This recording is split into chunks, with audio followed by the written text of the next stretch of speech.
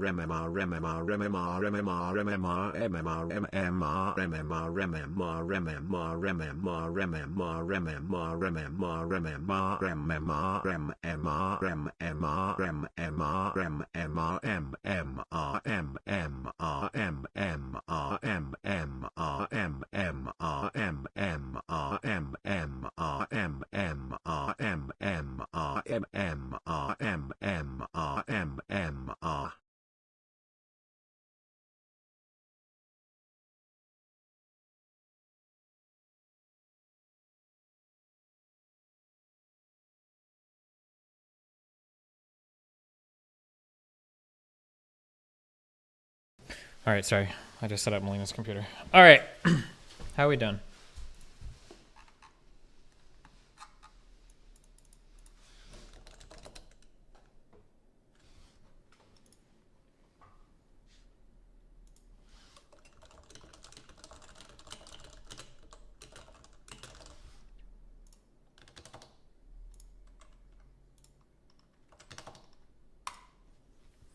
I gotta check this Kaylee person first, okay?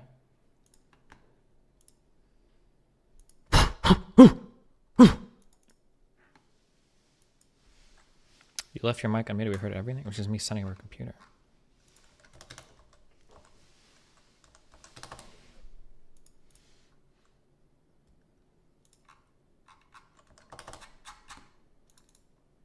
Can you please explain what a cock carousel is? Sure. You know when your mom said that she was leaving Friday nights to go have a drink with the girls?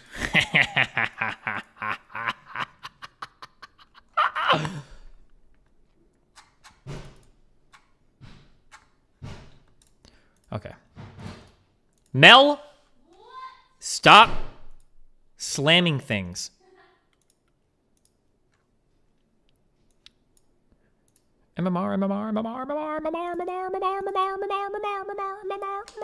Wait, I'm gonna say like a racial slur again. Fuck, hold on. It's imbued in me. I just can't help myself. I joke around in private so often. I don't know how to control myself. Out of control. I'm out of control. Boom, boom, boom. Boom. All right, load this up. Boom. Oh, it's coming. It's coming back. When was the last time you made a joke this night? Among Us or your mom? I'm not gonna lie, it was really hard bantering with Nathan because I just wanted to say your mom joke like 400 times. Oh, cool. Okay. Star Sector. Operational. Boom. Boom. Boom. Look, I'm rich. I have unlimited money. Look at my fleet, okay? Look at what I did. Look at what I worked on. Look at this. I got these big boys. I got these two dudes. I got a big-ass carrier now. Hey, bud, glad you're back. I got Tempests for days. Unbelievable. Okay. All right. Are you ready to chat? Question mark. You need a Paragon? I haven't. I think I just keep blowing them up. How did you farm so many story points? I've just been... Because I'm pretty sure I explored every single planet in this game. I think every system should be explored. There are a couple that I haven't because they have like, they're like the high warning systems. Fuck them. Streamer returns. Okay,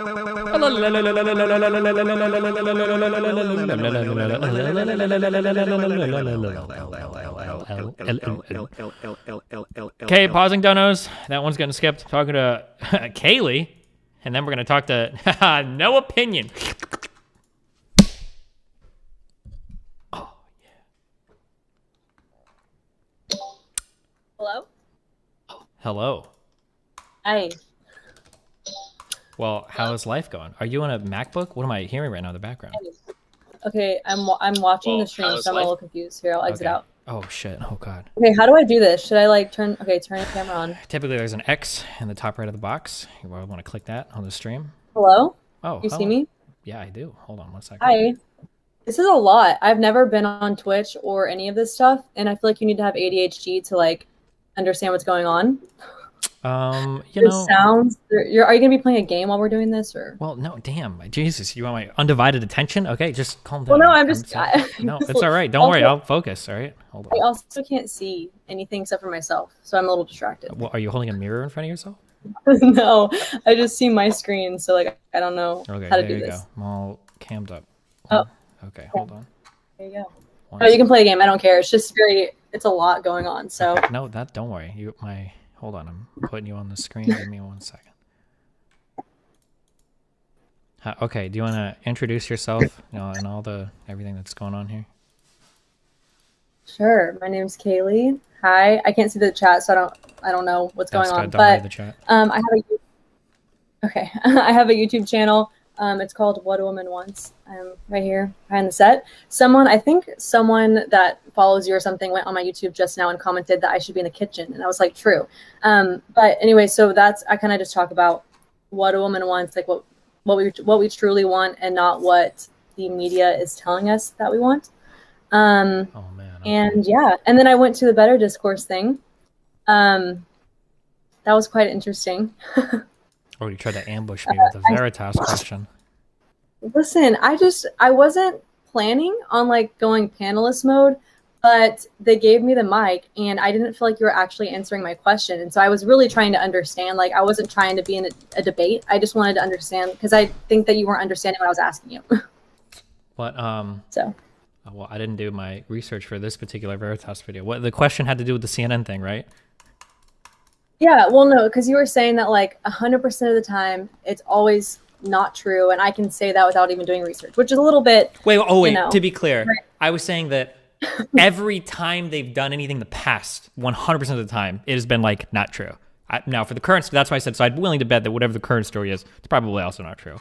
Possibly could be true, but. Okay, well, so I'll tell you a few recent ones. So like whenever I know you're going to disagree with this, but when, the voter fraud thing was going on, Oof, yeah. they got video footage of a voter fraud ring. This lady who was basically conducting it all, and she's been doing it for years, and was on video evidence, like mounds and mounds of video evidence of her saying that she's partaking in that, and that it's funny because she was actually a Republican, but she was doing it for the Democrats, which is kind of funny.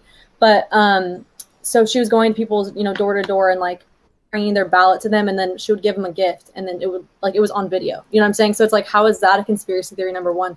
And Wait, you want to can we talk about that? Sure. Okay. So, in the cases of the voter fraud stuff, right? So all of this evidence had gone through so many different federal courts. A lot of these were Trump's own federal judiciary appointees. So in your mind, how does it make sense that... So there must be some problem here, right? So you're telling me that there's clear evidence of voter fraud on video. Everyone in the public has seen it. But somehow like a judge saw it and they were like, we're not going to rule on this. Why? Okay, so that's not my argument. So this is why I was trying to have the longer conversation at the panel, because that's not my argument. To I'm not arguing that the voter fraud thing is true or not, which I do believe it's true, but that's not my argument. My argument is that if you have something on video, right? If someone, CNN technical director, and he's saying that we engage in propaganda because we want to get Trump out of office or because we want to do this. And it's like, so then to say that's a conspiracy theory, I don't get how that makes sense because it's on video. And so same thing with Russia, the Russiagate thing. And okay, wait. Okay, let's do one topic at a time. So let me just explain real quick. So this has been a huge problem. Okay, now, some of this we're going to agree on. All right, are you ready? I'm going to hit you with the agreement part first. All right. Okay. I do not trust 14-second highly edited videos. Much the same way that a lot of conservatives don't, when you get people posting like, look at this interaction with a cop, and the only thing you have is the cop responding to somebody, but you have no fucking idea what happened first. Did you see the clip that went kind of viral recently where apparently one of the cops said Blue Lives Matter to the 4 or 5 people that were standing outside after the Michaela girl got shot or whatever? No. Okay, it was totally fake. If you watch the full YouTube video, none of the cops even fucking say it. But the video that got posted on Twitter was like 14 seconds long. Or, I'm sure you're familiar with this one. Do you remember the video where they were like, look, the cops are just letting the rioters into the Capitol, and you see the cop lifting the barricade? That video was total fucking bullshit. People were already in behind them. It was totally fabricated, right? So just starting off, this is immediately my problem when I'm getting like 14 or 15 second video clips and I'm told to buy into this grand narrative, because there could be like 5 million different like possibilities for what we're seeing on video.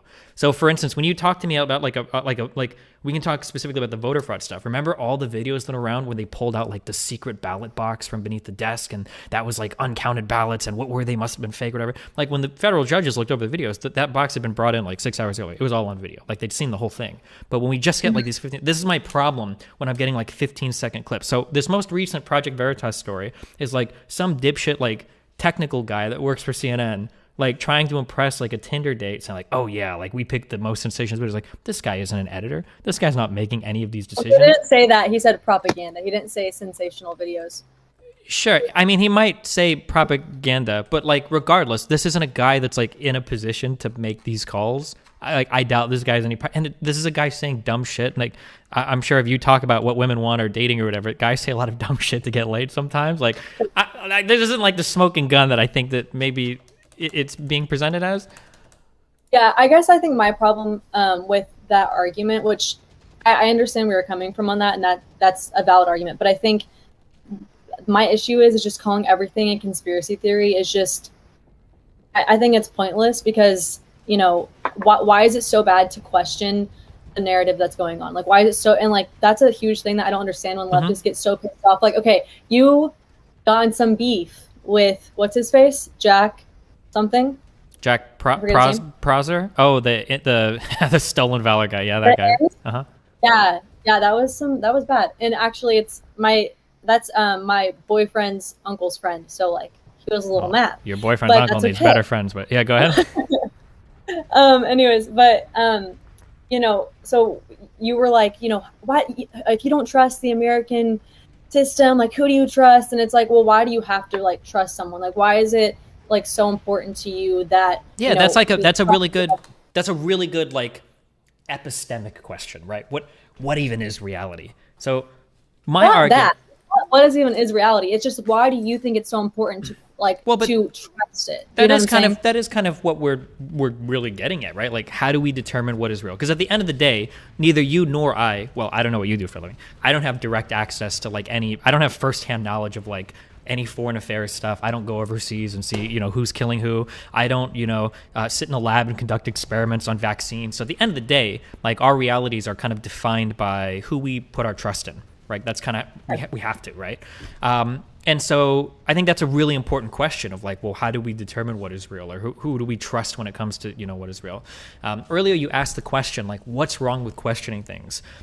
I don't think there's anything wrong with questioning things. The problem is like, we only have so many questions in a day that we can ask, and we only have so many resources, both mentally and like physically, that we can put towards investigating things. And if all of our mental faculty is being used to figure out like, I don't know if the vaccine is real or if it's just Bill Gates trying to fuck me with a microchip, it's like, okay, well, fuck. Well, there's a lot of like really, really good questions that we need to be asking. Like, are the corporate tax rates set at an appropriate level? You know, why is housing becoming unaffordable? You know, does our minimum wage really need to only be $7.25? Like, these are like probably more important questions that like more people want the answers to.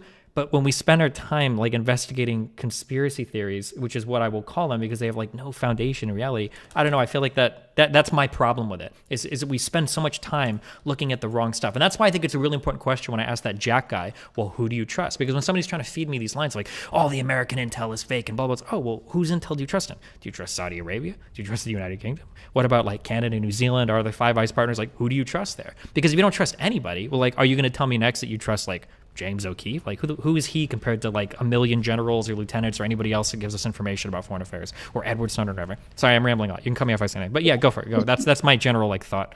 Yeah, no, that, I mean, once again, that I can understand where you're coming from. I just think that I would rather trust an individual than like a corporation or the government, just because you I'm just more prone to trusting an individual, like especially like James O'Keefe. Like I was interviewing with Project Veritas. I know them pretty closely. So Can you tell me why? Why do you trust an individual more than like a larger organized entity?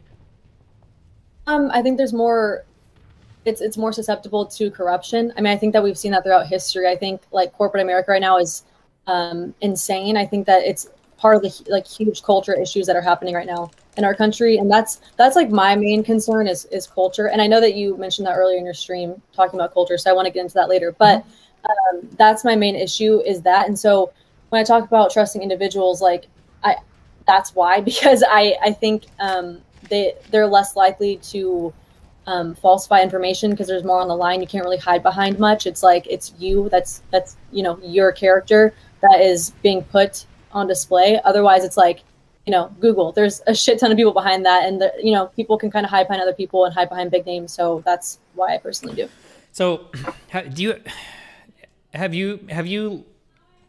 What's your like approximate age? You don't have to like be precise. I'm 23. Okay, I don't care. Okay, I'm 32. I'm a little bit older. You've probably gotten to the point in your life though where you realize like when you're in a group of friends and somebody's like, hey, like I'm going to tell you something, but it's a secret. You quickly learn in life that like you can tell somebody something that's a secret, but they've got like that one friend that they're going to tell. And then that one friend has like their one or two friends. And basically any secret will get out. Like it always fucking happens. When you're in a group of friends, somebody's telling you, here's a secret, don't tell anybody. There's at least 12 other people that know that shit. And pretty soon, every motherfucker's going to know that shit. So I've got like a history like in electronic sports and esports. I used to be a semi-pro-gamer. I've got obviously big communities here on YouTube and Twitch. Like every secret propagates at the speed of whatever your internet connection is. It's insane. One of the things that I like about kind of like larger entities versus smaller ones is that with a larger entity, the corruption is really, really, really hard to hide. Anybody that works with any amount of like InfoSec, so information security, will know like how easy it is to hack accounts, how easy it is to just get people's passwords, how much people just blah, blah, blah, talk. Like we've seen out of the Trump administration or any administration, how leaky people talk to journalists. The idea of like trusting one individual who could very easily lie and not really get caught for it because there's not many people around to expose it, it feels like it's way easier for one person to lie versus like an entire entity like CNN, who's going to have like a ton of other players in the field that will bust their balls if they can find that they're fucking up something, right? Like however much you want to think that the media conglomerates are all like out to fuck America, like if the New York Times or the Washington Post or MSNBC gets like a juicy story in CNN, they're going to run it, right? They're going to fuck them on it because, yeah, go ahead. Okay, sorry. So I guess where I just disagree with that is that I'm not saying I'm going to trust like an individual who has, no influence at all and is, doesn't have like anything to really show for their work or anything like that. That's definitely not what I'm saying. When I say that I trust like James O'Keefe and Project Veritas is the fact that I know them, I've talked to them personally, and also based off their work and their portfolio of exposing things.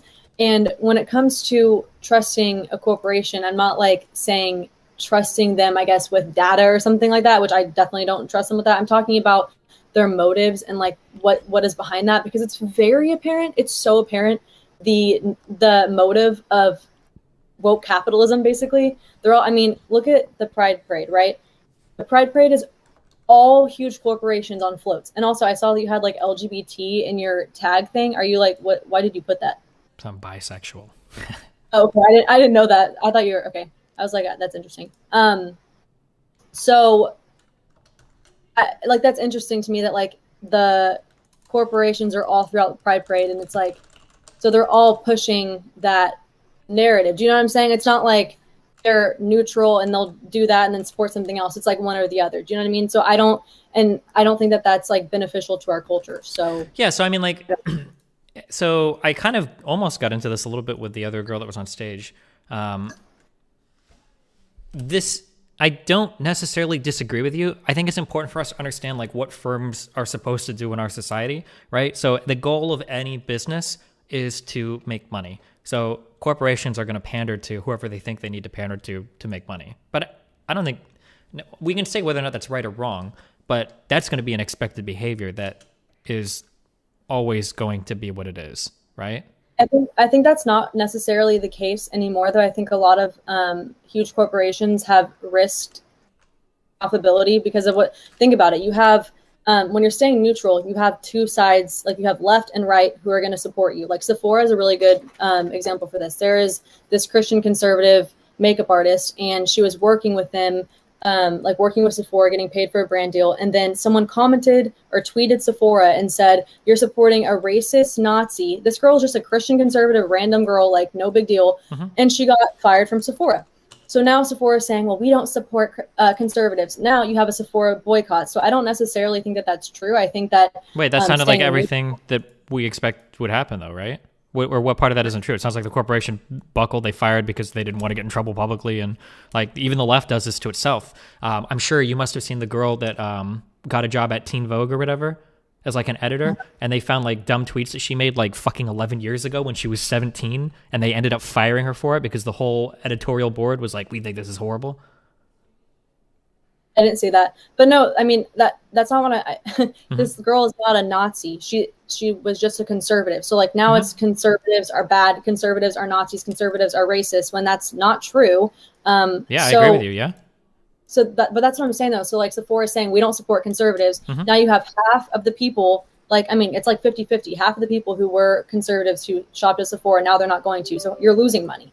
That's what doesn't make sense to me. But that's the thing. I don't think you are losing money. I think that right now, I don't know if I would get you to agree with this now, but like 30 years ago, I would say that kind of like Christian, like white evangelical quote unquote culture was kind of like the more mainstreamish. Like we didn't really see as much the promotion of like LGBT stuff. Not in my lifetime, not nowhere near as much as did the past like 10 or 15 years. Like a lot of the bad guys were stereotypical, gay people were pretty bad in society, blah, blah, blah, blah, blah.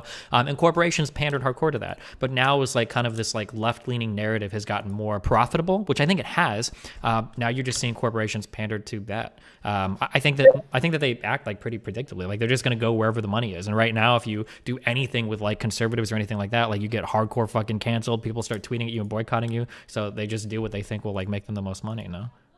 Well, I think they get canceled because like that side is the loudest. Like you've heard of the silent majority. So I think that conservatives, which is I personally do not like about my party, is that we're super like be nice to everyone and we just need to be, you know, loving and all this stuff, which is like not how the opposite side treats us. And that's why we're in this shitty place where we just get mowed over. We have to compromise for our beliefs. Like Christianity has never been more progressive, and it's really detrimental to our faith as well. And so I don't really necessarily agree with that. Okay. Sorry, so that's good.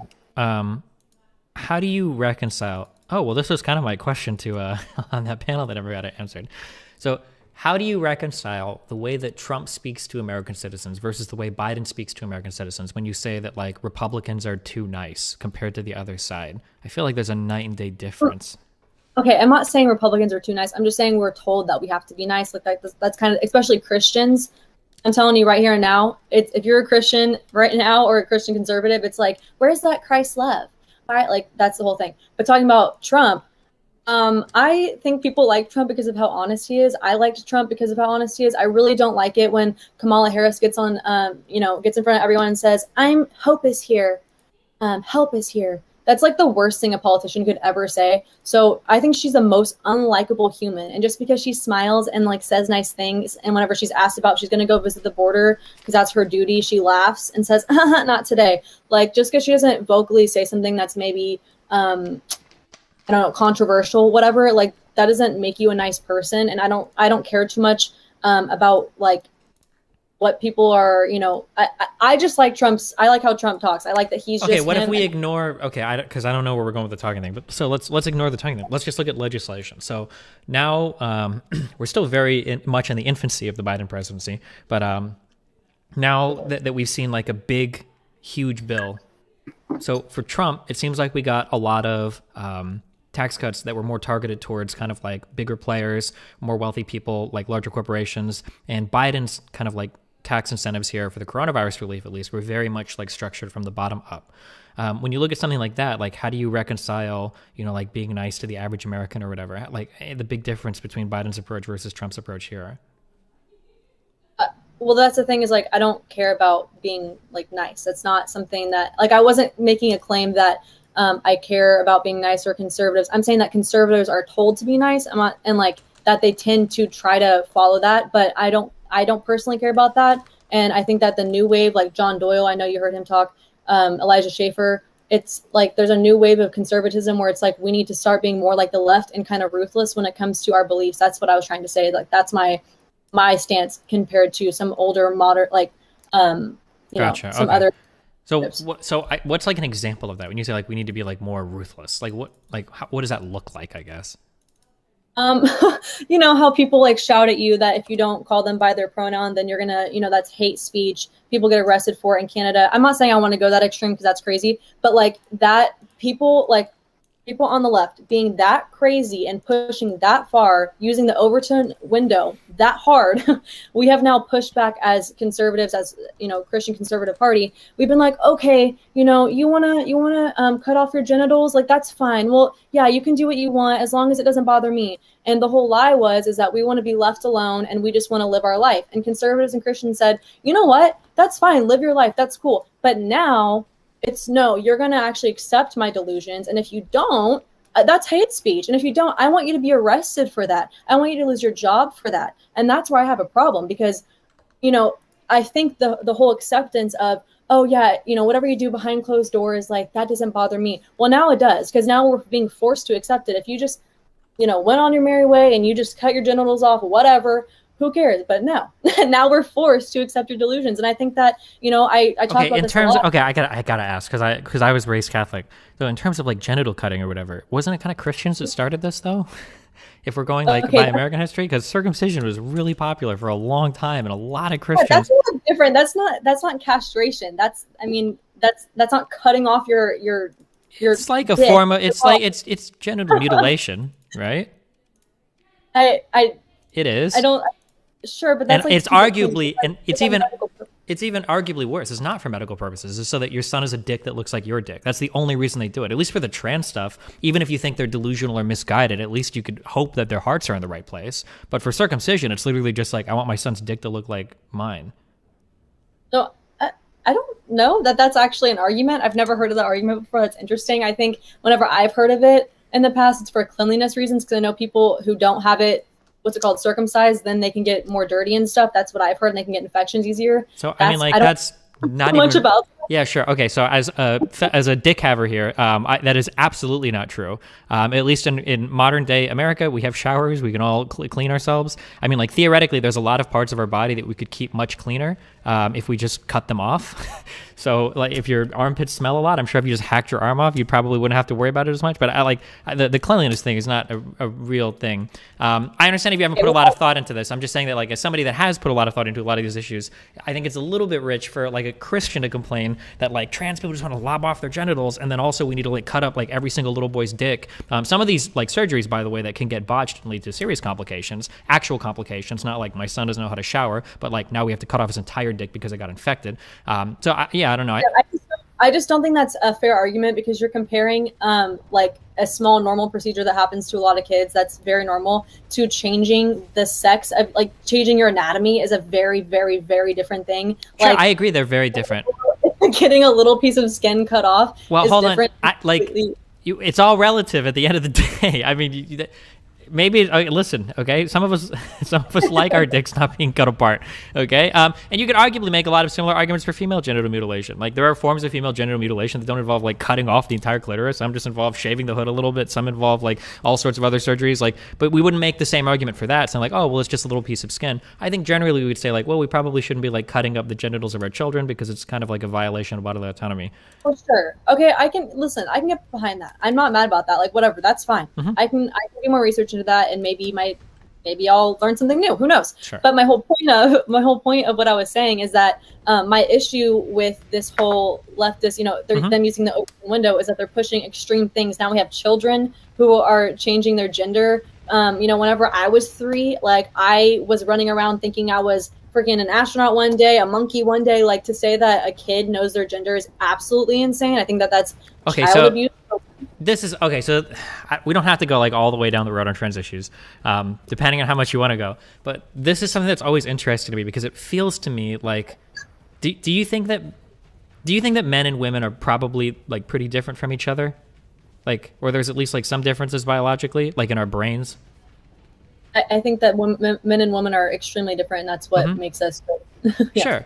Sure. So psychology would tend to agree with you. So I don't know if you've heard of this particular study before, but at a very, very, very early age, like I think 2 or 3 months, if you give different types of toys to babies, they will engage with different toys differently. Like I think boys play with like puzzle toys or like things with more moving parts than girls do.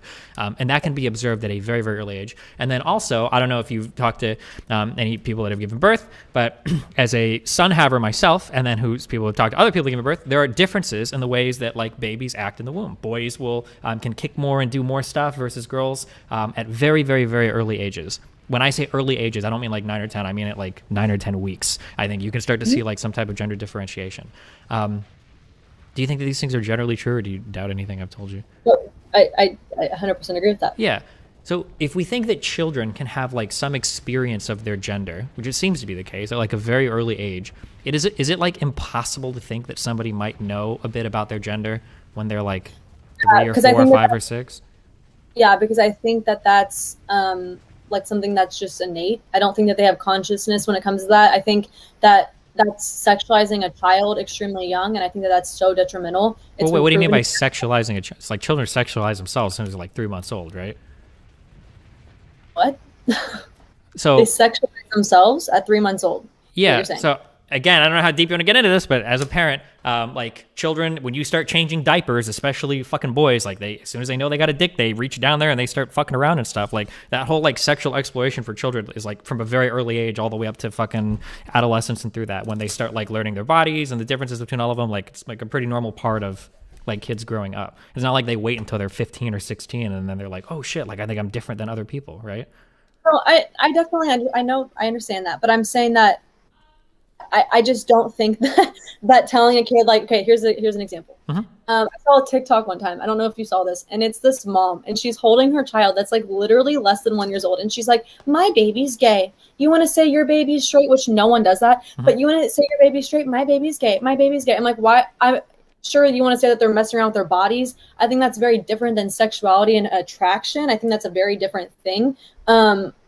I don't understand how, you see little girls walking around at the age of 10 Mm-hmm. at drag queen shows. They're being paraded through drag queen shows, and men are throwing money at them, and the drag queens are saying, go get your money, girl, at the age of 10. Detrimental, horrible, disgusting child abuse. No. So, and that's what I'm talking about. Person window pushing this crazy thing. So now we have to be like, okay, yeah, guys, it's fine. Yeah, so I don't disagree with you that there are fucking crazy people in the LGBT community. 100%. They absolutely are out there. And I spend a lot of time arguing with them. But I think it's good. I don't think we have to define ourselves by the extremes on the other end, right? Like if we want these people to be less influential, it seems maybe detrimental to let them have such a sway over our own thoughts and feelings. There are definitely lunatics out there. I've seen videos and I've seen people that will say like, oh I don't give a gender to my 3-year-old. I'm going to wait till they're old enough to decide and blah, blah, blah. And people do that shit. And you know what? If they want to do that shit, I think it's dumb. But like, just because people are out there doing stuff like that doesn't mean that like I have to stand as far away on the opposite side of them as possible and be like, well, I actually think that everything about trans people is 100% fake because of how much I get enraged by these people. There's probably like a middle ground, right? Like I think there's been like neuroimaging, like neuroscience studies have come out. I don't know if you've seen these or not, or if you're interested or care at all, like the differences between like a male brain and a female brain. And you can see in trans people that like trans women, so men that have transitioned to being female, like exhibit more like female brain things than male brain things. So it seems like the science is kind of pointing in that direction. They're like, okay, well, maybe there is something more to this than just like a crazy mom on Tumblr wanted her boy to be a girl. Yeah, and that's called gender dysphoria. And I'm not saying that doesn't exist, but my problem is most of the time when people have gender dysphoria, there's a root cause. It's not just born out of nothing. A lot of the time it has to do with trauma and child abuse. Mm-hmm. A lot of people who are in the trans community, they're all wrapped up in drugs and all this stuff. There's a lot of people who like struggle with all of that stuff. And that's my problem is everything is so normal and glamorous about it now. And I know in California, I don't know if there's still a policy like this, but it was illegal for doctors to deny like people transitioning. And I think that's insane. Like you I know of a person who went to a doctor because he was 40 years old and he was having these horrible problems his whole life because his grandma dressed him up in a dress when he was 4 and then telling him how beautiful he was. And then he was confused all the way up to he was 40. divorced his wife, all this stuff, got transitioned, then 8 years later detransitioned, because the root of the problem was the fact that he had sexual abuse issues. That's why you don't see suicide go down after they get transitioned. That's my problem, is we're not getting to the root of the cause, and we're making it glamorized. And at first it's a mental condition because we're trying to make sure everyone accepts them, and then now it's not a mental condition, and now this is just the way life is, and now this is normal, and now we can't have gender reveals now, and that giving your child a gender at birth is ridiculous, as Demi Lovato says. That's my problem, is we have big, humongous people in our culture. I heard you talking about changing the culture earlier. We have huge people who are saying that this is horrible to have a gender reveal. That's fucking crazy. You're telling me that my child is basically going to be born with a mental illness? No, like that's I think that there's we need to get to the root of the problem and figure out what the issue is, because this is not normal. This is crazy.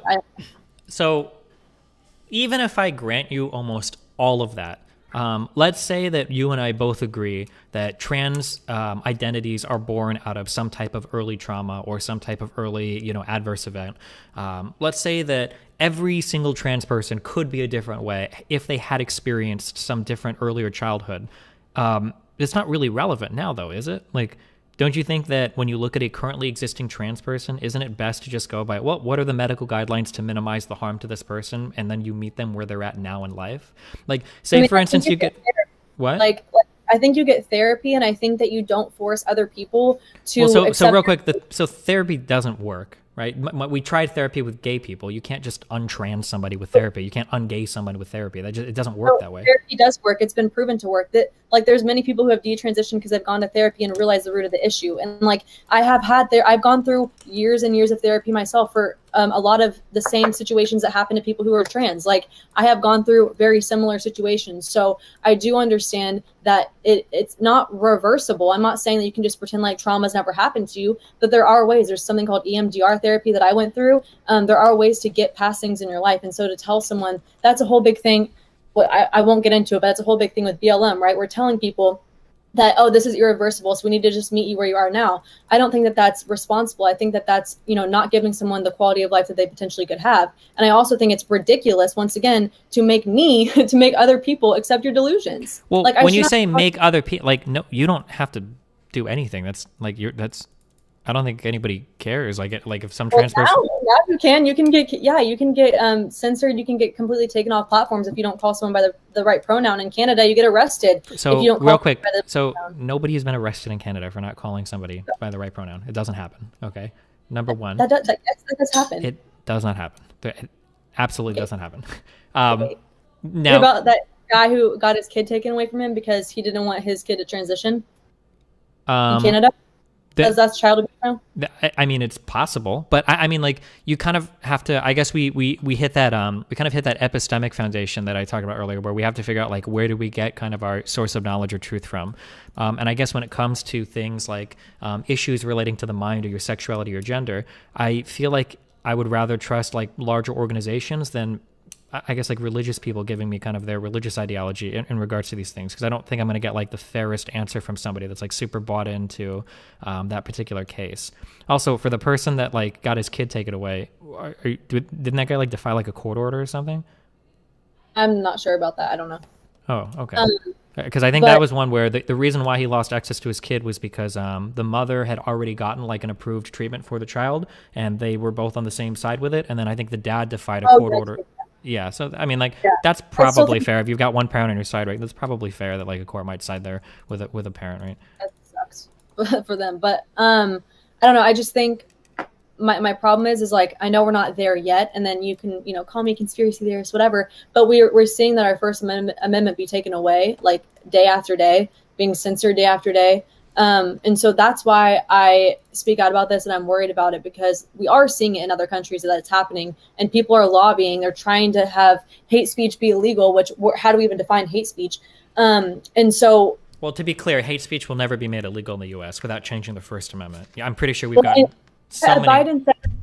Biden did say that no amendment is absolute, so that's nice. Well, but that's, well, by definition, that's true. No amendment is absolute, right? That's why they're amendments. I think that's terrifying. that our president is going on and saying that no amendment is absolute, especially in the current state that our country's in right now. Like, why in the hell would you say that? I mean, I agree with you, but like something that's even scarier to me was the idea of Donald Trump on 2 different occasions said that people that burn the flag should be like revoked of their citizenship. I mean, that's a pretty huge. Well, in a lot of other countries, you would. A lot of other countries, if people did what they did in this country, you'd be killed. And wait, do you want? But I thought you just argued we don't want to be like those other countries. Oh, I know. I'm not saying we want to be like those other countries. I'm just saying that, you know, I think it's crazy that people complain. I'm not obviously arguing that we should be like that. I'm just saying it's funny that people complain about how horrible our country is. But it's like if you were gay in a Middle Eastern country, you'd be pushed off a roof. Like, really? Your life is so hard, really? Well, I think it's super. First of all, that super depends on what quote unquote Middle Eastern country we're talking about, right? Like you're going to be treated a lot differently in Jordan than you are in fucking Saudi Arabia for being gay, right? Sure. So like it super depends on the country we're talking about.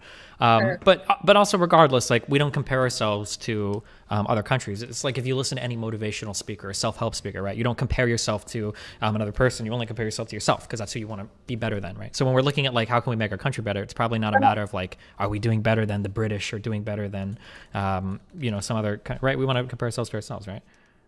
Yeah, sure. But I guess my point is that everyone complains about it and people say how horrible America is. It's like, bro, move anywhere else. Like, that's my thing. And I understand we want to improve. I get that. I understand the whole progressive thing is we need to be progressive. But too much progression is regression. And it's, you know, talking about culture, I think our culture is the most degenerate place it's ever been. It is, I mean, what's happening right now has been the collapse of so many great empires. It's really, really sad. And that's my huge concern with everything. Like, I think that the left, what they're pushing is so degenerate and not a lot of benefit, nothing good has come from it. So. Well, I mean, that's pretty arguable. I guess it depends on, what do you, okay, well, I'll bite. What do you mean about degeneracy? Say that again? What do you mean about degeneracy? Degeneracy, like, I mean, I don't know, transgenders, like, you know, homosexuality, all of these things is considered like degenerate, especially to a Christian. Like, that's degenerative behavior. I mean, you can talk about just our culture of normalizing going to hell. I mean, it's crazy. Do we need to normalize going to hell again? Is that, I thought that was a pretty shitty part of, do you mind me asking what denomination are you? Do you have a denomination or? No, I'm just Christian. I don't really be like, I'm Catholic. I'm just Christian. You know what I mean? Okay. I just believe in Jesus. I'm not really one of those people who's like, I don't really care about that. Gotcha. Yeah. But wait, did you say that people aren't normalizing going to hell? Or I asked if you thought people should be normalizing going to hell again.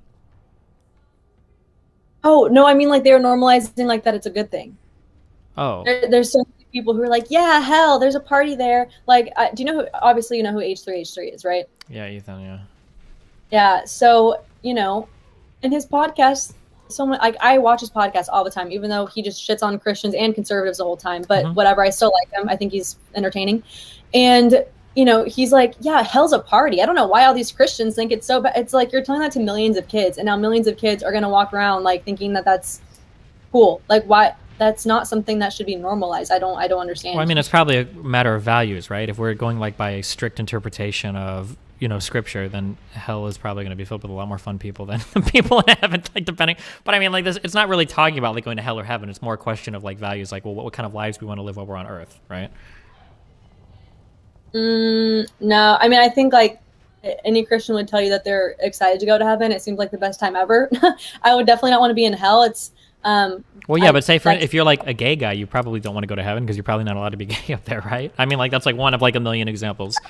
Okay, so this is the thing. All right, so we can go into that situation now. I live in Chicago. Sure. And every single church here has an LGBT flag on their freaking cross, or like, you know, LGBT friendly, and I'm like, bro, that's like having a church that says adulterers welcome. Like, I'm not saying that we should be mean to people who are LGBT. I don't care. Like, I'm not ever going to be mean to someone or freaking say they should be stoned or that they're less than of a person. No, we're all sinners. Like, that is what a Christian, an actual Christian, a true life Christian believes. So in my opinion, celebrating sin is not a good thing. Now, am I saying that you shouldn't be led into a church? No, that's insane and that's horrible. But same thing goes for an adulterer. I'm not like, yay, you're an adulterer. Or like, I don't think that we should put a syringe on the cross and be like, yeah, you do heroin, man, let's go. Like, No, I think that sin is sin, and it shouldn't be celebrated. And I think that that's a huge part of. I don't know if churches celebrate it. They probably just want to let these people know that they'd be welcome into their concession without, not concession, No, not like concession, progressive. procession. They probably want to be welcomed into their church processions without being like discriminated against. That's probably what they want to know. I don't think churches are like, oh my God, you're gay. That's so awesome. Like, come be gay. Awesome.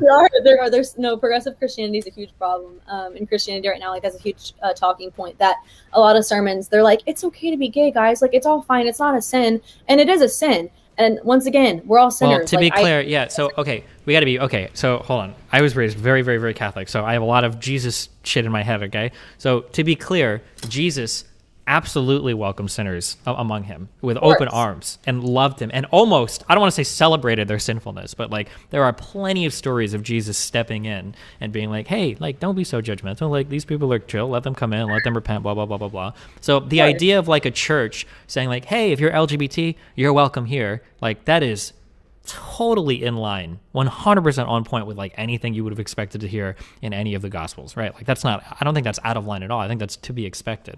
I think that for a while, like I'm only going by like things that I know in my community, but like churches were having problems because like a lot of LGBT people felt like they weren't welcome in any of these places. And so they started to change up their branding because a really important part of being a church, just like a corporation, you need members, right? Because you need people donating every week so that you can keep the doors open and pay the bills and everything. Like, and having a bigger church and a more active community is important. I don't think any of that is like out of step with what we would expect. Like, even a religious institution that's being faithful to its scripture is supposed to be doing.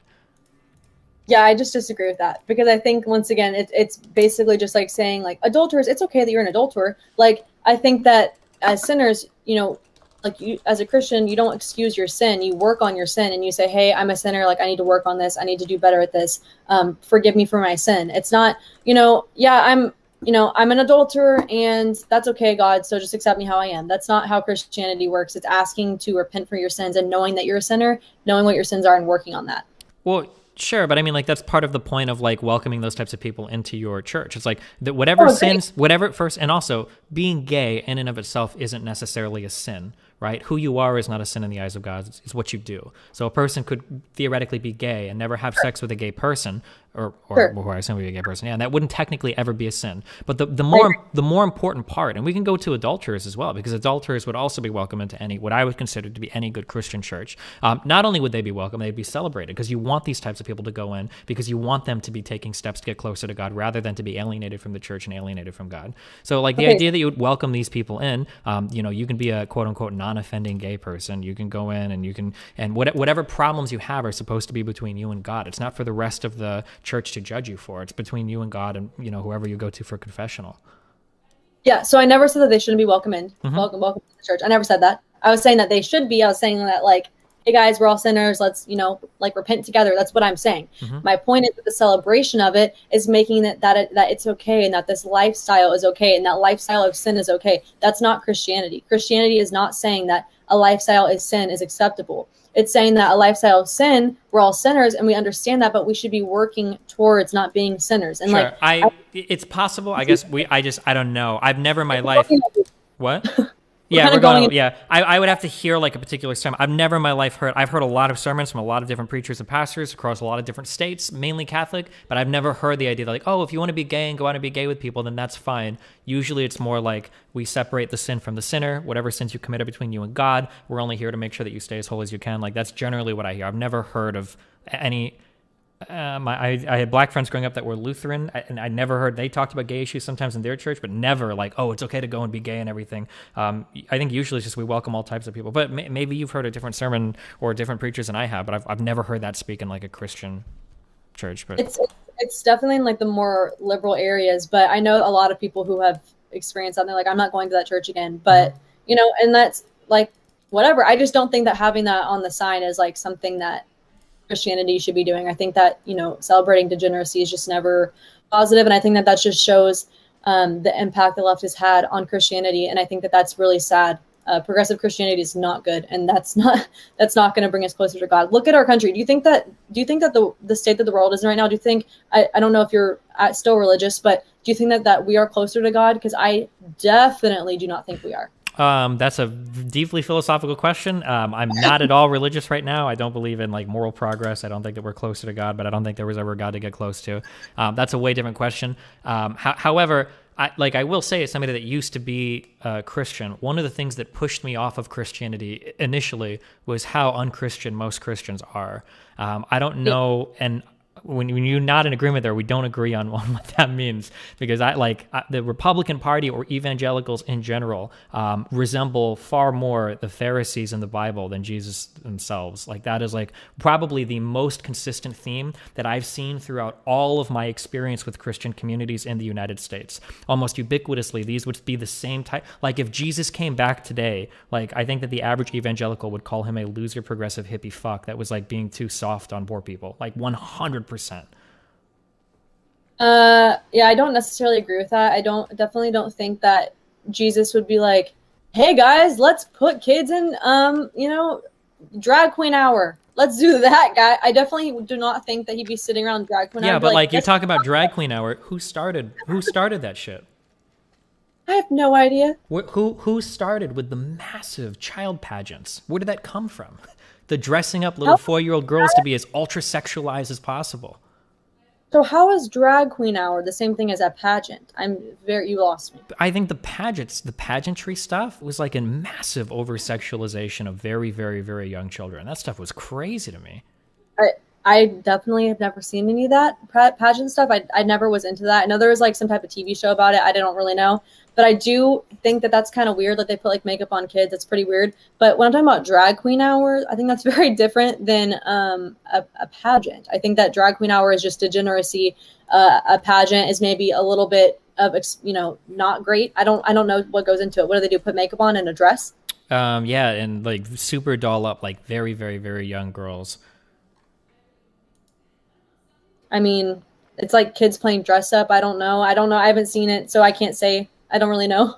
But I think that seeing a grown man like twerking, like dressed up as a woman, like drag queens is like very sexual. That's my problem with it. It's like it's a very, very sexual thing. Like the Pride Parade, super sexual. People walk around naked on the street in San Francisco, and there's children walking about. Sure, I'm like, and I think that a lot of this is kind of weird, but I think there's probably a lot of left-leaning people that would agree with you. I'm pretty left-leaning. I don't think I want my kid to go to like a thing where like guys are waving their dick around. That would make me really uncomfortable. And there's probably a lot of other left-leaning people that would say the exact same. Like I don't think that's that radical of a take. But again, like this is where I would say we should probably be careful not to define ourselves as the opposite of the most extreme people we can find on the left, because I think it just puts us in a really weird area, no? Yeah, I mean, I wouldn't say that's extreme. Maybe it's that they're very loud. Like they're very loud, so it seems like it's a lot of people. That's how it feels sometimes. Definitely. Sure, but like, don't you think it's like a little unfair when you're on your side, how you constantly appeal to like the silent majority, all these unheard Trump voters. But then on the left, it's like, well, I know that all of you are like this because one time I saw a video of a guy flopping his dick around in a pride parade. Like, I guarantee you, most progressive people have never been anywhere near a fucking pride parade, let alone be okay with like their children walking down the street with a guy flopping his dick around. I don't know about that because. Yeah, I definitely know. I don't think that that's necessarily true because I've talked to a lot of leftists. All my friends, actually, like my closest friends, are leftists, and that's something that's different. I would say about me than maybe a lot of conservatives, or definitely a lot of leftists. That I surround myself with a lot of different people, like a lot of diversity in thought, and they're all very much like supportive of the current narrative, right? That like drag queen story hour is cool, like that pretty much anything that the left is like extreme on, they're like, okay, yeah, that's cool. We can't judge people. It's like, I think that that's pretty degenerate. I don't think we should be accepting that, but. Gotcha. I don't know where your friends come from because different communities obviously are way different. I do know that there's like a huge rift in thought between the insane people that exist online and on Twitter. And I'm not saying that's where your friends come from, but like if I were to poll like my friends that I know from streaming and from Twitter, the answers that they would give me for what's normalized is like way fucking different than people that I meet in real life. Like most people that I meet in real life, even trans people that I meet in real life, are typically way, way, way more moderated in their views than the loudest of the most insane people that you see online. I think that's really important to recognize sometimes too. Yeah, I do agree, but also they're from Texas, which is actually pretty funny. Well, depending on where you're at in Texas, like if you're in Austin or West Texas. What? West Texas, like country. Okay. Yeah, so like it's pretty funny, but I met them in college, so. But yeah, I see where you're coming with that, but I think that at the end of the day, like I think it's kind of nonsense to be like, well, I'm a moderate or I'm a conservative or I'm a right winger, I'm a liberal, I'm a left. It's like, to me, in my eyes, I see it as there's the left and the right, and there's two narratives that are trying to be pushed against each other. And so it's like, if you're a liberal, you're still voting most likely for the left and, you know, their extremely leftist policies and their narrative and pushing for that culture. So like it all ends up going the same way, even if you say you agree with it or not. Well, I mean, I think it's really important to understand what we mean by like right or left, because it's not necessarily like that simple, right? Like there are left-leaning people, so like I would consider myself to be very left. However, I also am like very pro like gun rights, right? Or you might find some people that are on the right that are conservative, but they are, you know, they're like pro-abortion or pro-choice or like anti whatever, right? So I mean, like you do run into this kind of diversity. I think if anything, if Trump showed us anything, it's that you can build a much broader conservative movement that doesn't have to look like one thing. And then even on the left, we've got people right now like AOC and Illinois, people that push very, very far to the left that fight with people like Nancy Pelosi or Chuck Schumer, or even more to the right, like the Manchins or the Soya, I don't remember that one lady's name. But yeah, like you see like even a diversity of people like in the political parties and the mainstream figures. So I mean, there's got to be like a pretty large diversity of people in the country that don't just fall neatly on like a left or right paradigm, no? Yeah, I'm not saying they fall neatly there. I'm just saying that there's an Overton window like theory that when you push something super extreme and you keep pushing and pushing, and the other side's like, hey, you know, I don't really agree, but all right, you keep going down this crazy extreme like road. And that's my point, is that if you're not going against that, like that crazy extreme on this side of the window, then you're going to end up going like being a part of helping push it to more extreme. And I don't disagree, because there's some really extreme people on the left. I've been arguing recently. There's some people that say that like if you wouldn't be in a relationship with a trans person, for instance, you're transphobic. Yeah, you see like there's a lot of these things. But like just because I see people that give like an extreme take like that, I don't think means we have to go to the most extreme other side, is all I'm saying. And it feels like you're pretty far on the right in terms of a lot of these social issues, which isn't necessarily wrong. But I think it's kind of sad if you get over there just because you see people that are crazy on the left and you want to be as far away from them as possible. Yeah, I mean, I think that's fair. I definitely think that, I mean, it's important to like make sure that you're being understanding of both sides is definitely what I think that my point is I do understand a lot where people are coming from on the left. In my opinion, being a liberal and a leftist is very, very appealing because it's very accepted in our culture. You don't lose your job for being a leftist. I lost my job. I moved all the way to Chicago and 2 months later lost my fashion job because I'm a conservative.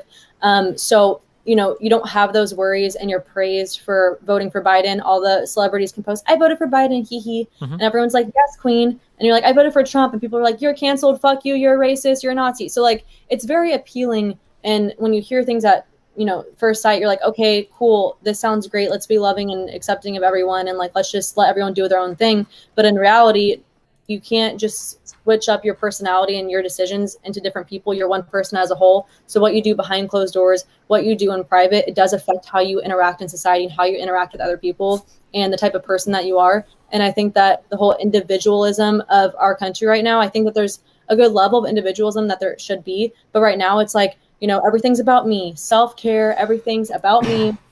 And I can't affect, I don't really have an effect on anyone. I don't have an effect on my, my country, my family, anything. And I think that that's a huge other problem where it's kind of making people feel alone and depressed. I mean, it's a whole, to me, it all connects in a circle. And to be quite frank, I think it all does connect back to leftism. So that's just, I mean, like, it feels like you bring up a lot of things that I agree with. I just feel like you went like so far off in the other direction that like, it would be better if we didn't do that. Sorry, yeah. Like, trying to connect to because I have so many thoughts. I understand, but it's like so like there are a lot of crazy people on the left that will literally call you like a Nazi if you post like a Blue Lives Matter thing. People will say like this person literally like worships Hitler, and that absolutely does happen, and that's absolutely crazy. But like, you know, growing up in the Midwest, if you are like outwardly a Democrat, like there are people that will give you a lot of shit for it. If you say certain things in public as a Democrat or a left-leaning person, there are people that will give you a lot of shit for it. You know, like depending on like I've been to a few of those conferences in Wisconsin. Now I was at the one before in Milwaukee, and I went to the one in Kenosha. You saw me there, right? Like depending on who you talk to and who's looking at you and you know what you're talking about, there are people that will treat you pretty differently, even for being a left-leaning person. I agree that the political divisiveness has gotten crazy in this country for a variety of reasons. I just don't think it's fair to blame it all on one side when Trump's rhetoric was so unbelievably divisive. Oh my God. What do you not like about his rhetoric? Give me an Everything. example. I mean, like, so That's let's. right, everything. Give me one example. Okay. To be fair, your examples haven't been that great either. Okay. So the example that I generally point to the most is that anytime Trump talks like a standard populist leader, he points out that every other person is the enemy. So Trump would constantly attack all the three-letter agencies. Trump would constantly attack the media. You are fake news. Trump would constantly attack the other party. Trump undermined like belief in our electoral system. Like Trump is on record making pretty shitty comments like shithole countries in the background. Trump saying things about like, Mexico. Like, I think that these comments, like, we can go to like any one particular example you want, but like, I think that compared to what? Go ahead. Compared to like Biden coming in and being like, listen, I'm not a Democrat president, I'm not a whatever, I'm a president for all Americans, like we're going to do everything together, like not trying to attack different governors just because they're Republican or Democrat. Like, I think that type of behavior is way more befitting of a president than Trump's partisan games. Well, I think that the difference between the left and the right is that the left is super, super obsessed with rhetoric, and the right is definitely more obsessed with action. And I think that, Biden's like, hey, unity. What has Biden done? Tell me one good thing Biden has done. Biden got one of the most aggressively targeted at poor people packages passed, arguably in the history of the United States, with just that coronavirus relief package. Some of the changes that were made to the tax code that might be codified permanently were unbelievably beneficial in regards to things like child poverty. Holy shit. I don't know if you file your own taxes, but if you want, I can walk you through. I don't know if you had a kid or not, but damn, some of the tax credits in there, the way that they made the child tax credit refundable, they boosted it from $2,000 to $3,600, and they made it so that you can get paid like or like in advance before you even file your taxes. Whew, there's a lot of amazing shit in that. And that's just in the coronavirus relief package. We haven't gotten to the infrastructure bill yet, which, it's also a lot of crazy shit. So in terms of like what Biden has done, I think Biden has done like a pretty decent job so far, given the massive expectations that were set before him. Ended 70,000 jobs. Okay. Ended 70,000 jobs for what? Wait, what? Ended the Keystone Pipeline. He said that he wouldn't ban fracking, and he did. So now we have to get our oil from. Okay, hold on. Firstly, Biden has not banned fracking, and I don't care what any Democrat says. We're not banning fracking in the U.S. It's not going to happen. Okay, he ended the Keystone Pipeline. The Keystone Pipeline was already dead. Okay, the Keystone XL pipeline has been dead for a long time, and also. But then how did that end 70,000 jobs? Because that ending the Keystone Pipeline ended 70,000 jobs. Have you not seen the videos of people who found out that their job was ended on the day, and they're like, I can't pay my car payment, my mortgage. Like, this is people. First, the Keystone Pipeline might have had a lot of jobs in construction, but those weren't permanent jobs. And I know because this is supposed to be, we're supposed to talk about this in my panel, we didn't. There were like 36 permanent jobs that were going to happen as a result of that pipeline, the next extension. It was very, very, very low. You don't need a lot of people to run a pipeline. It's a fucking pipeline. So number one. Number two, the Keystone Pipeline is not the only pipeline we've lost. We've lost the Keystone Pipeline. We've lost the Dakota Pipeline. We lost that East Atlantic Pipeline. Like, pipelines are like politically very difficult to get through right now, and it's not just because of Biden. Like, Trump was losing in the Supreme Court on some of these pipelines before Biden ever came about. There's just like pipelines I don't think are the way forward, and I don't think you can blame all of that on Biden. You probably want green energy, right? I think generally, we all kind of want green energy. Who doesn't want to live in a cleaner environment? No? Definitely don't think green energy is something that should be happening right now. Why? I think that we're doing fine. I don't want to get into that whole argument, but I think we're doing fine on that. I think that we should keep make a way to that, but to just immediately be like, okay guys, green energy now. It's like, we are doing fine right now. But it's getting so cheap. It's like solar farms are getting cheaper than fucking natural gas right now. Like, why would we wait for China to beat us on it? Why wouldn't we get ahead of the rest of the world on it? It doesn't make sense because we're doing fine. But it's not about doing fine. It's about doing fine in the future. That's what I'm saying, though. I think we should make progress to going towards it in like 10 years. But they're like, okay, guys, let's just end Keystone Pipeline done, 70,000 jobs done. They are trying to ban fracking. I don't know what you're thinking, because they are. Let me just read this list to you.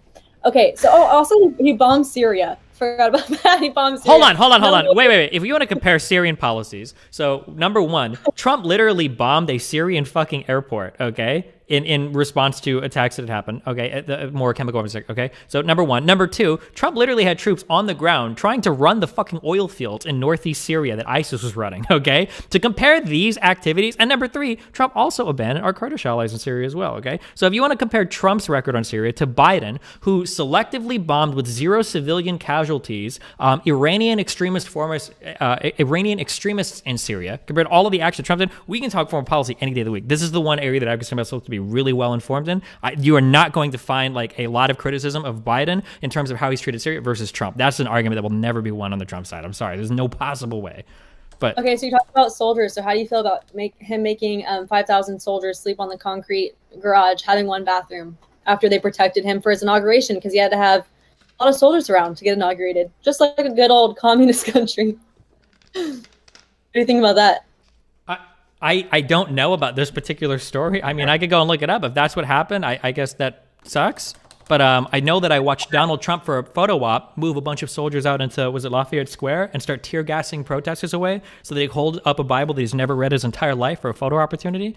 I mean, I don't think that Biden loses on that end either, but I think that's a little bit different than having 5,000 people, shoved into a parking garage, freezing 40-degree temperature, one bathroom. Anyways, do you think the reason why they were there might have been because people were really concerned about the almost like coup that happened on the 6th of January? Oh my God, the 6th of January. I'm so tired of hearing about the 6th of January. I mean, I would be too if I was conservative because it makes kind of puts your stuff in a really bad light, no? What about the 18 months of rioting? What about the 18 months of destroying businesses? What about the 18 months of causing $1 billion in damage to our country? What about the hundreds of thousands of businesses destroyed? How about that? How else about that? Oh no, but the FBI is so worried. They're so worried about the grandmas who broke into the Capitol and were holding a podium and taking pictures. Oh man, that's so sad. What terrorists? So the nice thing about not being super partisan is we can criticize both, right? I don't think that the riots were okay. I expect you don't know much about my history, but I've gotten a lot of trouble for saying so. Okay, I don't believe that the riots were okay. However, just because the riots weren't okay, the source of where those riots came from and the ways that was dealt with by the Democratic Party were way, way, way different than where the Capitol riots came from and how the Republican Party instigated that. No, so I think, I think the motive behind riots is, like, I understand. Listen, I got sucked into BLM. That's a whole nother story I could talk about. But I understand that people are upset. The problem is when the media, we can get into BLM, the media is pushing a false narrative to you and you're being told, that you can't amount to anything and that if you get pulled over, there's a 50% chance that you're going to get shot. Yeah, I'd be a little pissed. Sad fact is that that's not reality. And then you go into, the whole January 6th. The reason why those people did that, first off, they didn't, sorry, my dog. They didn't kill anyone. The whole thing with the police officer actually had a stroke. So I don't know what they were trying to spin with that. Secondly, sorry, there's a little stuff going on. Secondly, with the reasoning behind that, it's because people have been getting censored. Okay, people have been getting like just completely pushed over by the leftist party that they were pissed off and they're like, you know what, I'm gonna stand up for my beliefs and we're just gonna barge in here. Did they kill anyone? No. Did they light shit on fire? No. They held podiums and took a photo. I think it's a lot different, especially the outcome. Like you want to compare I think comparing the outcome is probably more important than comparing the root of the cause or like I think way people felt. The root cause is scary to me because, and I am very critical when I see Democrats doing things that I think would instigate violence. I think that's really bad. And much the same when you have the actual president of the United States himself creating and fostering the conditions necessary for people to like think that our election was hijacked with no evidence, to think that like people need to rise up. Well, it lost in every single court case. And they did that because they were afraid of the outcome. That's not really. Okay, so here's like another, so I use this word a lot. I'm sorry, because I talk about a lot of dumb things. So when I say epistemic, I'm saying I'm talking about like, how do we know what really is what it is? Okay. So I have an epistemic question for you. Something that always feels a little bit scary. So there's a personal problem that I have or that I get worried about because I spend a lot of time in left-leaning circles. I talk a lot of politics online. I'm always like really afraid that like, what if I'm totally wrong about everything? and I find out like in 10 years, like I've been hoodwinked. I've been like, oh my God, like I totally missed this thing. I didn't see it was right in front of me. One thing that I noticed when I talk to a lot of like very right-leaning conservatives is you kind of constructed this entire world where nothing that is ever presented to you will ever convince you otherwise, because there's always going to be a reason for it. So if I were to demonstrate for you, well, here's a study that says that voter fraud didn't happen, you would say the studies were rigged. If I were to show you, well, here's every single mainstream media publication that's trying to find information about it, you would say, well, the mainstream media is all in bed with each other. If I were to show you, well, here are all of these federal judges that half of these are Trump picks themselves, you would say, well, the judges were too scared to give a fair ruling. If I were to point to you Trump's own Secretary of State, William Barr, and him coming out with collaboration with all of our intel agencies saying, nope, nothing wrong here. The FBI got the machines themselves. They checked them over, nothing bad. You would say, well, it's because the three-letter agencies are compromised.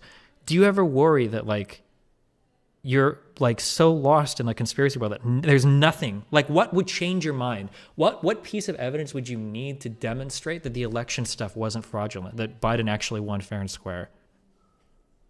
I mean, that's a good question. I definitely don't think I would be like, oh my gosh, this is, crazy that it didn't happen. I'm definitely not one of those people who like is really obsessed with that. But I do know that there are people and like people who have been studying these things who have, completely argued the opposite, that this has been like an election fraud.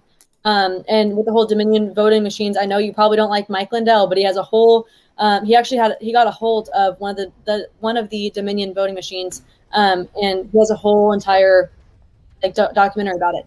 But anyway, so I think my problem with the whole, what about these sources and this sources? It's like, okay, I also can have sources to combat your sources. So then, like, at the end of the day, what do we use? In my opinion, common sense. Like, well, but so to be clear though, because a lot of people will say this, like, well, you can find sources for everything. That's not really true. You can find like a single person saying everything, but I can show you a consensus among government intelligence agencies, a consensus among investigative media, and a consensus among all of the federal court cases that like 99.999% all say like no voter fraud. I'm sure you can find like the MyPillow guy or like one or two people that are like, well, there might have been voter fraud.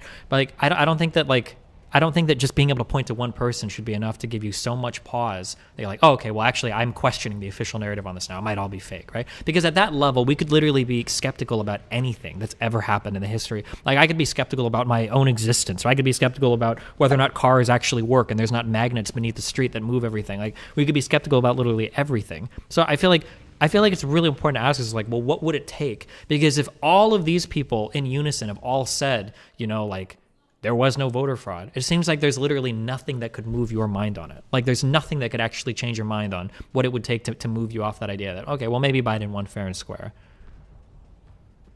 Yeah, I mean, it's also hard too, because like whenever you go, I mean, I know this obviously is not like proof of anything, but I guess it's hard as well when, you go on like on YouTube and you're watching like a press conference and it gets no views and it gets all thumbs downs, and then they have to completely take the likes off and like all this kind of stuff, and then they're making people follow the White House Instagram.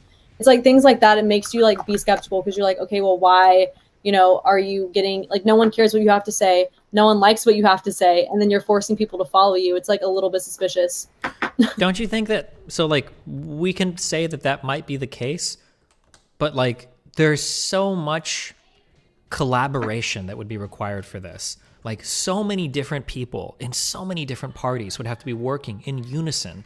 And not only are all of these people working together in order to make it so this isn't revealed, you're getting no leaks, you're getting no like, smoking guns. Well, but we haven't. We haven't gotten like the killer, like, oh my God, like this is crazy that everyone else around the world. Because you also have to keep in mind that if this was the case, if what you're saying happened, it would be the biggest 20 times Pulitzer Prize story to ever break in the history of the entire world. Like, there would be no more sensational story in the world's history than massive corruption of a U.S. election. It would be a historic event. Yeah, I disagree. They won't let it out. They won't air it. That's definitely not. There's no way. But do you understand? Do you understand? Okay, so, wait. Do you understand how crazy it is that you're telling me that we got the truth from Project Veritas because some horny guy revealed it to his Tinder date, but nobody else leaked anything? Like, really? Okay. So let me give you an example.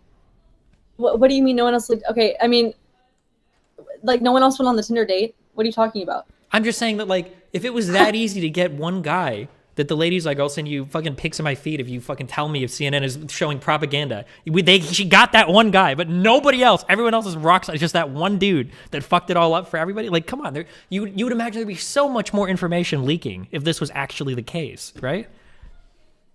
Definitely not. No, I mean, like, everyone gets censored. I mean, they're not going to air something like that. There's no way. I mean, you can see videos of every single mainstream outlet, and they all say the same exact thing.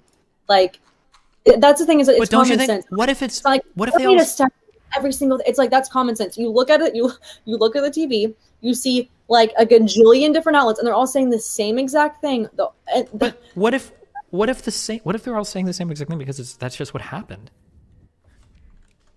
Like, wouldn't that just be such a simpler explanation? That, like, okay, well, maybe this is the case, and that's why they're all saying the same thing.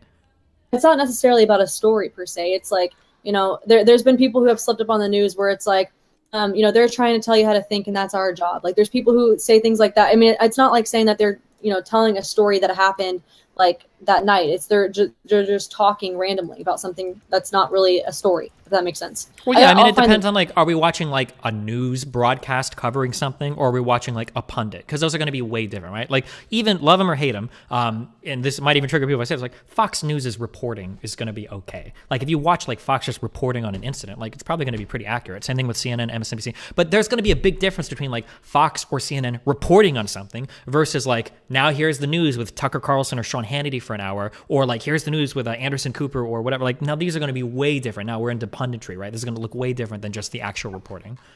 Okay, can I give you an example? Yeah. So, this is a huge story, right? That should break, and that this is something that everyone should be talking about. And if we want to go by that theory, then this is something that that everyone's talking about.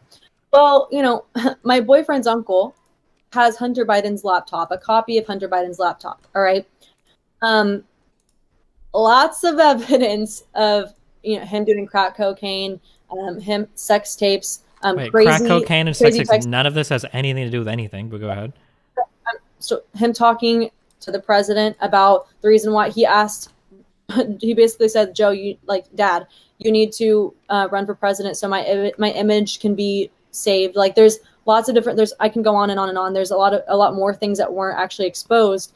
The thing is, you know, people were taking that down. I posted about it. I posted screenshots of things, and my Instagram was taken down 10 minutes later. So that's why I don't necessarily trust, you know, there's a big story because everyone's going to want to know. No, they actually censor things like that. They censor things that when they're trying to protect big figures. You know, I've experienced this firsthand, and I had someone like close to me who literally has a copy of Hunter Biden's laptop, has been targeted by the actual FBI. And you can go in, and that's why when people like to say conspiracy theory, this and that, it's like, okay, well, you can either call me a conspiracy theorist, or it's called common sense, or it's called like lived experience of, you know, this guy who had Hunter Biden's laptop, he called the FBI because he found really bad things on it, like very, very, very illegal, bad things with China and Russia. He was dealing with doing bad things. Called the FBI, and they told him, you better not say a word about this. Never did anything about it. So he had copies of the laptop and gave it to I'm just going to say, so as somebody that's like a semi-public figure, if this is true, you can tell him to send me like an image of the disc, and I'll publish whatever I can. I don't believe this. I don't think this is true. Whatever he has, if you send me this crazy shit, like, I'll talk about it or publish it if it's really like that crazy. And then if the FBI, I've already talked to the FBI 3 times because of people calling the FBI on me, so they're already going to file on me. So if we want to go that route, we can. But I don't believe that there are all of these, like... Well, there is a Daily Mail article out about it from the UK. So that's the one thing that happened, is the Daily Mail article was published, Hunter Biden's laptop. Don't know if it's still up. But that's what I'm saying. So it's like, to make the claim that, oh, everyone's going to talk about it. It's like, that's not necessarily the case, especially when they're trying to cover someone. And to be naive and to say that, you know, that the government has your best interest in mind, and that the mainstream media has your best interest in mind when you've seen things like this firsthand. To be clear, I don't think they have our best interest in mind. I think they just want to make money. But like, if you have like a sensational story like that, you're going to publish it because you know you're going to make money doing it. That's all. No, but he called Fox. Fox wouldn't even publish it. That's probably because it's not real. I don't think they're like this whole story. I know him. He has the laptop. Like, what do you mean? I don't think he has. So just like, let's just think about this story. So Hunter Biden, the who's working with Hunter Biden, who's working with like the crazy like.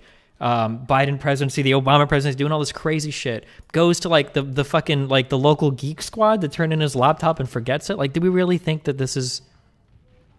Here, do you want to see some photos? I can show you some photos right now. of Hunter Biden of and his meth dick teeth. or what? I don't know if I want to see. No, it's like it's literally Hunter Biden and okay, here's one. Hunter Biden, hi. We also have here, hold up. That's him and his dad. That was on his phone or on his laptop, whatever. Okay. There's a text message here. Okay, hold on, I'm not done. Here's this. Okay, wait, careful. I can't show any like sexual shit. Just be careful. Okay. Yeah. Okay. I'm trying to get to his meth teeth. Hold up. Sure. Well, hold on. I don't want to. I don't just see. Okay, gotcha. But like the thing is that like we don't have proof that any of this came from any secret laptop, right? Like these could literally just be. No, like these, bro. I'm telling. This is my thing. It's like, it's so perfectly fine for you to be questionable about something that I'm saying, but it's like whenever I'm questionable about something that someone else is saying that I'm a conspiracy theorist. Like this is.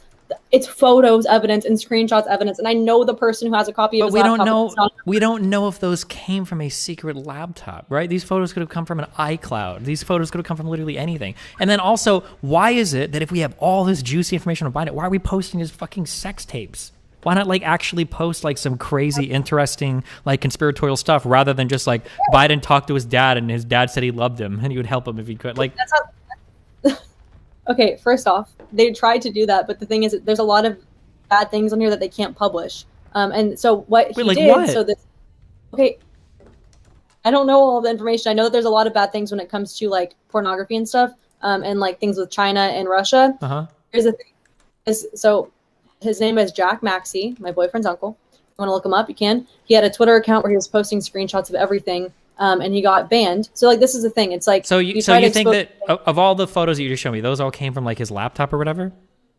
Yeah. Okay, so I don't have time to go dig around on all this because oh my god, there are so many other things I'd rather do with my time. But like those photos of his teeth, for instance, these were out in 2011.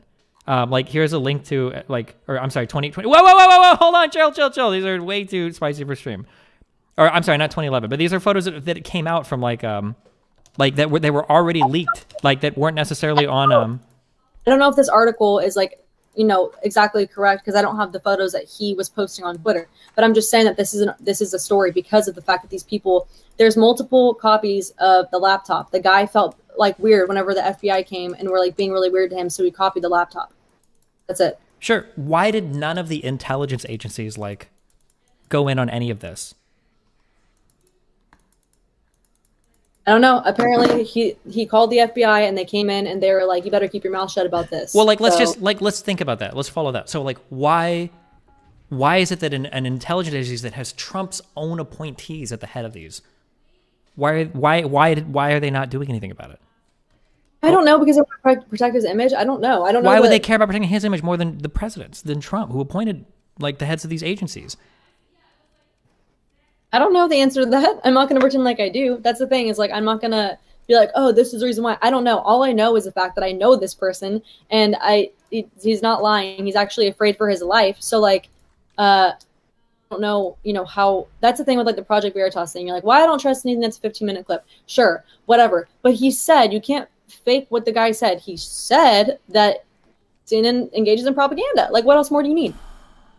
Like, he said that. And like on one end, I have a mountain of, I'll say, common sense and a plethora of other evidence, and then on the other end, I have a guy that has a Tinder date of a tech guy that says CNN puts out propaganda. Like, why would I believe just like one random thing? Like, I'm not saying you have to like believe it firsthand. I'm just saying to be like, it's a conspiracy theory. It's like, okay, can we look into it? Can we like get to the root of the like, it doesn't have to be, oh, conspiracy theory and those conservatives again. It's like, let's look into it. It doesn't have to always be a conspiracy theory. Sure, but even if I say it's not like even if I say it's not a conspiracy theory in like the insulting way, and I just call it a conspiracy, like this is a conspiracy that involves so many people, tens of thousands of people.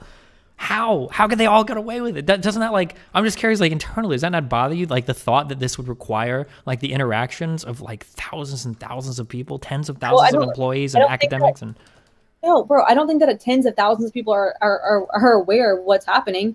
I think there's a lot of people who just do their job and they show up to work, and the people who tell them to say what they want to say, they're like, okay, I say what I'm going to say. Like, I don't think that everyone knows what's up. Like, sure. I definitely. And I don't disagree with you for that. That's probably the case. But if that's the case, then why would this random tech guy that this girl found on Tinder know anything? Like, if it's, I don't know. Okay, well, like, because if it's gotten down to that level, then everybody probably knows it at that point, right? Well, I think too, it's like, they're pretty out and open about it. I mean, I don't think that it's some a lot of their stories have been debunked. If you want to say that, you know, Project Veritas, that if you just go through and vet them, that they're all wrong and whatever, it's like you can do a lot. Same thing with the CNN, and they have to go. And a lot of the times, years later, once they actually like have enough evidence against them, they have to go back and retract so many statements. They had to do that with Trump a lot. Like with what? You know, what do you mean? I had to go. I don't know which exact articles or stories, but I know they had to go back and retract some things because they got them incorrect.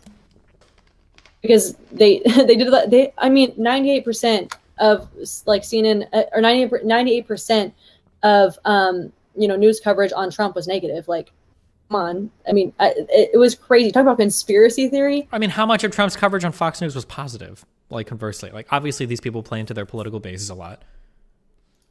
Yeah, I mean, I think people were still critical of him though. There was a lot of stuff to be critical about Trump about, of course. There's a lot of rhinos as well, though. That's a lot of people. So, like, okay, so yeah, I understand. So initially, I said that like if all of academia, if all the judges, if everybody was in coordination. Now you're telling me even certain Republicans can't be trusted. Don't you? You're not worried at all that you've like what? For sure. But like so this is like so if we were having like if I was having like a conversation in a vacuum with you where we both came to this conversation with no political leanings and I wasn't trying to be biased or blah blah blah. If I were to talk to you about, I don't want to use the F word. I don't want to use the fascist word, okay? But like if I were to talk to you about an extremist nationalist, an extremist, authoritarian wannabe nationalist, okay, who was hell-bent on getting control of a country, I would tell you that the way that they do this is by selling themselves as the only strong leader, and they would tell you that every other institution is around them is corrupt. They would tell you that the other political party for sure is corrupt, and that anybody in their own party that wasn't alongside them is also corrupt. This would be how a person would gain control of like the political arena, like by saying these things. Like, do you not see that as being like so obvious that like, okay, well maybe it's a little bit weird if somebody is literally like if I, for instance, if I was trying to be abusive to somebody, this is what I would start doing. You'd say like, listen, all of your friends are lying to you. Your mom and dad don't know what's good for you. I'm the only one that knows. Come live with me. Don't talk to any of their friends. Don't trust anybody. They're all lying to you. Just listen to me. I'll give you all the information you need, right? Like this is like abuse 101 or fascism 101. Like this mentality is what it is. I think, well, firstly, if he was actually a fascist, he'd still be in power. Okay. Secondly, so I think that's kind of ridiculous. Secondly, I don't think he was like, don't trust anyone. But there's a lot of... Who did Trump tell you to trust? Okay, let me... Oh, sorry. Yeah, go ahead. There's a lot of modern conservatives, I guess you could say, and the whole thing is drain the swamp. Like we call them rhinos. There's a lot of people who we don't trust, and a lot of people who have like sold out the American people for 50 plus years. And so there's a big issue in our country, and that's what modern day conservatism is to conserve what our country used to be and to conserve the ideals that our country used to, you know, hold to be important. And so now we have, you know, all this degeneracy going back to that. That's why we're trying to like move away from that. But when it comes to Trump, I think that he definitely wasn't like, don't trust anyone. He did have like people by his side that he really did trust. Wait, like who? I mean, he loved Pence until that whole thing. So he liked Pence, and then he said that Pence was a backstabbing traitor who couldn't be there for him at the end. He also liked Cohen. He also liked Giuliani. He also liked William Barr. He also liked Jeff Sessions. He also like every single person that Trump liked, he turned on. He also liked his ex-wives until he divorced them. He liked Steve Bannon. He liked everybody until he even turned on Fox at the end. He said Fox was your enemy as well. Yeah. So was there anybody at the end? Yes, there were people at the end, but the thing is, who? Going back to the whole Fox. Okay, let me finish. Who did Trump like at the end? He hated everybody. Go ahead. I think he liked the people that were close to him. I don't know his life, but like I'm sure he felt betrayed. Like I think he really did think that they were going to stand up for him, and they didn't. But I mean, he's a human as well. Like, I don't know. He probably shouldn't be as vocal, whatever. I personally, if I was a president, I'd be very vocal. So like, I relate to that. But, going back to the whole, like, Fox News thing. Sorry, it's been like 2 hours of talking. I'm starting to get tired. Yeah, no problem. And yeah, Fox News. So no one liked Fox News. People were so pissed when I forget what, made it, I forget what it was, but I remember it happening. And, my grandma was like a huge Fox News watcher. And they were like, oh, no, we got to go to Newsmax now. I think it's because they were basically saying that there wasn't, like, election fraud. And everyone was so pissed about it. And here's the thing. here's the thing. Them, along with the entire rest of the United States, including all the judges. But go ahead. Here's the thing. Okay, I'm not gonna be outwardly like, okay, the 100%, the election was 100% fraud. Okay, but my thing is that I question things. I'm going to be questionable to things, and I think it's important to be questionable on all sides, and like definitely questionable. I'm questionable of questioning Fox, and a lot of those people too, because I think the American people are really tired of being lied to. They're really tired of them not getting anything in return for supporting politicians. And I think that Trump is the person who brought that to light and drained the swamp. And he did expose a lot of people. And I think people were really happy about Half that. Of those people were his own people, his own Good. Appointees. Good. How is that good? He's draining his own. He's filling the swamp and draining it at the same time. Good. That's the thing. Like so if you're a fuck up and you're a bad person, bye. Like so. And you're doing illegal things, not just you're a bad person. You're doing something illegal. But that's why people loved him. People don't care about optics. People do care, but people on the conservative side, they got tired of optics. They got tired of politicians saying that we're going to make your life great. A lot of freaking black people are tired of Democrats saying that we're going to make your life better, and they don't. They actually make it worse. I mean, it's exhausting year after year after year. And so I think that's why there's a lot of distrust in the country and the government and media. And when Trump came along and was like, you know what, I'm going to expose these people. I mean, he exposed a lot of things. And I think that a lot of people were happy about that and excited by that. And they got energy off that. And they felt like their voice was being heard. And that's why people love him. And I know a lot of people like to compare him to Hitler and to fascists, whatever. But I think that it's a gross misinterpretation. I agree. I'm not trying to compare him to Hitler, fascists, or anything like that. I'm just saying that, like, I don't understand how it doesn't make you like at least a little bit kind of sort of uncomfortable that by the end of his run, Trump literally was telling you that every single organization, every single entity, everything was the enemy. Like at some point, do you not turn around and think like, okay, maybe this guy is the problem? If literally every single other thing, all the media, all the courts, all the institutions, everyone else in the government, like all the intelligence agencies, like every other country, everyone else is the enemy. Like, yeah, you definitely. I think you also don't really know too much about me. Like, I definitely did turn on Trump, and I got sucked into BLM and that whole movement when George Floyd died and all that for like a few months, and that's a whole other story. When I can talk more like personal anecdotal evidence, it's getting kind of late, but I did get sucked into BLM and all of that stuff by seeing the 10-second clips of all of BLM riots and everything. And so like to be like, oh, you don't question things. I think a lot of conservatives question both sides as well. But at the end of the day, I mean, I resort to my common sense and like the data and statistics that I've researched. And whenever I look at data and statistics and information and studies, whatever, I don't look at things that are incomplete. I don't look at things that are pushing a narrative. Like, that's just not something that's beneficial. And I tend to go towards something that's, more morally sound, me personally, especially as a Christian.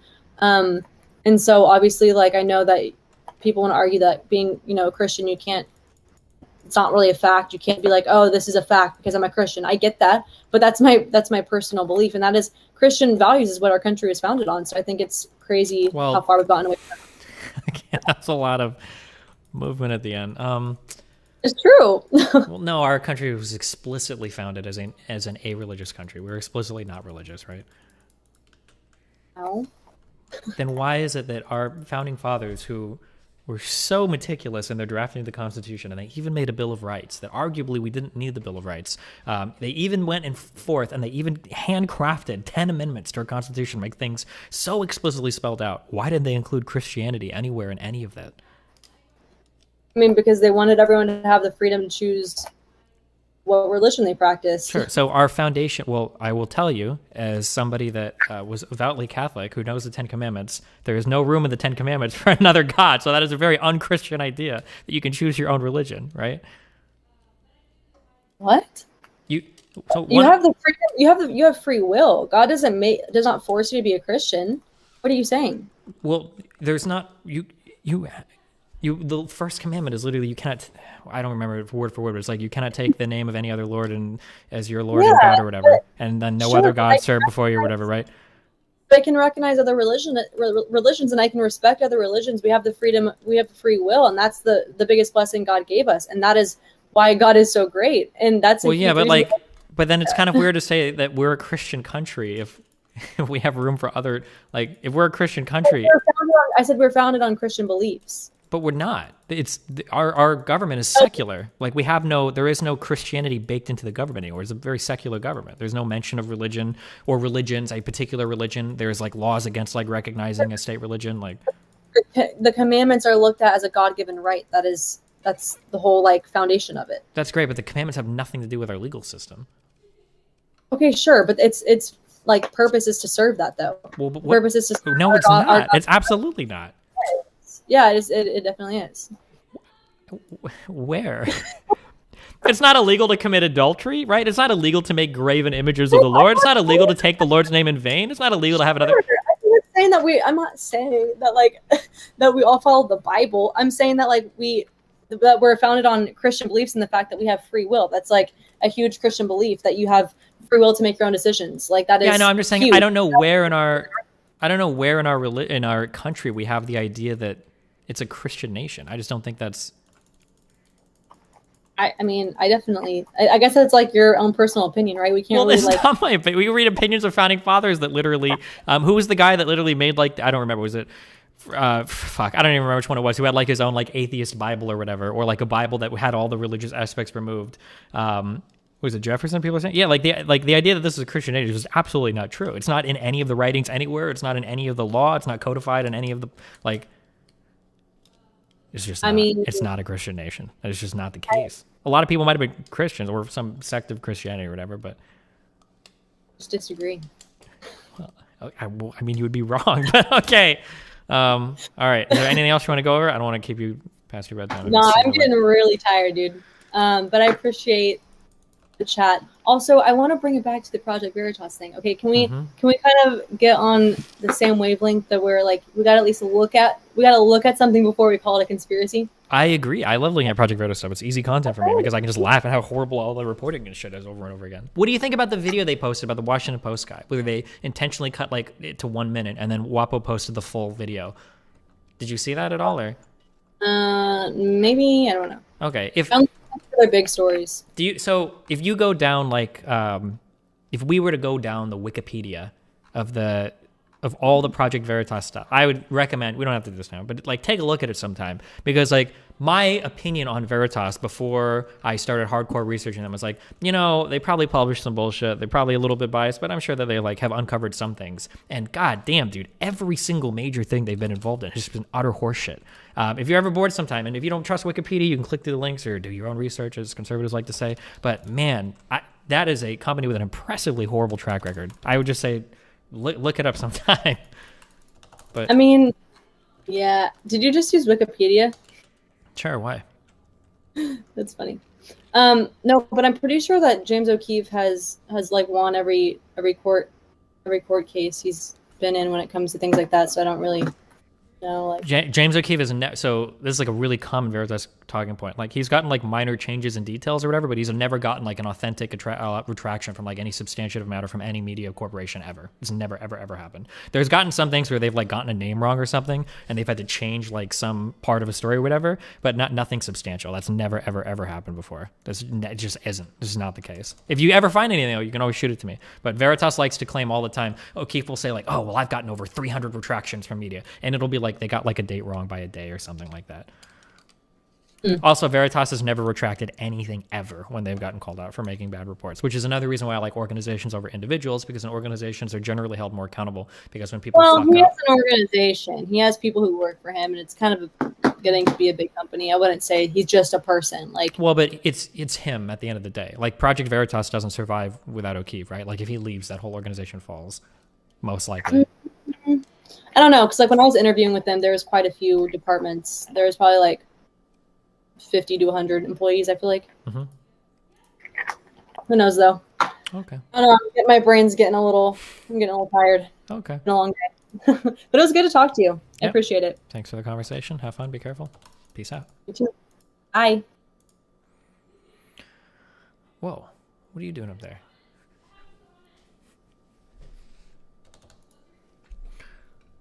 Oh my god.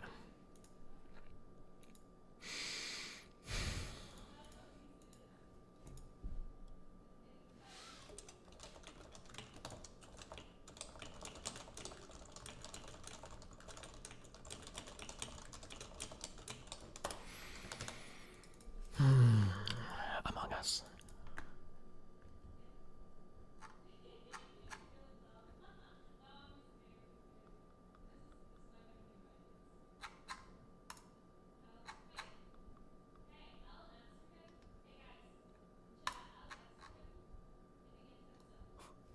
Okay. Let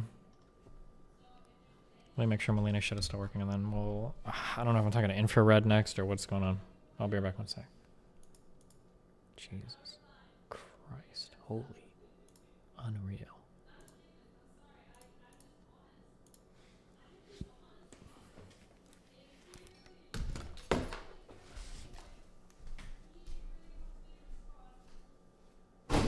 Hey. Is your stuff working?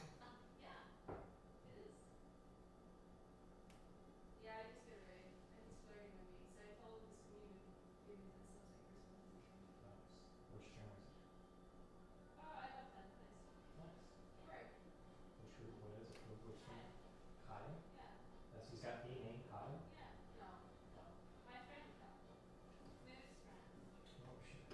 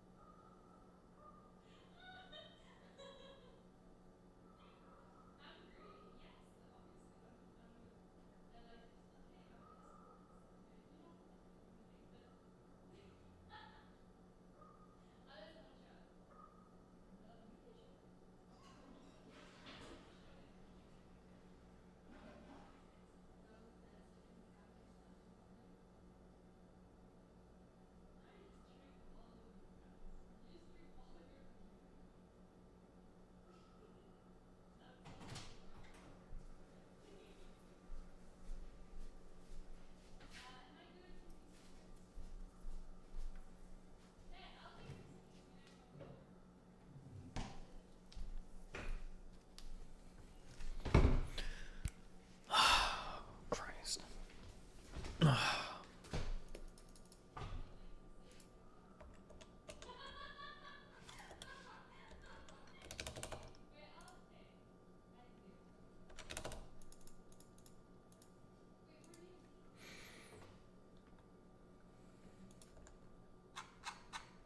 Among Us, true.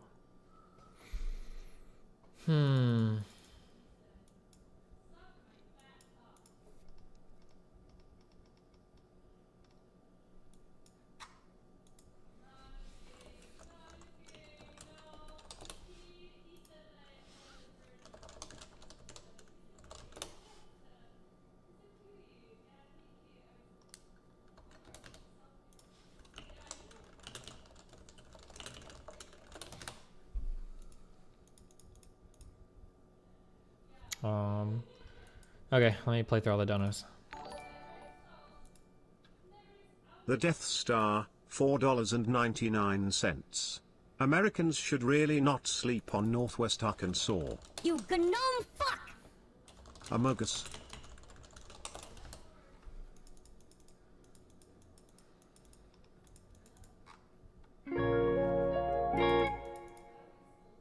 Steven, I am transgender and I live in a rural area. People yell at me for walking down the street and being visibly trans. Cool. Are there all cheap Or not areas cool. I that mean, aren't thanks like for your this? story. I mean, is What what I do mean. you say Not... to minority people God who damn want it. to follow your anticity advice? You gnome fuck! I fucked up.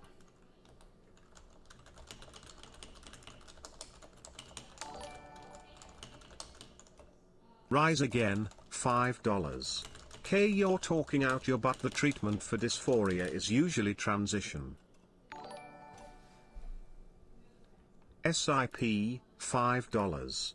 Whole Empire's THO Parade of Terrible THO. Rise again, $5. You're going to talk to Noah someday. He's got to do some fucking podcast or some shit, so it'll be on some other day. He'll probably not have time for it, and who knows. Good luck. SL7 Even, $5. Female Fuentes incoming. You gnome fuck!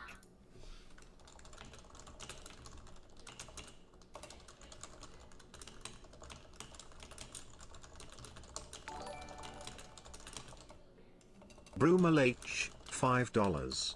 Word does it say in the Bible heroin is bad? SL7 Even, $5. Actual female Nick Fuentes, can we get the anti-Semitic / anti-immigration meme to complete the cycle? K. Don Peterson, $5.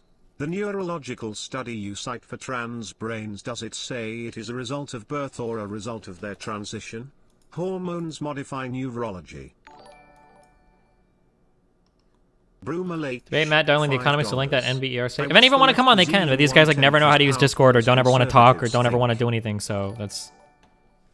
But if any of them want to, yeah. Brumal H, $5. Biden is a better Christian than Trump. K. Don Peterson, $5. Beauty pageants and drag queen parades with kids could all be summarized as pedophilia. Doesn't need to be partisan issue, just condemn it totally. Nursultan Juliak Bey, €5. Do the what's tinny face shiz making no sense. It's a problem scheduling or cowardice. It usually just comes down to scheduling. I don't want to, like, because usually I'll talk to these people like, oh, okay, well, I'm busy through the rest of this week because I'm blah, blah, blah. So, like, schedule me out for, like, fucking June, like, 12th. And it's like, oh, okay.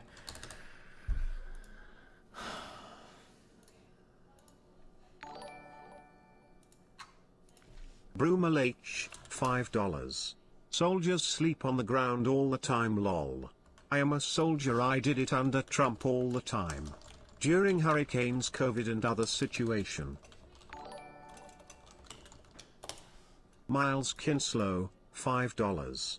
Hey Destiny. Thanks for coming to the Better Discourse event. Interesting conversations. SIP, $5. Conspiracy crackpot confirmed they always retreat to unfalsifiable positions. Cheese will just keep appeal to ever more conspiracies. She's lost. Stefan de Witte, $5. If Destiny could only transfer this patience to LOL. Bub Savvy, D, $5. Destiny, they admitted it, WTF. Have you seen the Times article? Dense. You gnome fuck! Here you go, Big Daddy.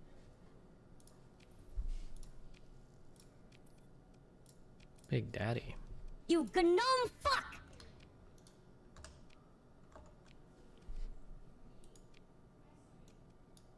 Jesus Christ. Destiny, what more proof, evidence do you need before you'll believe something? Destiny, 5 minutes later, that evidence could be faked. Can you address the point that that study tweeted you talks about Metro is not... I don't care. Whatever it says has nothing to do with what I'm talking about. Nothing that I said, I'm changing it all. Okay?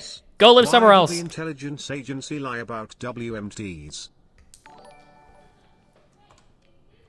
SIP, $5. Her conspiracy and its network is so large at this point. If they just simply voted for Biden instead of rigging the election, Biden would just win. You gnome fuck! Fuck you, Steven. Stop mega nuking random shit. The study literally shows that zoning is the thing that causes high housing prices, so you're just wrong. No. Zoning can impact housing prices. Sure. Okay? Rent control can impact housing prices. Sure. But no matter what policies you pass, okay? I'm sorry if this is going to hurt your little fucking Zoomer / millennial brain. No matter what you do, not everybody in the fucking United States can live in 4 different places. Nothing is going to change that, okay? Eat a dick, go move somewhere else. It's over. That's it. End of discussion, all right? I'm not going to be as charitable on this dumbass fucking topic anymore. You're not going to have 7 fucking Tokyos, okay, or 7 Beijings or whatever in the United States. It's not going to happen. We've got like 50 million fucking people everywhere. Like, it's just not going to work that way.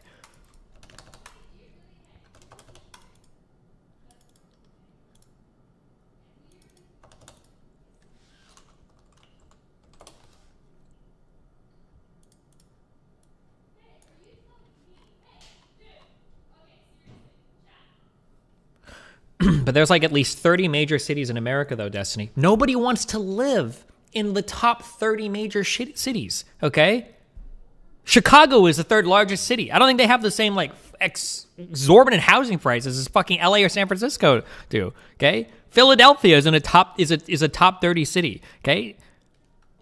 Dallas, Fort Worth, Columbus, Ohio, Charlotte, Indianapolis, Denver, Nashville, Oklahoma City, 25th largest city in the country.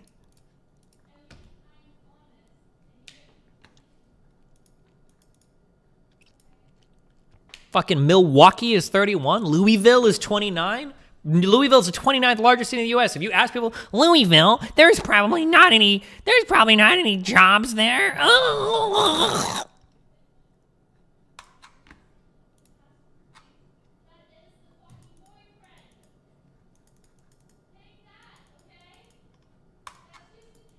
Hold on one second.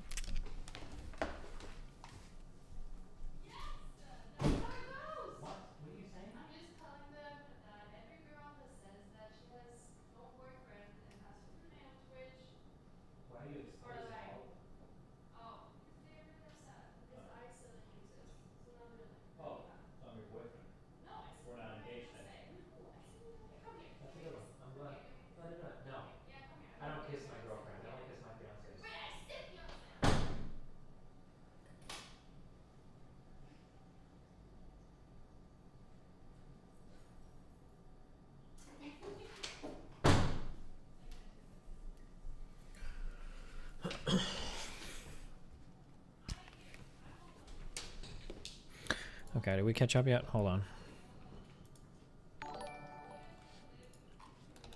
Carter Joe, $4.99. They hated Fox cause they called Arizona. But rumor has it it's they hated still Fox not before called that. Yet. You gnome fuck! Love your content, man. Been watching forever, finally bit the bullet. You deserve it. Thanks for all you do, you big brain son of a bitch. How can he see me out here? Impossible! Got Donawald right before convo started. It happens. You did the best you could with her. Good job, dude. Wow, thanks, anyway, dude. you ever watch Bookfuckers Wolf debate analysis? No. No. She's like a younger version of your mom. It definitely bang. Okay, hold on. SL7 even, $5. That was the most entertaining debate you had in a long time. Too many meme to count. That's exactly what your mom said. Perhaps he's wondering why someone would shoot a man before throwing him out of a plane. True. It doesn't matter who we are, what matters is our plan. Nobody cared who I was until I put on the mask. You ever notice in the beginning of that movie, they make a really big deal about his mask? For like one scene, and then no one cares about it anymore? Moto, $4.99. At least she seemed like she was approaching this in good faith, no pun intended. What do you think, chat? Was she dishonest at any point? Now we know that China's leaders actually ran the idea of holding Muslim concentration camps by Trump first, and Trump said, quote, "It would be a great idea, so why is it wrong to say he's a Nazi when we call socialists Nazis for holding the same belief?" Good question, dude. Oh my god. Loveless Bunyan, $4.99. They're fighting. Did you see they had a homeless guy debating four conspiracy theorists in Kenosha? Crazy times. You gnome fuck! Wait, who the fuck asked woof woof woof woof woof woof woof woof? True, true, true, true, true, true, true. Woof woof woof woof woof woof woof woof woof woof woof woof woof woof woof woof woof. You gnome fuck! For you. Good one, Drew.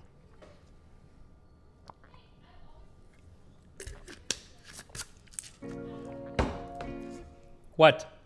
Nicole Fiemts here. Did you just use Wikipedia? Lol, thought that was funny.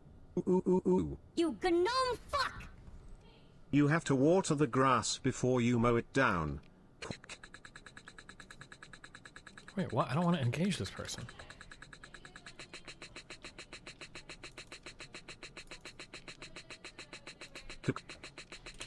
What are you doing?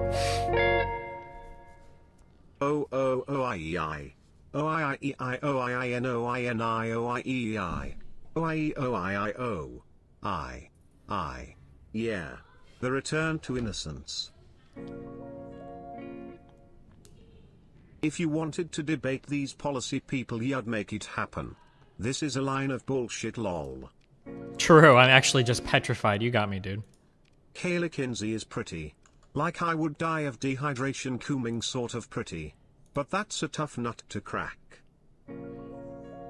No.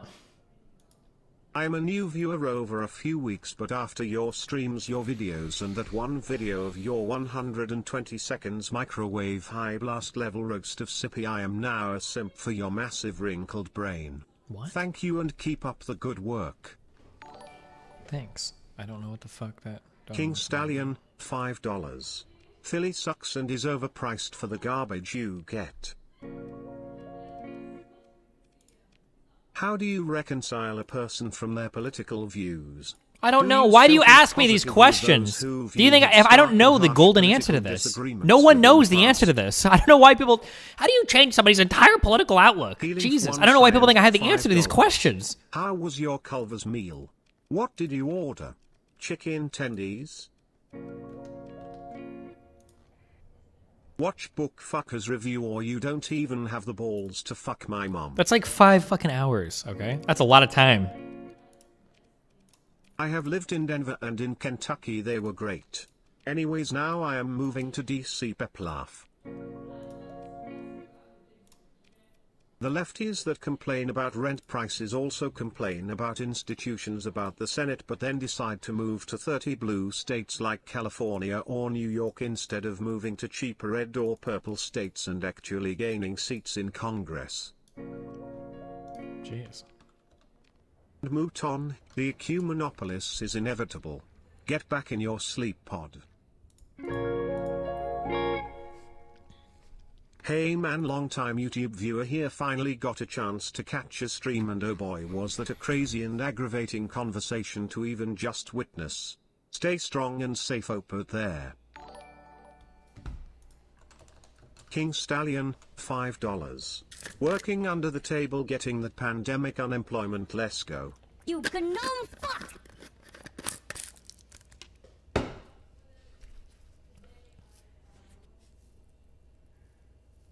Debating figures like Noah Brunig would get you tons of views and money, and the discussion would be good. We just agree on like 90% of things. Well, I'll talk to him. I got a thing set up with Noah now. We'll talk. I just don't like them using the socialist tag. I think it's stupid. Church of Omniliberalism. How are you going to question that chick on what sources she will accept when you said 2 hours before you won't accept any sources saying you are wrong on the housing shit? Bonus meme, no ban blocks monkas mega. Just memeing Pepe. Noah isn't socialist? Bonus meme, chat you dumb fucks post to ooh. Oh, I can spoil the whole Noah conversation if you want. Okay, mute the stream if you don't want the Noah talk spoiled, okay? I don't want you to be upset if you're looking forward to it, okay?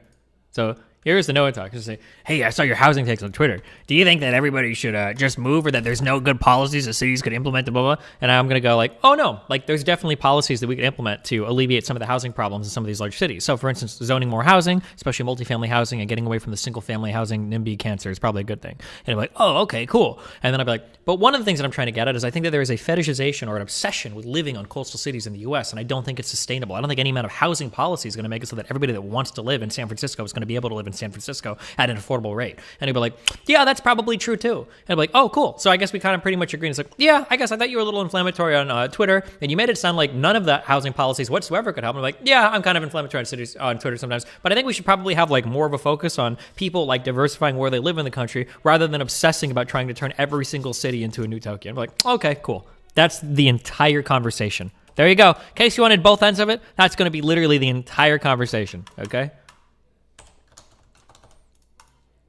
Sorry, okay, let me unmute this. Debating big online figures like Noah or Brunig would net you tons of views and money in the now decide who won the debate. Substantive policy we can do the Reddit post. We can do the Reddit post after too. Okay. Just listen to Destiny's talk with Noah. One of the things that frustrates me so much about Destiny is that oftentimes there are allies that you would have on Twitter, really smart guys like Noah or Medlock or Brunig that all post stuff that he would agree with, but for some reason he's unnecessarily inflammatory on Twitter, and it causes people to think that he's more radical than he actually is. I think that he would do way better to build alliances and bridges with these popular figures online instead of constantly dividing himself by posting the most inflammatory, borderline indefensible takes you can think about on Twitter. And then the top comment, it depends on who shows up first, one or the other. So one top comment could be, well, this is the Destiny that we know and love. Him being inflammatory is part of the ways that he gets these talks with people. If he hadn't given that inflammatory take, we probably wouldn't get these talks with people like Medlock or Noah. It seems like having these types of takes is what gets people on stream in the first place. And then the other type of comment that could get there on the top, now it depends, because it depends on which type of upvoting, downvoting crowd shows up first. The other top one is going to be like, 100% agree, thumbs up, probably going to get banned for saying this since Destiny's obsessively banning everybody that disagrees with his opinion, but I think that it's way better when Destiny doesn't have a Twitter. All he does when he gets on Twitter is he posts these dumb fuck opinions, and all he does is make it so that everybody hates him for no reason, and all of it is indefensible at the end of the day. I think that Destiny was in a much more healthy place when he was engaging with people off of Twitter in more nuanced conversations. What else do you want? We can go, I can give you replies to the comments in the threads. I can tell you which ones we downvote up, and we can play the whole thing out. We've done it like a million times. Cry. I'm sorry, I spoiled the whole stream for the next week. I'm sorry, guys. Nursultan tWJLK, €5. Whether blue coat or else. Baltimore gang rise up, software tech jobs over here are fucking popping. Get fucked hella cucks. Can we just have book fucker on stream? He seems like a cool bro, maybe play some games with him. Like fucking his mom. Yeah, he is cool. What?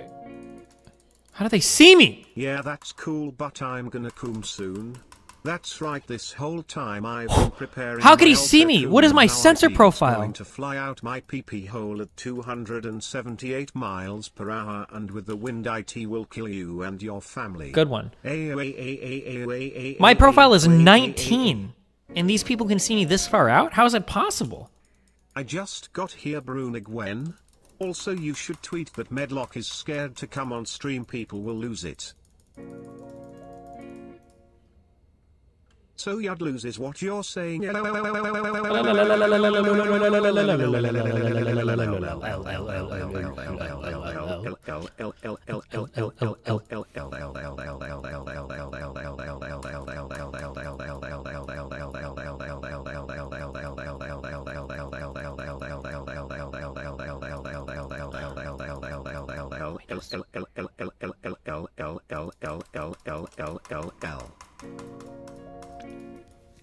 They have a fleet sitting right on top of this. I don't think I'm going to be able to drop this. Dude, go away. Oh my god, hold on. Oh, it's empty. No. Hold on. We got it. No. How can they see me from so far out? Impossible. Hold on. This is it. Oh god. I made all revenants for this shit, okay? We don't fuck around with smuggling missions anymore. Okay, we good?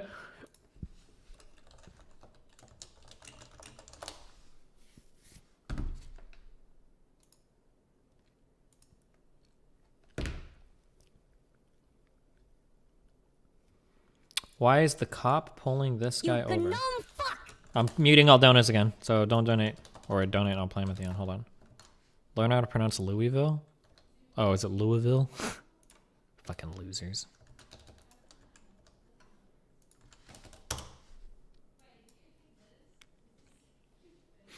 I put a dual dash cam 2 days ago. People are always rolling these four-way stops in my neighborhood, Dallas, Texas. Why did the cop pull over who?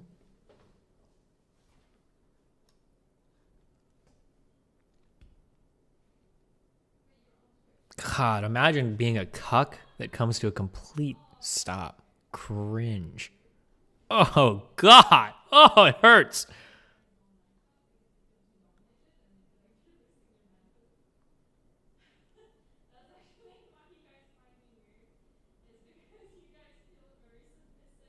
Wait, what?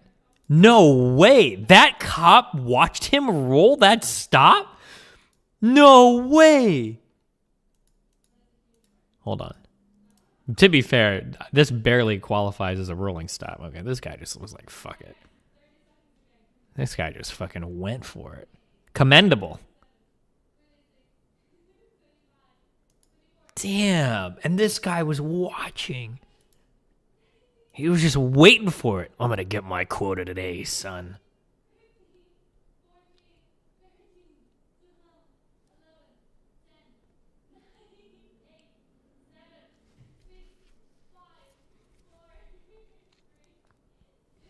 Jeez.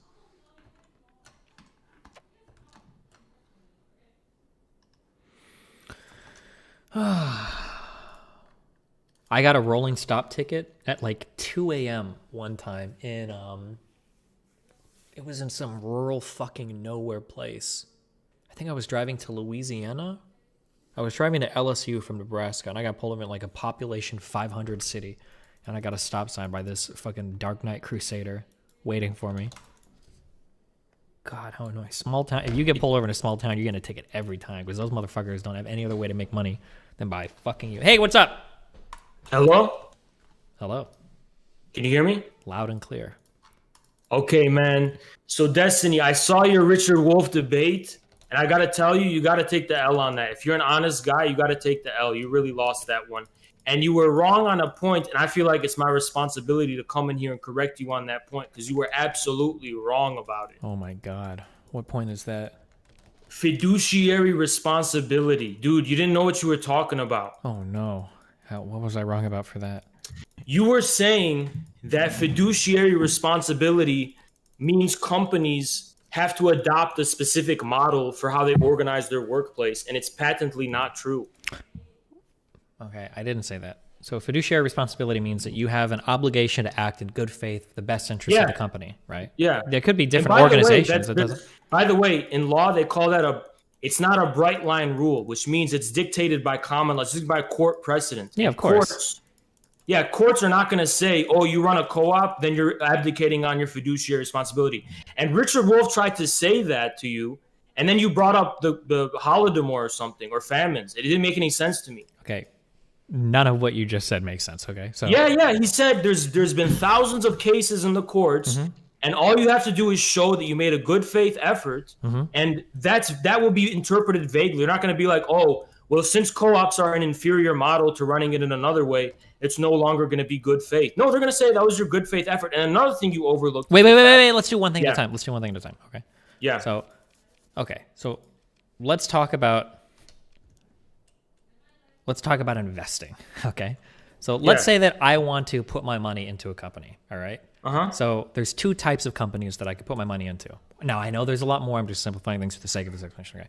So I have one company that has other private investors that all own parts of this company, and there's a board of directors and the share. Yeah, I understand. Right? Yeah. And then it's I've got management issue. Yeah, and then I've got another company that has like it's worker owned and worker ran. Even if I buy shares into it, I don't get any say in how the company is run, right? Yeah. So given all else equal, why would I ever invest in the co-op knowing that they don't? Wait. Before I can answer that question with ease, but before we get into that, I want to clear this up. Okay. Fiduciary responsibility is a legal issue. Co-ops are not illegal in the U.S. So no, you would not be abdicating on your fiduciary responsibility according to court precedent if you're running a co-op. We got to clear that up before we get into like why co-ops would be, why would they be able to attract private investment or not? Are they viable to attract private investment?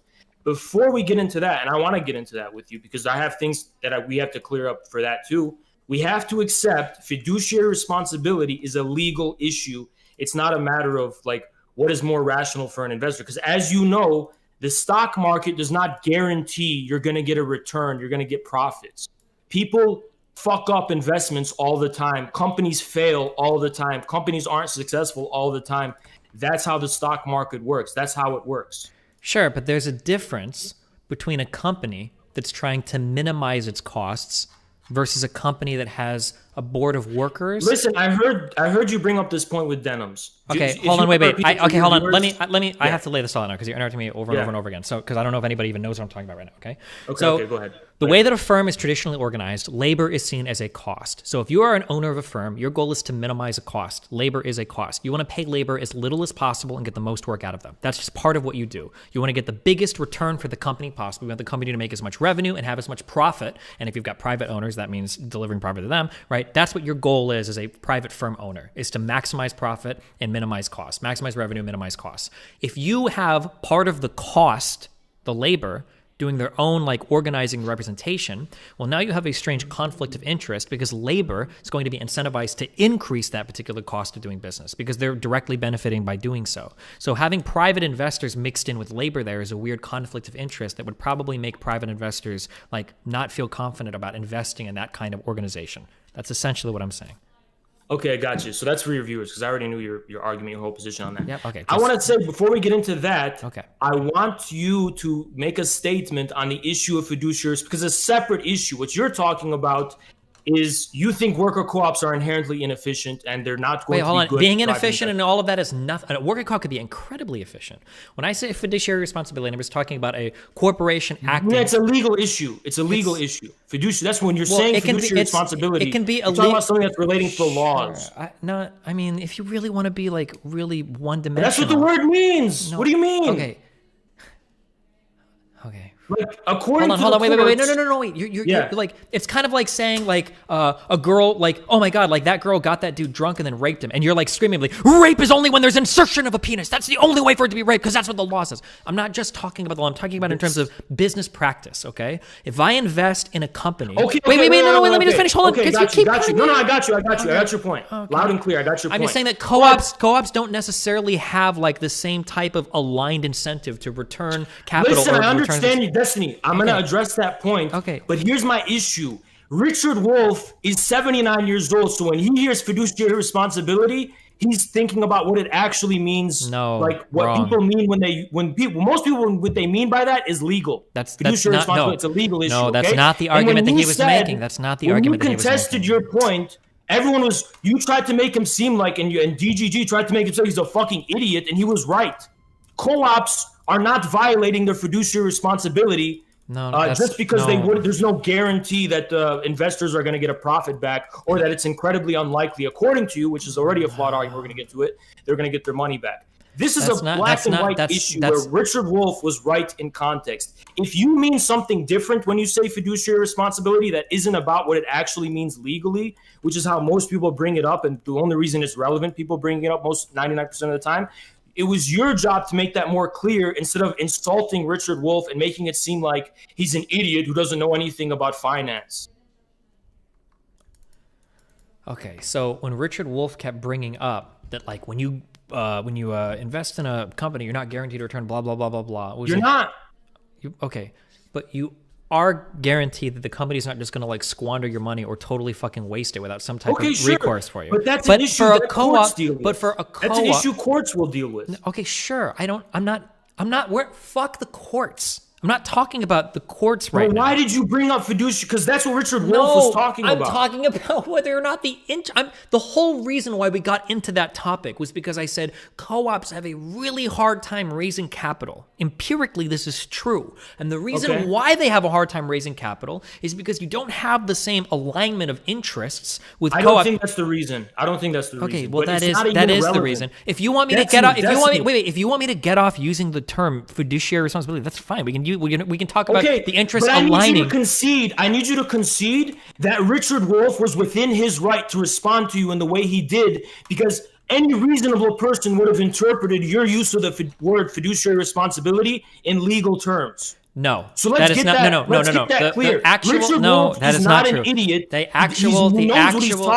he does not understand finance. He doesn't understand finance. You're making it seem like this 79-year-old professor has been studying this for decades. He has not been studying this for decades. That's not what he does. Okay, he does not study finance. Okay, he wrote a long time ago about like Marxist economies in general, so he knows about this stuff. He could probably tell you specific court cases about fiduciary responsibility. He can't. That's why he brought up vague generalities instead of citing anything specific. Okay, I'm going to tell you for our next debate. I know that you like to scream. I know you like to scream, but I'm going to tell you for the future. Okay, economics and finance are not the same thing, my dude. These are totally different things. Okay, listen, Destiny. Listen. If you want, we can go through.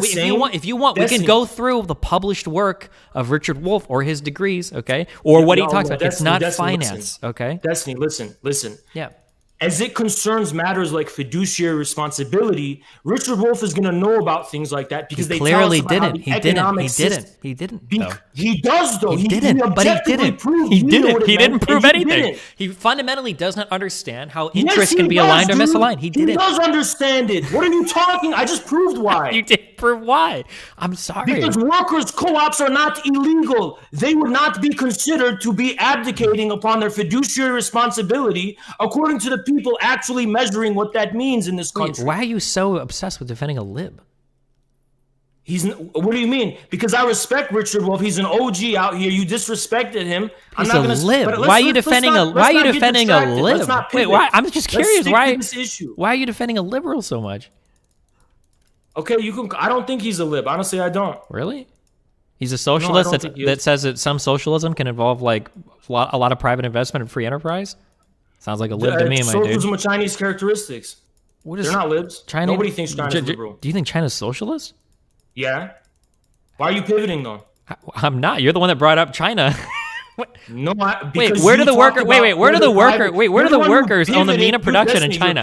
Where do the workers own the means of production in China? So we can before we can move on, you take the L on this fiduciary responsibility business? No, not at all. You have to take the L. I want to know where in China. Let's stick to the issue. Where in China do the workers own the means of production? It's a single party rule. Get to this complicated stuff about workers' ownership. And by the way, Richard, if you want to know, Richard, since you're pivoting, you conceded on the point of fiduciary responsibility. I didn't concede at all. We can talk about interests of shareholders and everything to be aligned. Workers' ownership means of production. According to Richard Wolff's understanding of his specific workers' ownership of the means of production, sovereign control of the workplace, he didn't argue that was. Yeah, of course, he argued for liberalism. He explicitly stated the contrary. Actually, Richard Wolff said that in China, it's different than his own vision or model or whatever he's talking about. Yeah, because China's a capitalist country, yeah. No, Richard Wolff said there's different types of socialism. Yeah, every type of economic organization is socialism. I know, I heard it, I remember it, I listened. Okay. Well, listen, dude, I know you're trying to pivot really hard. I wanted to clear this thing up so we can get into the issue. Okay, what's the next issue you want to get into? About the cost-benefit analysis or whatever, the cost of labor is in direct contradiction with the interests of the investors. Yeah. I was going to get to that point too, but you don't seem to want to concede or at least own up to your mistake when it came to fiduciary responsibility, because you made a big fucking mistake, dude. He was right. Okay. There's no guarantee that you're going to get a return on your money when you invest in the stock market. I never said there was a guarantee. But Richard Wolff, it was clear to everyone that's what you said, because Richard Wolff pointed out there's no guarantee when you invest in private companies. No one has ever said there's a guarantee. Right, it's about whether or not your interests are aligned with the people that are making the decisions of the company. Okay, but that's not what you said. That's not what you said, actually. Okay. In the debate. Okay. You're saying that now. If you want to go back, I welcome you to watch the 5 to 10 minute segment, and you can try to see if I was just talking about fiduciary responsibility as some. What you said is why would anyone invest in a worker co-op when there's no fiduciary responsibility? You're not going to get value on your return. You're going to get a return on your value on your investment. That's what you said. I mean, do you think that I believe that you're guaranteed to get a return on? But that's what you said. You made a mistake. You're not admitting your mistake. You always seem like you're an honest guy, but here you're kind of disappointing me. Okay. I mean, you can go back and you can watch the whole 5 or 10 minute section. We covered it like twice. If you want, okay. We did on stream. Okay. Then I think that if you watched it all, it's pretty obvious what I'm saying. That investing in It's co-ops pretty obvious is what scary. I'm saying. That you fucked up. Your Richard Wolf was right. He told you would look at a bunch of cases, and they will tell you fiduciary responsibility does not mean companies have an obligation to return value to you. Sure. They don't. They have an obligation to act in the best interest of the company, which is but courts as will a private. that. Of course, courts will interpret that everything in terms differently. of- Of course, no shit. But they will not say that just because you organized your workplace differently, then you abdicated upon acting in their best interest. If you're investing in a co-op, you know what their model is, and you can be informed about all of that. This is what Denham's also said. Here's a question. Let's say that you're investing in a private company. Let's say that they raise money. They raise $10 million from you, and let's say the CEO. So you lost on the first point. Let's say that the CEO decides to pay out all of that new investment. He gives all the money to himself and a few workers beneath him, and they don't do anything expansion with the money at all. They just pay it out to himself and all of his workers. What do you think would happen? What do you think would happen if Why a are you company pivoting? that's not Why are you a pivoting? co-op Why are you did the pivoting? same Why are you thing? pivoting? Oh, No, I'm not pivoting. I'm if a addressing company the that point wasn't a directly. co-op did the same thing, Okay, they would. okay. Then I'll address it the directly. investors I'll would take them to address court. it directly. The investors would take them to court, and you would get fucked. Okay. Yeah. That's true for any other type of company. No, that's not true because a co-op. Yes, it is. If you're a company, if you're a selfish owner of a company, forget about paying the workers. What if you just squandered all the money? You took it all yourself. We're not as the talking. owner? You're It has changing. nothing You're to do with changing. co-op. You're changing the subject. It has nothing to do with co-ops. Dude, take the L. Come on, you're making me feel bad. Take the L. Okay. I just, You look bad right now, dude. is that what you think is happening right now? You just take the L. Yes, you do look bad right now. Take the L. Okay. Well, if a co-op would have voted to give themselves all the money, the co-op would be perfectly within their rights to do so. They all own shares of the company, and they have the right to do it. So 100% they'd be able to do it. Kind of That's so for anybody issue. that cares about finance, I'm just telling you that if a co-op decided to Destiny, raise all of their Destiny. wages with a reimbursement of cash, then they'd be allowed to do that. That'd be fun. Co-ops are not the only type of businesses that are capable of engaging in fraud under U.S. law. Never said. Other businesses can do that. Do you think Enron was a co-op? Of course, obviously, I don't believe that. What do you mean? So why are you bringing it up? It's an irrelevant point. I'm bringing up that your interests aren't aligned. Your confusion stems from the fact that you're confusing workers' ownership co-ops with political sovereignty over the workplace, as though the co-op arrangement is going to override the laws of the country within which it resides. Most people, when they talk about co-ops, don't actually mean that. Maybe Vosh means that or something. I don't know. I don't know who you've been listening to. All right. What's the next? Co-ops don't have to follow the law. What's the next thing? Okay, the next thing, you made a really stupid point. If workers are not just a cost. First of all, two things, right? Even if workers are just a cost, it is in their interests for the shares and for the stock value of the company to go up, because that means that they can compensate themselves better. The cost. But they don't have to do that. What if they don't want to?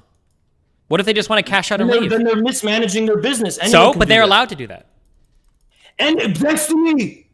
Do you not understand capitalism? Anyone's allowed to do that. No, they're specifically not. If a CEO would have given himself a massive pay raise and just piece the fuck out, or he would have paid off all of his fellow friends and piece the fuck out, you'd get fucked. You'd get fucked. You'd get fucked. No advocate of co-ops says co-ops can be successful without workers making sacrifices, but they're arguing that workers will have an incentive to voluntarily make those sacrifices. It's not about, okay, so this is the problem, is you can't, and this is a common problem with a lot of people. You have a really hard time thinking in terms of percentages or probability, or what we would call this, an investment. Making, can I finish one sentence? Okay, making like a risk adjustment, okay? So if I were to give money to a co-op, or if I would invest money in a co-op, right, the risk adjustment is going to be way different on this, because they could, I'm not saying they will. Now, if you want to straw man me that way and like jerk off for your audience, you can do that. I'm not saying that every single fucking co-op is going to steal the money and run. Obviously, that's not the case. There's probably a lot that would hold on to it and wouldn't do that, right? No, let me just finish my point, because you're screaming so much at me, okay?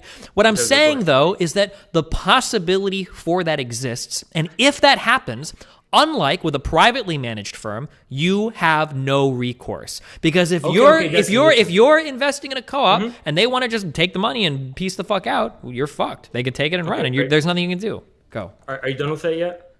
Yeah, I think I'm good. Okay, good. Listen, let me teach you something about capitalism, Destiny.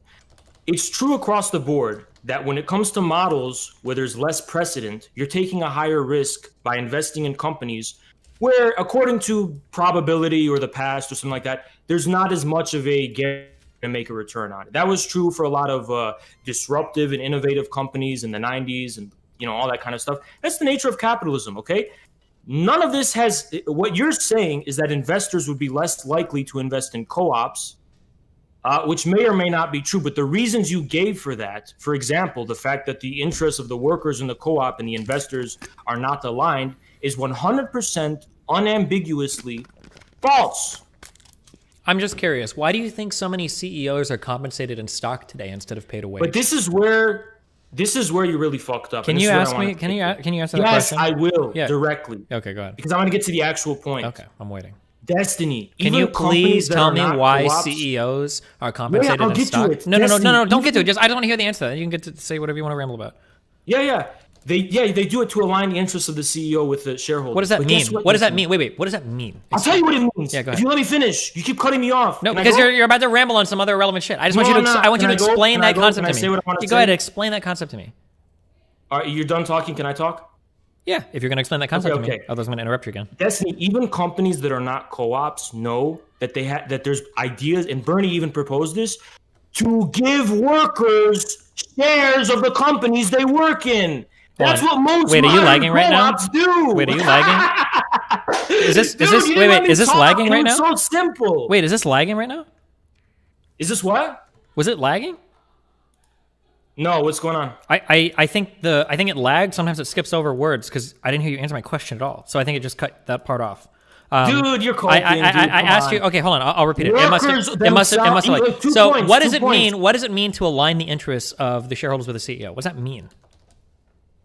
It means that the CEO is going to act in the best interest of the shareholders, which is to maximize the value of the stock. Oh, now can you tell me what might be different between that and a co-op? Yeah. Go ahead.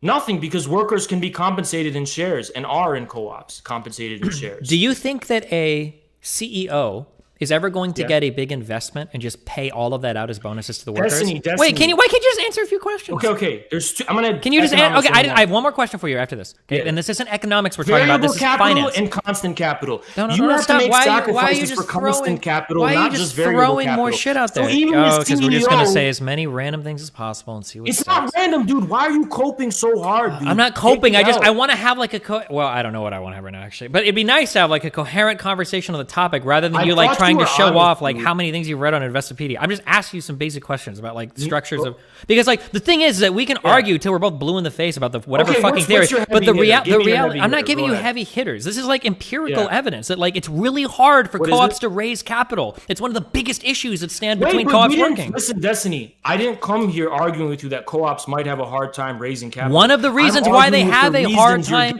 one of the reasons why they have a hard time, one of the reasons why co-ops have a hard time raising capital is because they're not seen as very lucrative investments, because you don't have the same alignment with the shareholders, the people investing, and the people making the decisions about running the companies. Yeah, that's not why. Well, okay, why is it then? The reason is because co-ops are an alternative form of workplace management. There's just too many unknowns. There's not a lot of precedent for it. It's a very simple What are one of those unknowns? One of the unknowns is whether they're gonna manage it efficiently, whether it's gonna work out, whether so like whether or not they're gonna make decisions that benefit the shareholders and not just the workers, maybe. But that's more vague. That's not vague at all. That's directly related to the organization of the firm. It's not vague at all. Why do you keep cutting me off? It's not vague at all. Why do you keep cutting me off? I was just correcting you. Go ahead. No, you're not correcting me, dude. I was correcting you. The point is, of course, if a company isn't run well or is not successful, which is the main bread and butter of what we're talking about, whether it's successful or not, then yes, it's not going to align with the interests of the shareholders. Mm-hmm. But that doesn't mean shareholders think there's something inherent about the co-op model that's going to not align with their interests because there is something inherent. It's the fact that one of your costs is managing the company. They're not certain of its success in ways that they could be more certain or more have a higher sense of probability that other models will work, because that's the models that work. And that's just based on precedent, dude. That's not even based on whether it's better or not. It's just based on precedent. Okay. What I don't understand is why won't you just take the L on this topic and then we go to the next one? Dude, stop. Dude, it's not cute. Stop. You're coping so hard right now. No, I'm not. You are. You're coping. You're in full cope mode right now. No, if I see, I'm not even watching your chat. How's your chat doing? Do they admit I won? Right now they're all huffing copium as well. You guys are come on, guys. You guys, at one point, you got to admit he's wrong. You're wrong here, dude. You're wrong. You're wrong about fiduciary responsibility, and you didn't even think about the fact that workers can be compensated in shares. It was such a bad mistake. Dude, I've watched your content workers a lot. Wait, what? You don't want to compensate workers in shares? That has nothing to do with running a co-op. Fucking Google and Amazon. What do you mean it has nothing to do with running a co-op? How do you think they own it? Wait, why don't you tell me how you think they own it? They have shares in the company as workers. All right. And you think they're you only? Know that? Yeah, tell me more about it. How do you think they're compensated?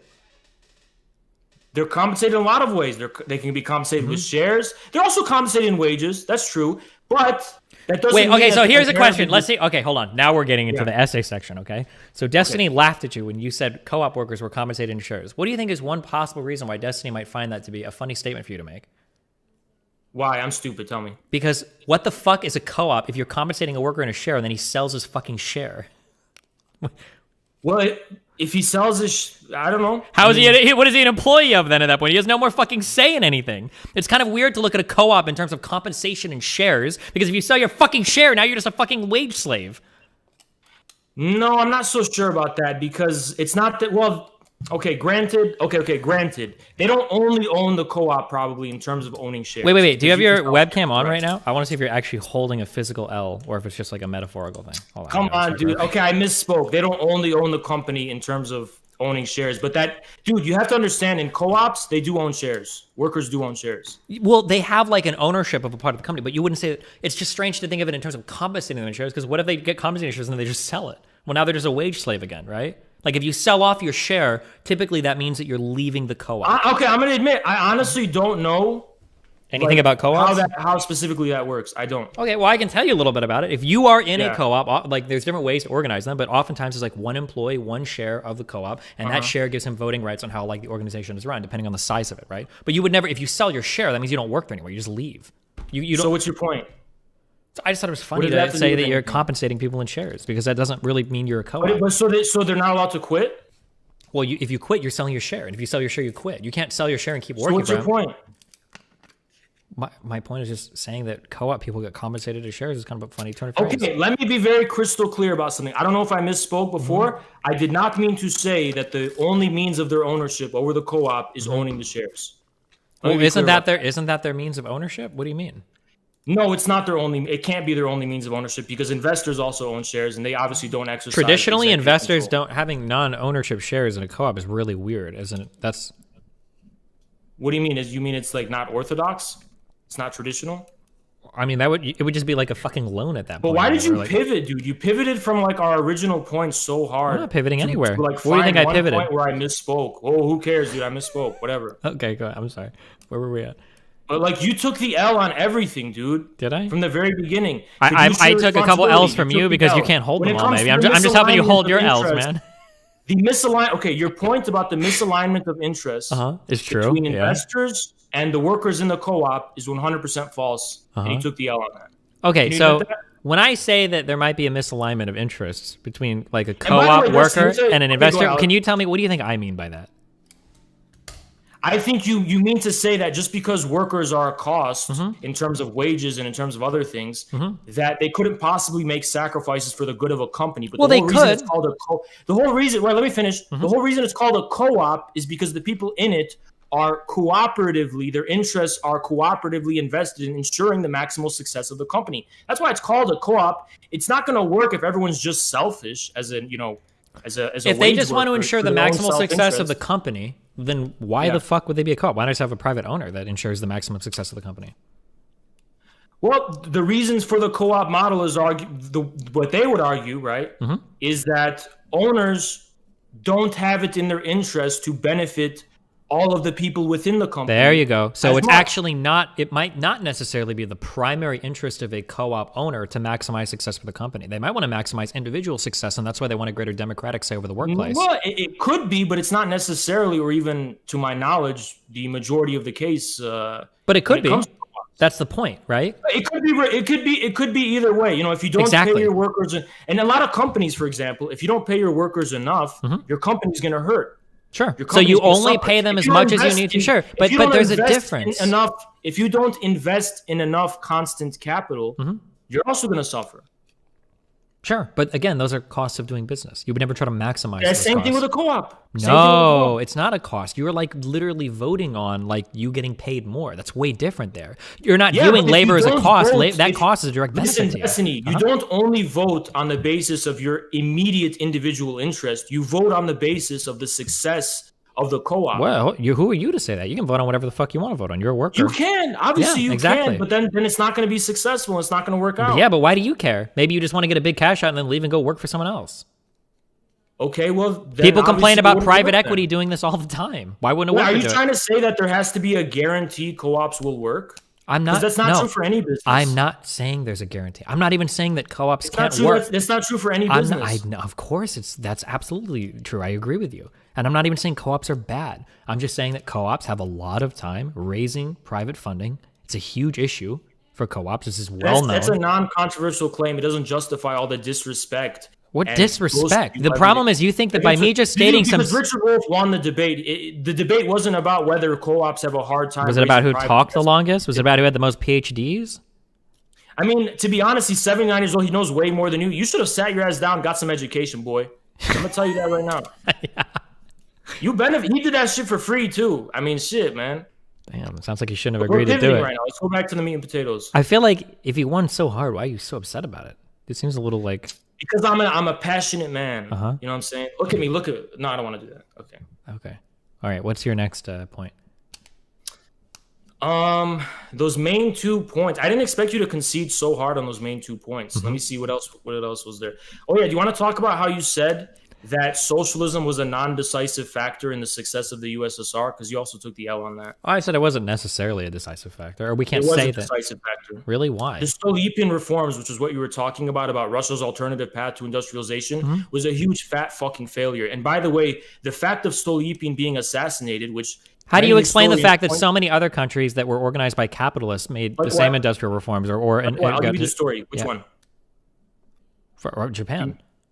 Okay, you talking about the Meiji Restoration Japan, or you talking about Japan in the mid-20th century? Japan in the mid-20th century. Yeah, that was the Marshall Plan. That was off of the back of the U.S. That wasn't any kind of independent industrialization whatsoever. Really? Japan doesn't get any credit for its economy whatsoever, for all the massive organizations, for all the entities that popped up? It didn't need socialism because it had the U.S. Marshall Plan. That was why. How did the U.S. Marshall Plan lead to Japan becoming one of the leaders in the world? Are you actually going to say such a stupid thing? I'm just asking. Do you have any historians in your community that can explain basic history to you? Why don't you tell me?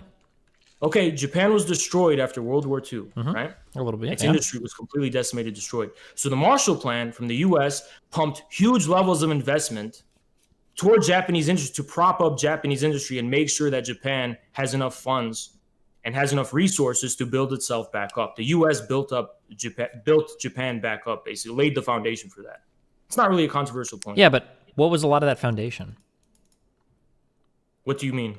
Just say what you want to say?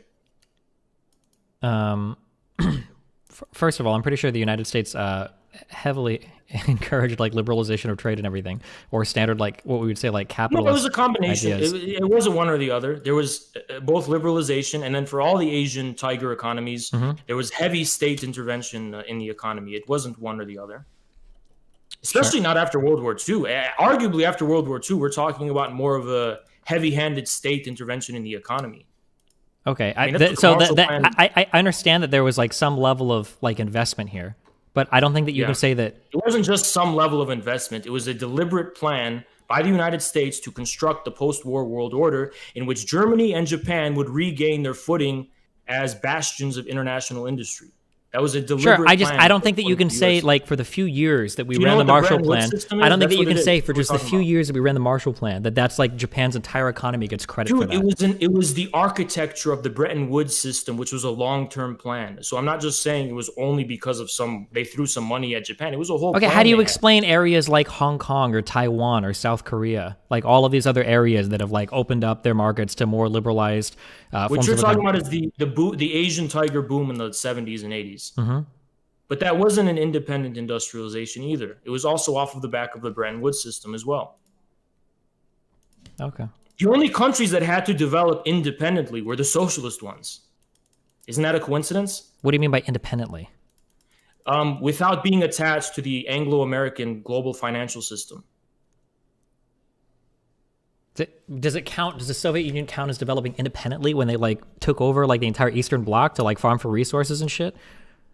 By that time, they had already developed. In terms of what we're talking about, in terms of their industrialization, they had already industrialized. If you're gonna, the astronomically high rates of growth began before World War II. Was this prior to any type of socialist uprising then, like prior to 1917? No.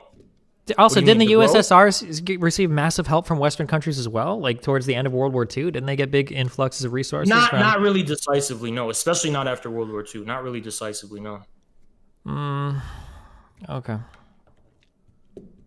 Pretty sure we pumped the fuck up out of them, but I don't know 100%. All right, what else do you want to talk about?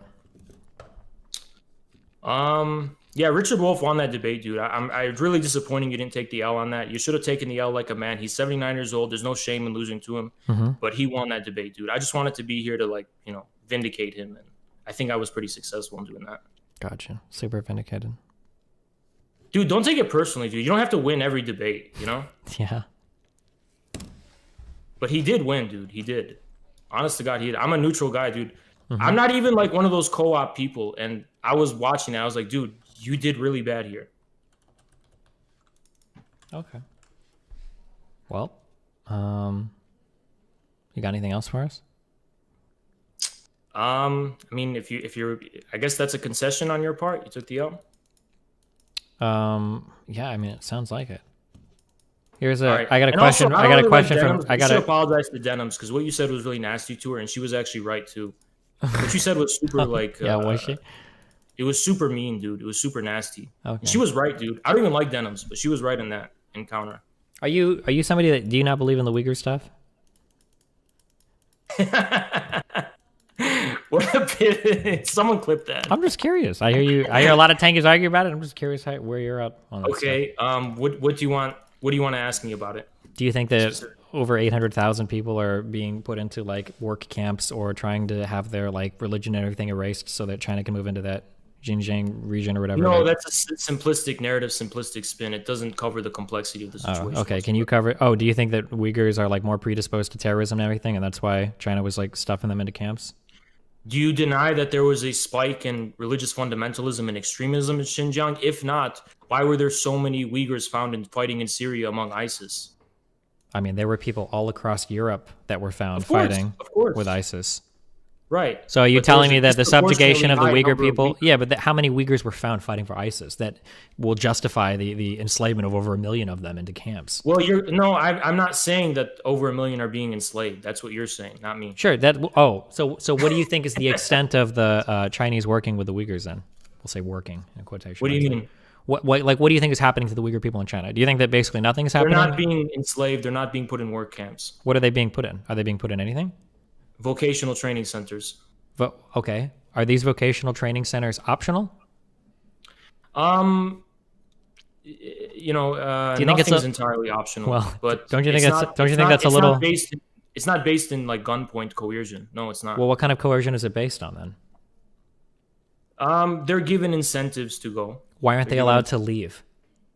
What do you mean? China's own official statements. Initially, they said they were just... Well, China's released two very contradictory statements. One is they've said that they were just vocational camps, but then they've also said that it's for people that are like a little bit more extremist and can be released once they've done like... they combine both vocational training centers for job skills with de-radicalization education. It's kind of interesting. Don't you think it's a little weird to pair those two things together for a specific subpopulation of your... There's vocational training centers all over China, and they can be combined with... Where they grab ethnic minorities and they force them to join, otherwise they arrest them or they drum up charges for them. No, it's a simplistic spin. That's not how it works. Well, okay, but they're not allowed to leave. They're not allowed to leave, though. How do you know? Well, because China's own statements have said they're not allowed to leave until their training is... Show me. I mean, you can if you want. I can I don't have these things. You're talking out of your ass. Okay. I'm just asking you to show me them. Yeah, I mean, I don't have this documented on hand right now. I don't have the links on. If you want to debate bro me and go source, you can give me a little bit and I can try to find the statements. I don't have them bookmarked right now. Okay, I'll give you time to Wikipedia. Okay, sure. Yeah, Wikipedia. That's where I'm going. Hold on.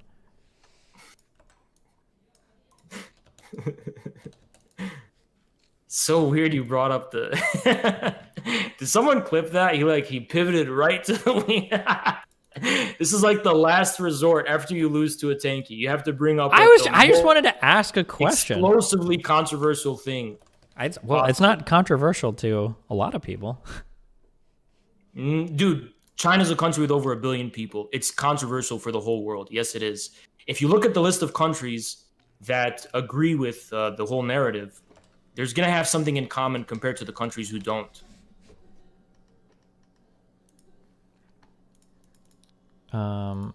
Wait, what do you mean by that? America and its allies believe something. There's a genocide happening, and the rest of the world doesn't. It's pretty much as simple as that.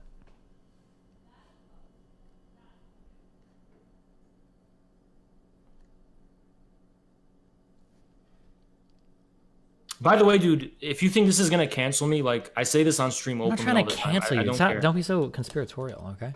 Dude, if you want, we can read this top to bottom. But like, I don't think you're not really doing what you think you're doing. I'm not trying to do it. I just wanted to know your opinion on this. I was just curious if you like deny this shit or not. I don't think there's a genocide going on in Xinjiang. Okay, we can read this top to bottom if you want for this autonomous region, state, organ. Send it to me. Send it to me so I can show. Yeah. So I can send it to me. We can read it if you want. Okay, so you have the whole mistranslated, dubious. Oh, you think this is all mistranslated now? Okay, well, never mind. I guess I can't show you anything. Chinese? You speak Mandarin? Nope. Do you? No, but I'm not the one making. I just want to just to illustrate what happened. You asked me to source you where China made one statement, and then they have made statements about how like they prevent people from escaping. And now that I show you this, now you're saying, well, I can't. Oh, okay. But let's read it. Wait, I'm curious. Have you ever argued? Wait, real quick. Do you think the Holocaust happened? Of course. Okay. Are you aware that people make the exact same statements about like Hitler's words, that things were mistranslated and whatnot? Like, no. Oh, okay. Well, they do. I mean, no. I mean, it's not comparable in this case. Why is it not comparable? Because German is well known, is a much more familiar language to English speakers. Okay, I could be totally wrong, but I'm willing to bet you know there must be more people on the planet that probably speak Chinese than German. No? Right, but compared to English speakers, we're English speakers, okay? So Mandarin is a very foreign language to us, okay? So is German. No, hold on, listen, okay? Yeah. I speak English pretty well, and I could not fucking translate German for you, all right? No, I know, but for people to say that, everything was just mistranslated on the part of Hitler, well, Germany's within the West, it's within the sphere, we have a lot more in common with them culturally and civilizationally, all that kind of stuff. So if someone was just going to say, oh, they mistranslated it, it wouldn't be as... Bro, there are probably more Chinese speakers in the U.S. than people that speak German. You realize that, right? Yeah, but Destiny, take the L on this, dude. The German language is in Latin. The German language is in Latin. It doesn't matter if it's a Latin language. That doesn't mean you can... that doesn't... No, the relationship doesn't matter. You think German is more of a difficult... There's more of a language barrier when it comes to German than Mandarin? I'm saying that the language barrier is probably somewhat comparable. Maybe a little bit easier for German, but like you're not going to know any of this. Let's read the document. Well, now you're just going to say it's all mistranslated. No, we'll read it for the sake of argumentation. We'll read it. Okay, fine.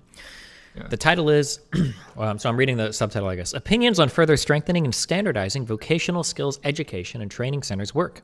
So the Party Political and Legal Affairs Commission of Yili Kazakh Autonomous Prefecture and the Party Political and Legal Affairs Commission of all prefectures, states, and cities, in the combination boxing and 3 battles in 1 war struggle to fight against terrorism and maintain stability, it is a strategic, critical, and long-term measure to focus on free vocational skills education and training for key personnel.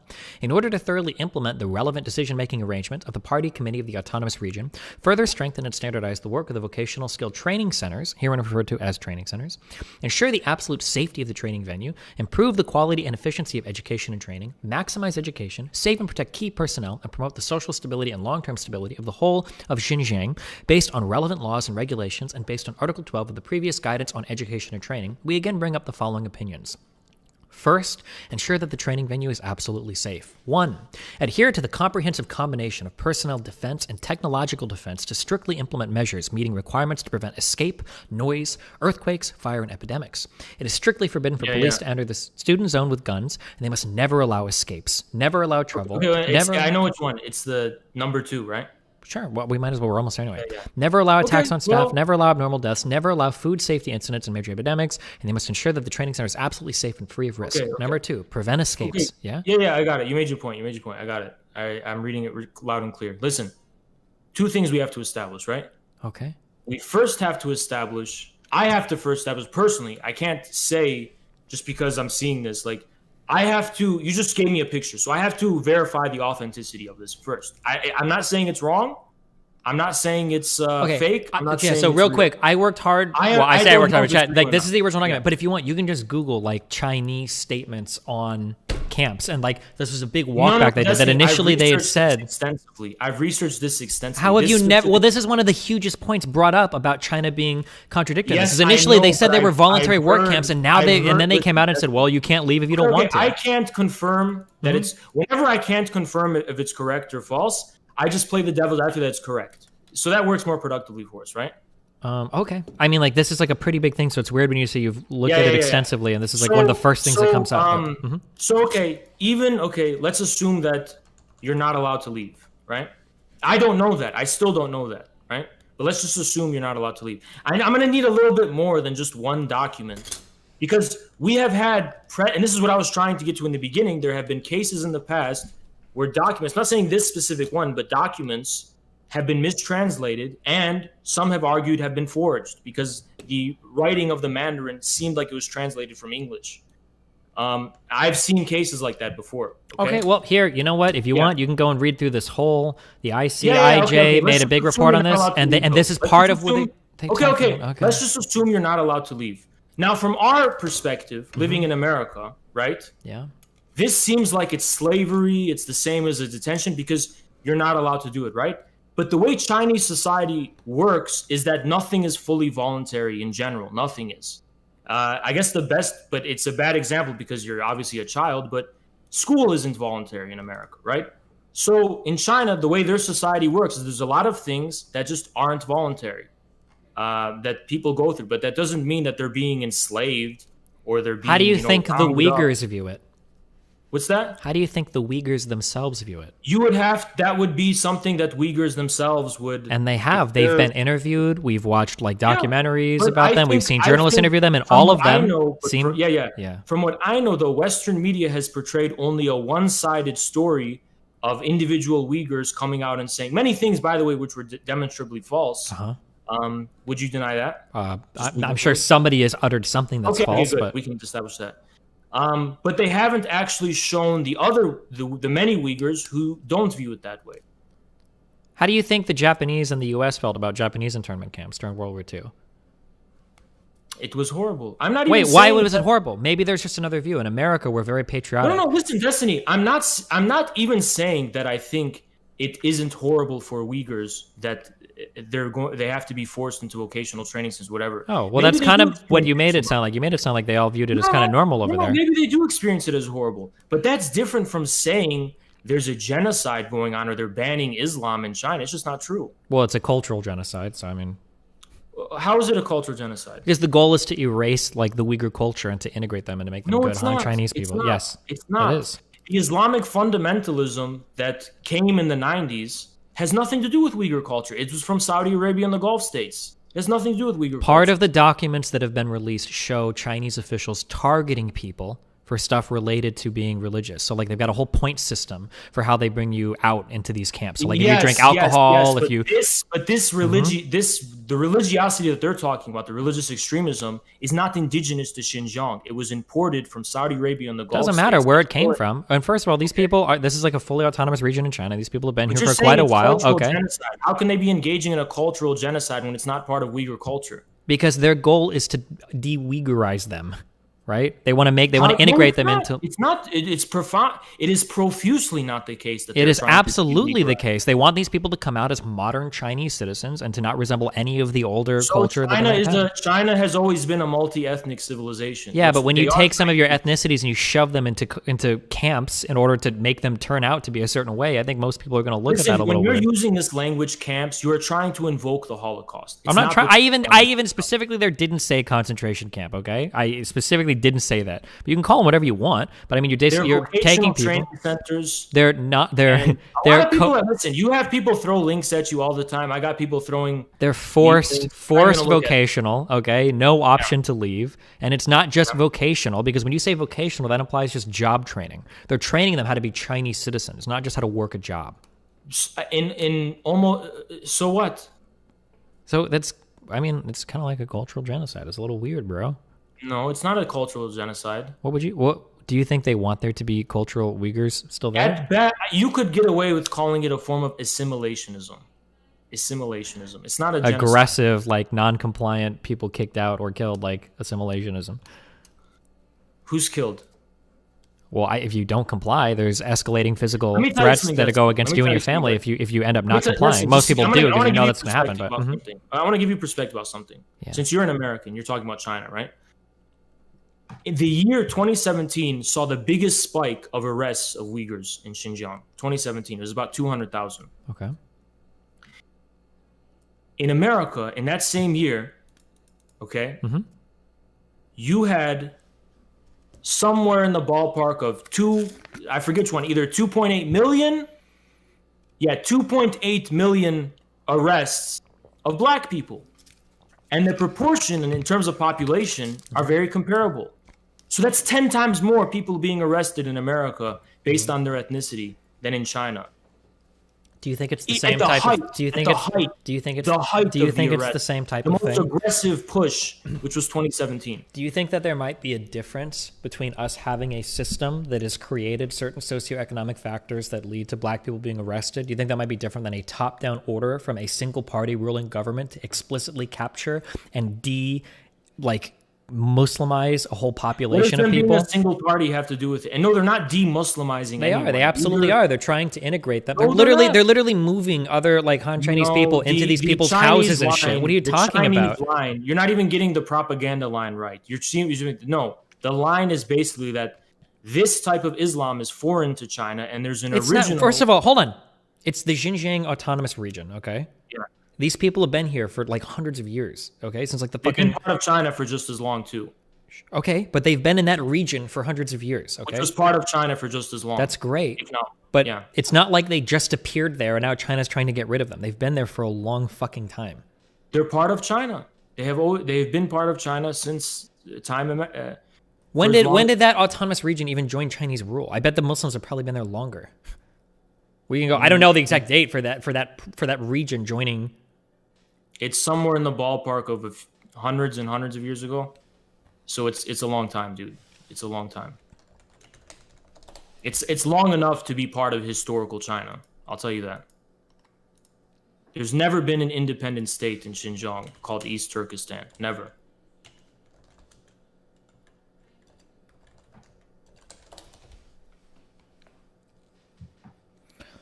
I don't know if they were part of China in some other form before this, but this says the incorporation of Xinjiang into the People's Republic of China happened in 1949.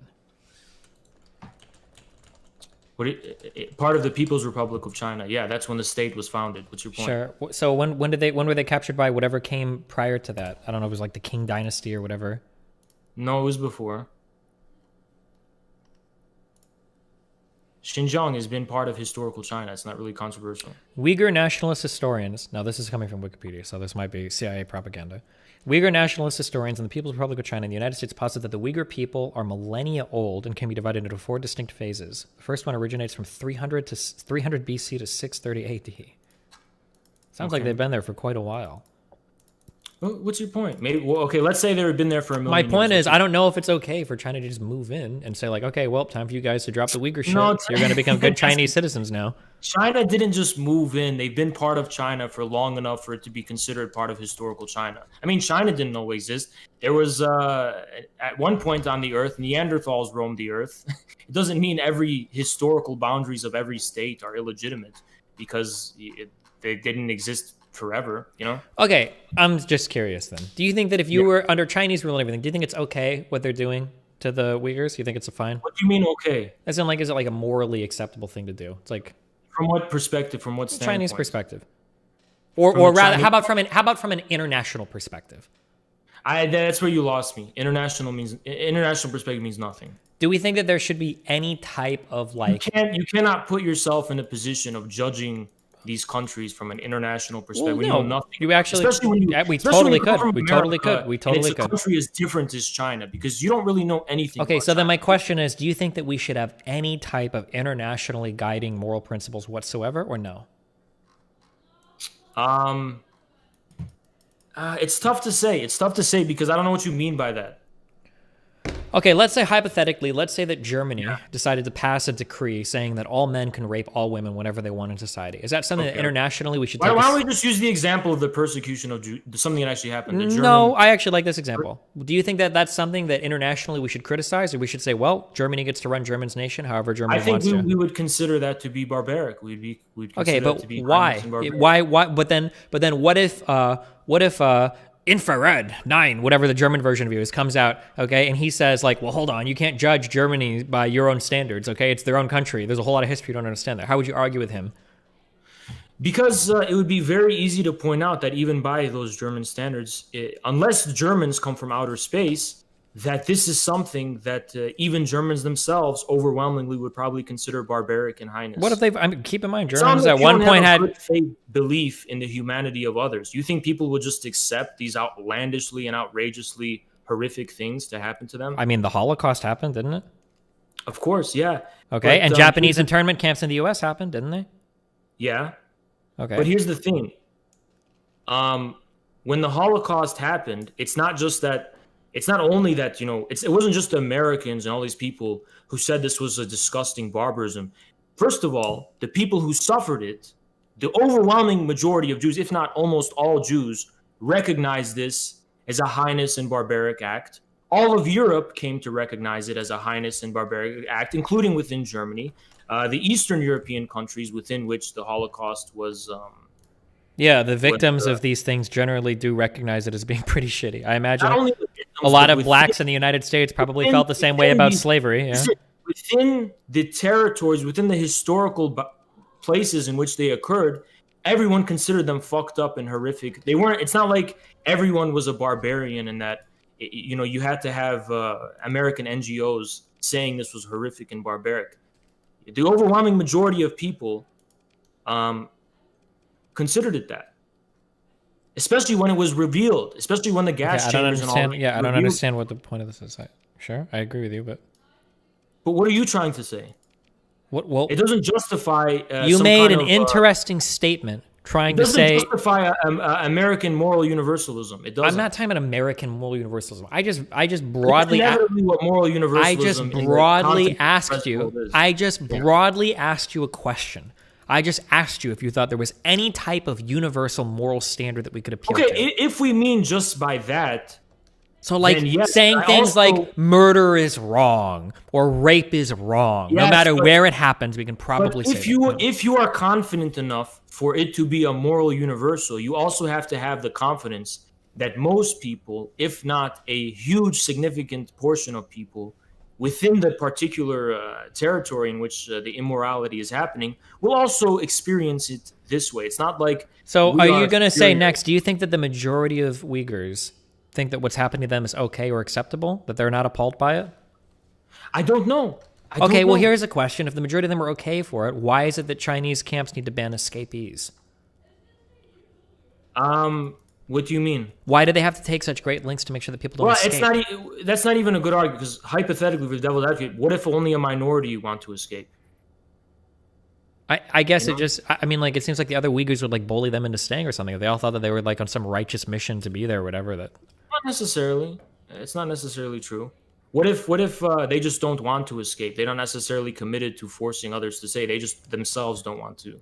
Why do you think China keeps everything it's doing under wraps so much? They ban journalists from going there. China keeps almost every aspect of its national security under wraps, and for very good reason, because the U.S. is on its back, and the U.S. is committed the balkanization of China. Why?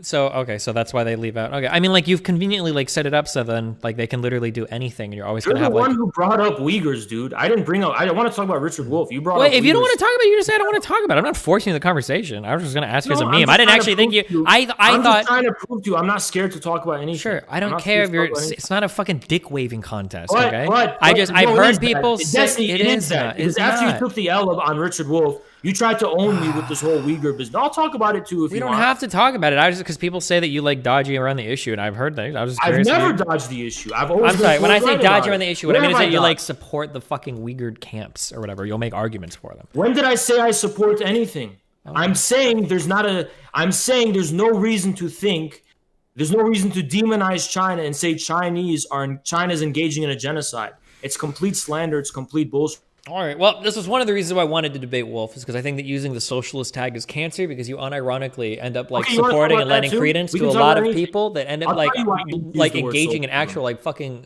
like genocidal apologia, which I think is like really fucked up. But So you're denying the black genocide in America? yes, I don't think it's the same thing.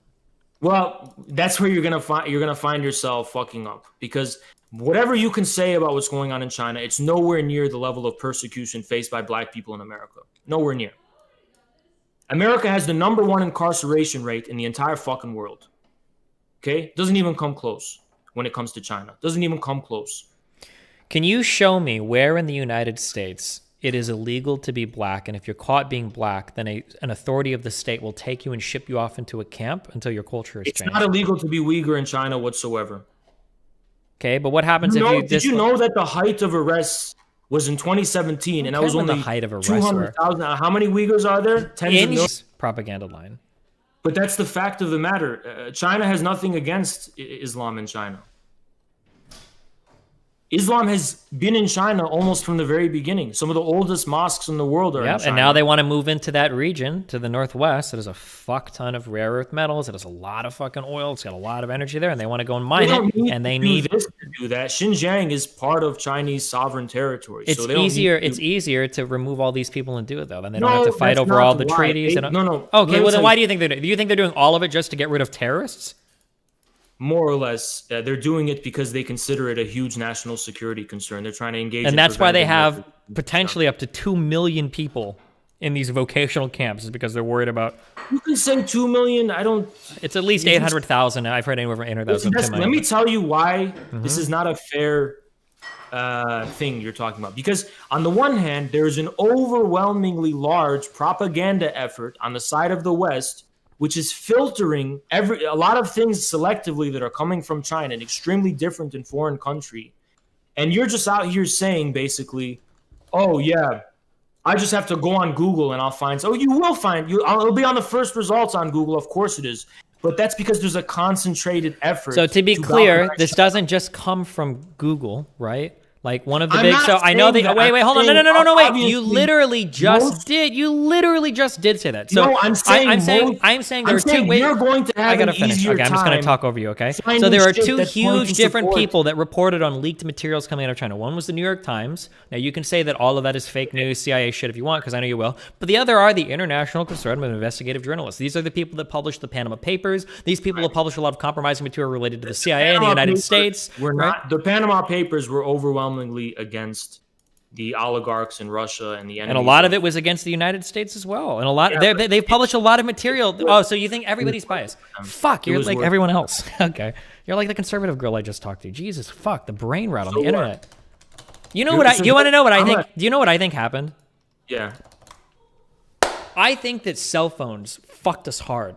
Because I think what used to happen was there was a whole bunch of crazy fucking people that like believed in UFOs and Bigfoot and all this shit. But now that we have cell phones, notice how Yeah, like but all that- of that shit went away. And now that all of that stuff is gone, well, where the fuck do all the crazies go? Well, let's That's- go into here's the online thing. politics. I think that's Yeah, what yeah. happened. I think that's why Here's online the thing. politics got so crazy. I would concede. I to you- really think that's what happened. Yeah, I would concede to you that I'm just a crazy conspiracy theorist if it wasn't for the fact that China's a country with over 1 billion people halfway across the world with a completely different worldview, and that I think if you talk to more Chinese people and you got more of the perspective that prevails within China, you wouldn't be so adamant in asserting that the propaganda push being pushed in the West is objective and indisputable truth to the point where if you display any skepticism of it whatsoever, you're a crazy UFO. Like what I'm saying is you're doing the exact same thing. Okay, because I just argue with the conservative lady, and the conservative lady. So the conservative lady, she would say, "Well, these crazy people way on the far left, they're going way too far." And I agree with her. And I was like, "Okay, sure," but that doesn't mean you have to be the total opposite. And now you're giving me the same line from there. You're saying like these crazy people publish propaganda about Eastern countries, and you know what? They probably do sometimes. In fact, there's been times demonstrably where it's happened for sure. I don't disagree, but you have to take up the most contrary position possible to like make amends for it. I don't know why. Why can't you just like be more reasonable? Wait. You just talked about an international perspective.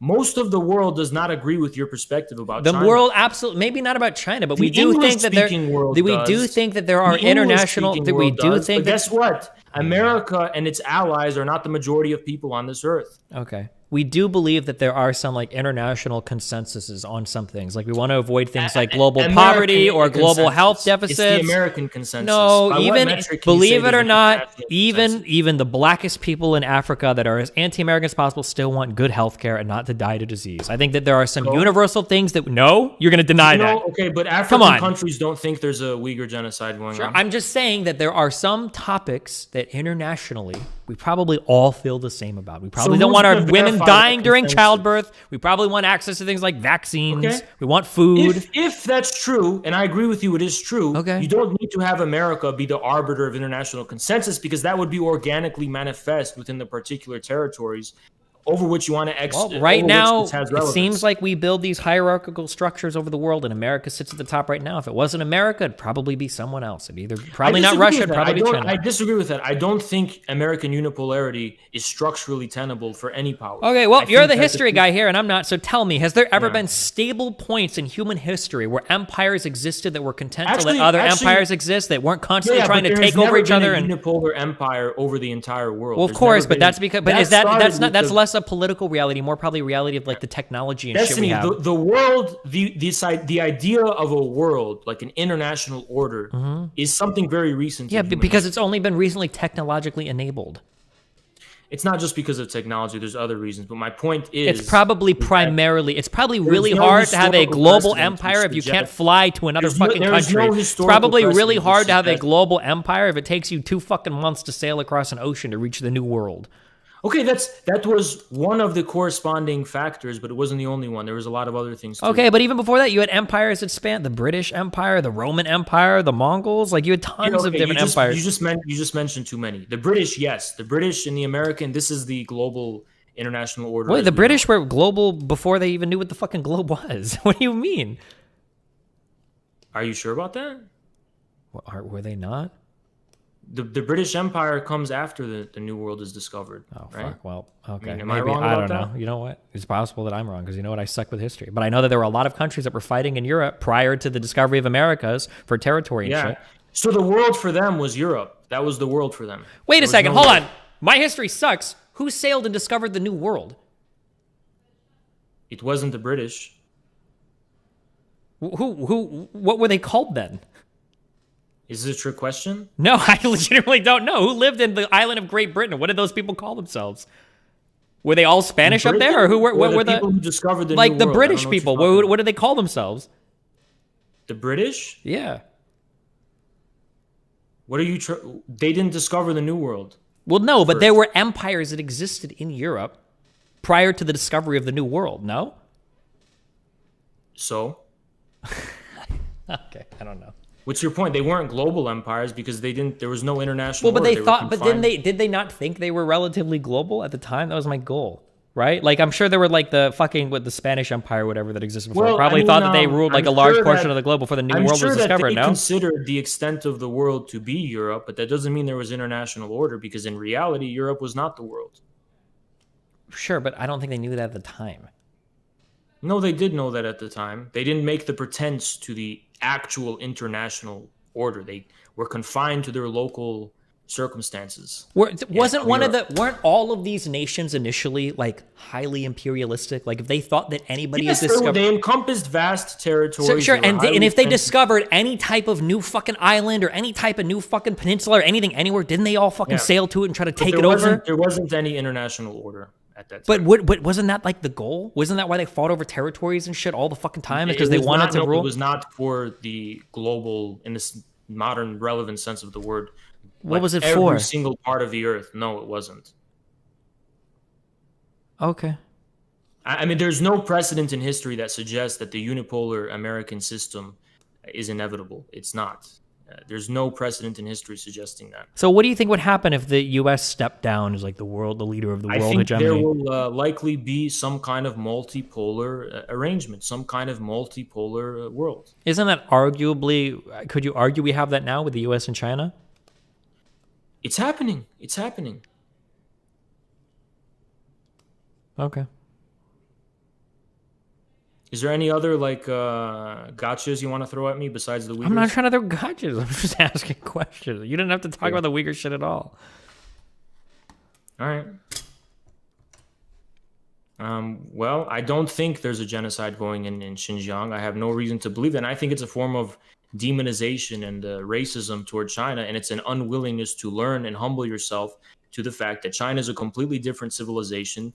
It's a completely different culture, completely different people, and if you think that the majority of the Uyghurs that are undergoing the vocational training that they have no choice, the non-optional one, the forced one, you think that most of them are okay with it? Look, all non-Western societies have a different view of choice and voluntary, but it doesn't mean it's the same thing as rounding Uyghur and forcing them at gunpoint.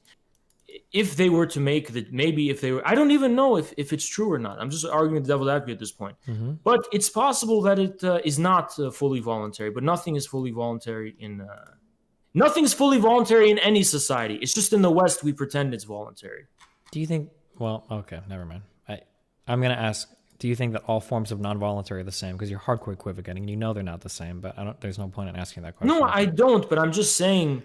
So you're equivocating. Why would you say something like that? Like, oh well, everything is non-voluntary. Well, yeah, like, well, no fucking shit. Depending on how you, but like in Chinese society, right? It's not just you're an abstract individual atom who has a completely free choice. Listen, I understand that there might be a difference between East and West organization of how we view ourselves fitting into our country, but I don't think that there is a way where you can make that so that Uyghurs are like, yeah, I totally understand. Listen, I am not prepared to deny that Uyghurs may be repressed in China, forcibly assimilated. Maybe they feel this way. Oh, okay. I genuinely don't know enough. Well, okay, hold on. Before you took a way stronger statement on that, you said that there was no genocide happening. Not a genocide, exactly, because I don't think China is doing anything exceptionally repressive or doing anything barbaric in Xinjiang by any modern standards. It's a way to demonize China. It's a form of Orientalism, and it's a way to portray China as this evil other and mystify and Orientalize it as an Asiatic despotism or something. It's a complete negation and complete refusal and rejection to open oneself to the fact that these people, Chinese people, have a completely different society, completely different culture, and you have to learn from it. You can't just impose your. So then, do you think? So then, what's happening to blacks in the U.S. is okay? Then, would you say that it's just our culture, our perspective? No, of course not. Wait, why is that not okay? Who said anything about okay either way? I'm just saying the fact of this happening in the U.S. means you have no right to sensationalize something going on in China when you have nothing to stand upon. You're an American. How can you say China is engaging in a genocide as if it's the next Nazi Germany when the same thing's happening in the society you live in, which you consider normal and you experience? Because I don't think the outcome of a system that might have some racist but you experience it as your normal, sane reality. I can criticize both without equivocating. Like you criticize the American one, but you still experience America as sane, normal in your everyday life. No, not at all. That's why I'm a progressive. I don't think the criminal justice system is okay. No, that's not true. We literally do all the time on the left. We talk about how fucked the criminal justice system is for black people and how it favors wealthy people. Guess what? Leftists talk about this shit all the time, but at the end of the day, this is the society that they were born in. This is the society that ultimately makes sense to them. This is the society that ultimately they're familiar with. The same can be said about black slaves in the United States. The same can be said about black slaves in the United States. I am not doesn't make it any better. Chinese society has problems. But just like how it is in America, the problems in China are problems for the people living there. The problems in America are problems for the people living here. My issue is that people are denying Chinese people even exist as their own type of civilization rather than... What are you talking about? You don't have to deny... No, you're reaching. China, Holy... How tall are you? Why? You got a huge reach because you're really reaching there, bro. Every time someone brings up China in any I'm not talking about way, every time. Why do you keep pivoting so hard to these, like, people hate Chinese, Trump said the Chinese virus, blah, blah, blah. I didn't say anything about well, Trump. why are you talking about any of this other shit? I was asking, like, a very simple, pointed question about, like, the Uyghur stuff going on, and you're giving me all this fucking, these diatribes, like, well, what about black people getting arrested in America? It's like, damn, why you gotta engage in, like, so much whataboutism? You don't have a right to critique China. You don't. You absolutely do, of course. What the fuck do you mean? You don't have a right to critique anyone you want. You can critique anybody you want. I haven't arrested any fucking black people. What do you mean? How am I a hypocrite? Because you're a hypocrite when you do it. Okay. Unless you can simply say, well, you do know if we're going by strict debate tactics, being a hypocrite is not in fact a logical fallacy. One can still be hypocritical and still be factually correct on their statement. Destiny, yeah, Destiny. You are a guy who's pro-establishment, you're for the American government. Do you have a source on that? What's that? Do you have a source on that? Well, you voted for Biden. You wanted people. I want you to link me a video of me saying I voted for Biden. We'll wait. Okay, I'm wrong. I didn't say you're right. I just said, well, wait. I just want you to link. I just want you to link me a source on that. I want you to link me a source on. I just want you to link me a source on that. That's all I want. I don't have one. I didn't say that I was right or wrong. I've done a lot of research into this, and I just don't know. So I'm just asking if you can link me a video on who I voted for. I can't link you a video. I'm just. It was brought to my attention. It's the extent of my familiarity. So you don't have a source. You were pro Biden in the general. Okay, well, you're gonna have to take the L on that one, Chief. Oh, you're pro Trump, or I never said that. You don't have a source for me, so. No, am I wrong? I'm talking to the source himself. It's your job to tell me if I'm right or wrong. It's not my job. Anything. That's a very egocentric view of things. I'm talking to the source. You don't have a right to demand from me who I voted for. That's actually a violation of one of the most sanctimonious rights we have in the United States, the privacy of the vote, and you're demanding it from me? Okay, it's kind of pathetic, dude. Do you take the L on this? On both the Richard Wolff issue and now the Uyghur issue, you take the L? Is that what I'm doing right now? Yes. Okay. I have 600 views right now, dude. It's the most I've ever had. That's crazy. Well, drama's working. Yeah. Get all those Uyghur genocide deniers in your chat, man. It's good. I'm glad I grew so many of them. They've always called me that. I walked so that you guys could run right to the genocidal denial forums, I guess. But dude, they've always called us that. That's not new. The only difference now is I have 600 viewers. Crazy. All right. Well, hey, listen. It's been fun. Good luck on your next. You lost? Yeah. When are you going to go fight with Vosh again? Oh, whenever he grows some balls, dude, we're going to have that round too. If he grows some balls. I think he's too scared, though. Okay. He's scared, dude. Just like he's going to see this, he's going to be scared as fuck. Gotcha. I took down his daddy, you know? Like, you're the original guy. Uh-huh. All right, well, listen. Try not to... I want to ask you so badly, but do you think people exaggerate the Tiananmen Square thing too? Yes, that is also distorted to a great extent in the West, and I know Chinese people who tell me as much. Gotcha. All right, I was just curious. Do you know any Chinese people who I live don't. in China? I'm taking the L on that one too. Okay. Okay. I got more than I can hold right now, so I gotta take out and go. I gotta peace out and go box these up. All right. Okay. Thank you for platforming me and giving me 600 views. You're welcome. Good luck. Hope you get a lot of subs tonight. Be careful, buddy. Appreciate it. Thank you. Bye. Bye. All right, we're catching up on donos. We're playing them. Good luck. Scott Bradley, $4.99. Nice memes. Icon Behemoth, $5. Destiny has become the Ferrite and tanky boogeyman. Richard Jeeves, $4.99. I have a boss that is gaslighting me. His texts are his employees saying what he wants them to say. How would you deal with it? You gnome fuck!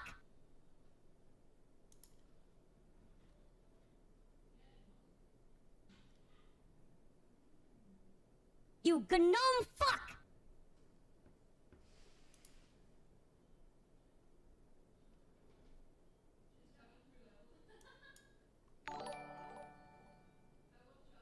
Pyramaster, $10. But Richard Wolff is an idiot who doesn't know anything about finance. Poco043 Moto, $4.99. This guy's it triggered. I don't think most people want everyone to live in just 4 cities. I feel like most people understand that zoning and public housing are short-term and that developing other cities is the long-term solution. You gnome fuck! I can explain fiduciary responsibility perfectly.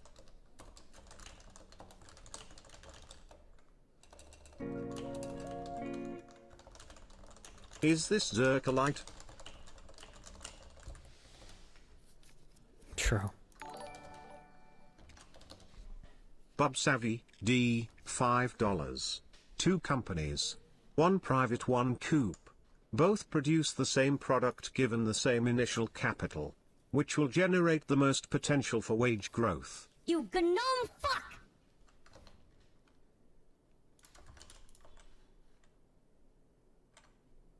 Oh, hold on. We just need just a quick thing for when fucking dipshits like RTBA type brain dead stupid shit like this in chat. Chat, the lesson from the last convo is destined to learn anything about bad platforming from Mike from PA's growth. By the way, every single person I talked to never would have grown otherwise unless I talked to them. And also, the logical extension of what RTBA is talking about is I cannot talk to any smaller content creator ever because it will always grow them. This is the biggest brain shit right here. I've never seen bigger brain shit than, Destiny, when you talk to people, all they do is grow. Did you know that Nick Fuentes is 100% growing? You're the most powerful fucking person on the internet. Every single time you talk to a small, you should never, ever, ever, ever, ever talk to any smaller person ever. Don't ever talk to a smaller content creator ever. Jesus Christ. Okay. Jonathan McCartney, 2,000 yen. I think your misunderstanding of socialism stems from your failure to view it on a continuum. Democratic socialists are more socialist than laissez-faire capitalists and less socialist than social democrats or communists. Damn, dude. Bro, that was a cool fucking story. Jonathan McCartney, 1,000 yen. A socialist can envision a world at some point in the future that is classless and has no private capital but still advocate for incremental movements in that direction at present. Bro, another banger of a story. Nursultan tWJLK, €5. Cinefaction has claimed millions of lives. Don't let him get away with this. You gnome fuck! Bro. Don't worry chat, it can't be considered genocide because you only have to reach a 9 on the RPE scale to get your daily ball of rice. You gnome fuck! Don't tell NNN. Sick China does no thing wrong. Ask him about Tiananmen Square massacre. Omega lol, no longer a white name. Scott Bradley, $4.99. Scott Bradley. Tankies are cringe AF.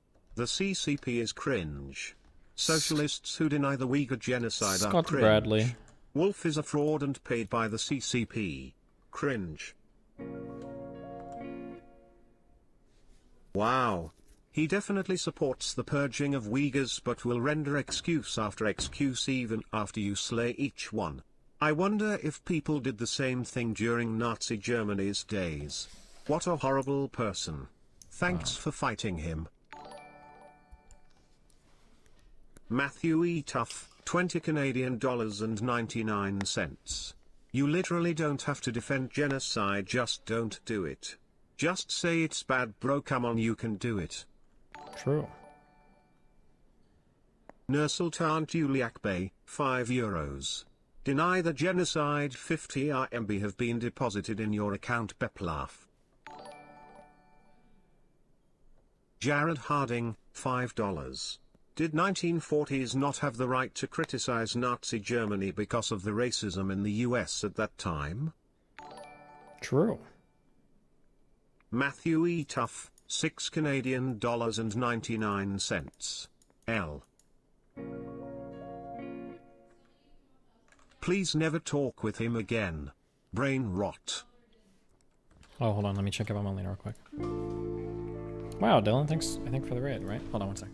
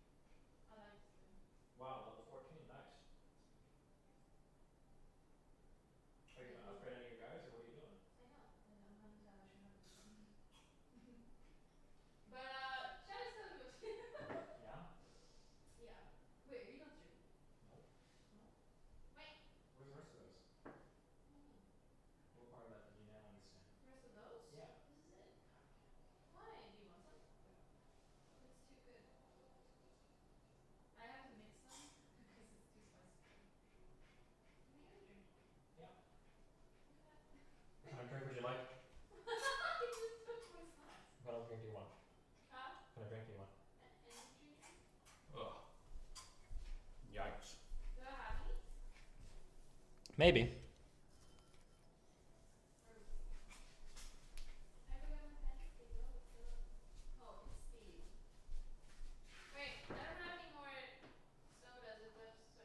Well, then why did you ask for an energy drink? Maybe you have Red Bull? Yep. Can I help? Sure. Yes, Miss Molina. Or you can give me coffee. Nope.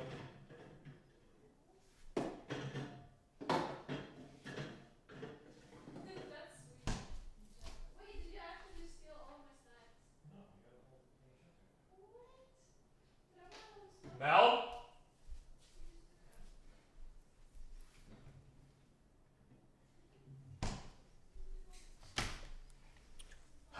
Okay. We're gonna do like 2021 chat destiny, where destiny is everything chat wants when it comes to like interacting with other people, and I'm just gonna, it's a whole day of me being on fucking Ambien or Xanax or some shit, and it's just gonna be, that's what we're gonna do, okay? There is no war in Ba Sing Se.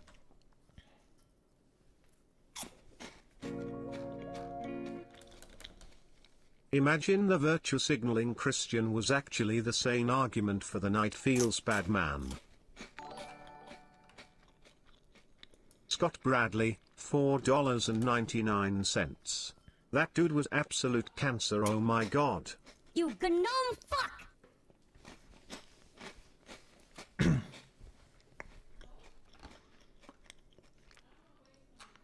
Why are you guys tweeting this fake account? Gustavo, $5. Genocide bad. What's that? Genocide is morally neutral if it's reported on by the West. Okay. Genocide okay. Wait, can you guys hear this shit? Nan they're wise, $5. So funny when people like him say China has done some bad things but never seem to have an example of anything they think China has done wrong. You gnome fuck!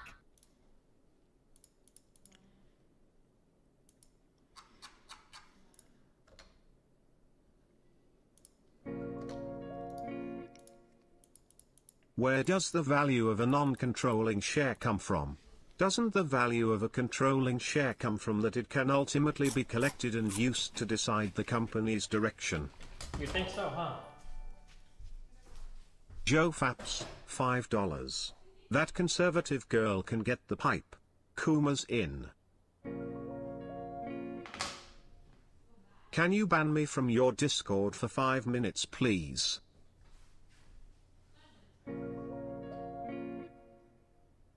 Destiny, when is the next viewer call in?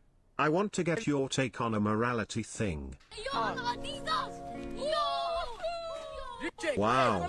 No one has done the obvious annoying Donna from that convo. Okay,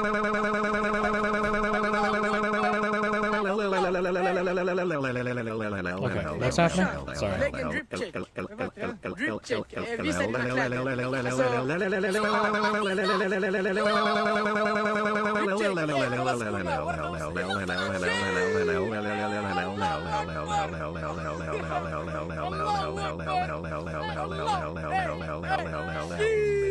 Hype. The history of China is tough, and Xinjiang along with a lot of the other sub-states were almost completely independent until the consolidation of Maoist China. His view of Chinese history is Western skewed and heavily flawed. You gnome fuck! Pepe wins. Cool.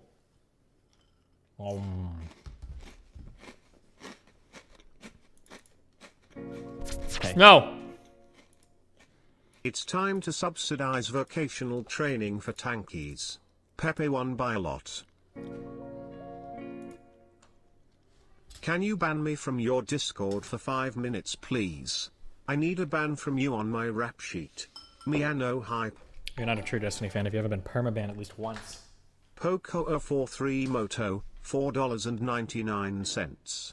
I get the impression that he was defending the camps begrudgingly because he wasn't as aggressive or vociferous as when he defended Wolf. The true biggest fans I have in chat are Dunebug and Slugchrist. Scott Bradley, $14.99. I agree with your position on platforming smaller creators even if they are cancer. It allows you to indirectly combat the talking points of larger creators who are too pussy to talk to you. Big brain. Can we hurry up and make communism as socially unacceptable as Nazism? One day, my child. We can dream.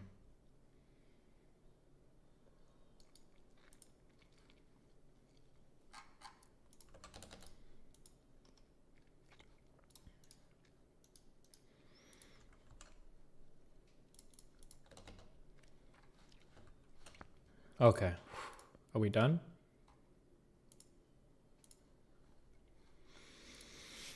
You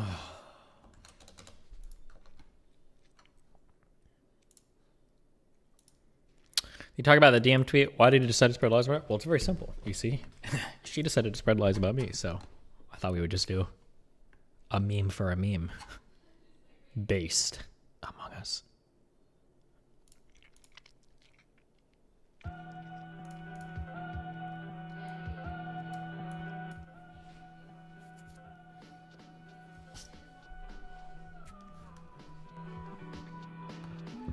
Not cool? I agree. Her lying about me is not cool. 100%. People in this chat unironically started believing you? That sounds really harmful. Almost like spreading lies about people can cause people to unironically believe you. Oof. I should probably be something that people don't do, huh?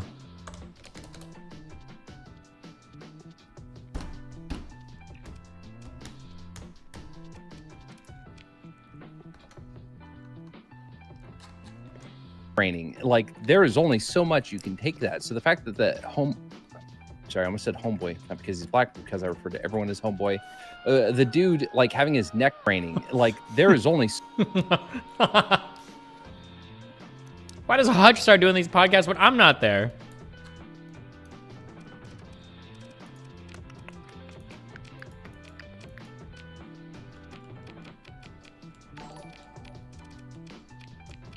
Sigma NE, $5. Scott Bradley, $4.99. Does Hutch do it when you're not there, Destiny? Because we need somebody, okay? We need somebody to step up, okay? And you're not there, so someone has to do it, okay? I was out of town. What do you expect me to do? But you know what, Destiny? You don't organize your life around the sanctity of the Hippie Dippy podcast, and I find that extremely offensive, okay? I'm sorry. I fucked up. What am I supposed You to should do? be sorry. You should be sorry. I am. To become a liberal. Well, you know what? Much like STL, I will never forgive you, okay? Wait, so what is the verdict on him? Did he do bad things or not? He did bad things. He knows he did bad things, but like this problem with situations like this is when somebody does something to like, okay, if somebody does something bad and like years have passed since then, and this has been like 2 years, right? Mm-hmm. It's fresh in everybody's minds because this is the first time they ever engaged with it. But for them, it's 2 years. So if somebody says like, well, since then I've changed, you either take their word for it or you don't, right? And so you have the combination of it being completely fresh in your minds, but then immediate forgiveness with like no real evidence to the contrary that they have changed, right? And the fact that like he was also banned in 2021 with like, and I think I saw like one post by the mod who did it saying like for sexually harassing up to 3 trans women. It makes it very hard for for me to like personally believe that like he changed when it came to that, at the very least that. Gotcha. Did so did he actually sexually harass anyone? We don't know because it's all from your mod chat. Okay, I asked for it because I was on earlier because I want to see because apparently I'm being accused of withholding the logs. So I asked my regulator chat earlier. I was like, "Do you guys have logs of this?" Well, maybe they responded. Let me check. Fuck, hold on. I probably should. Wait, actually, I can send you messages that I think one of your mods like posted publicly. Well, I should probably just go read the thread because I asked for them. Hold on. True. They said it was 3+ people. That's the publicly available statement I saw, but it was just from like your chat, just from GGG. Now the thing is, I'm getting added because I went to the aquarium with them like 2 weeks ago, right? So now people are going to like my old Twitter post where I took a picture with them, like, you know, that's pretty suspect, isn't it? Bonus meme. So I'm like, well, damn, guess now I need to say something. I just wanted to go to the aquarium, man. I just wanted to look at some fish. Did you get to see any fish? Yeah, they were really pretty. Really? Yeah.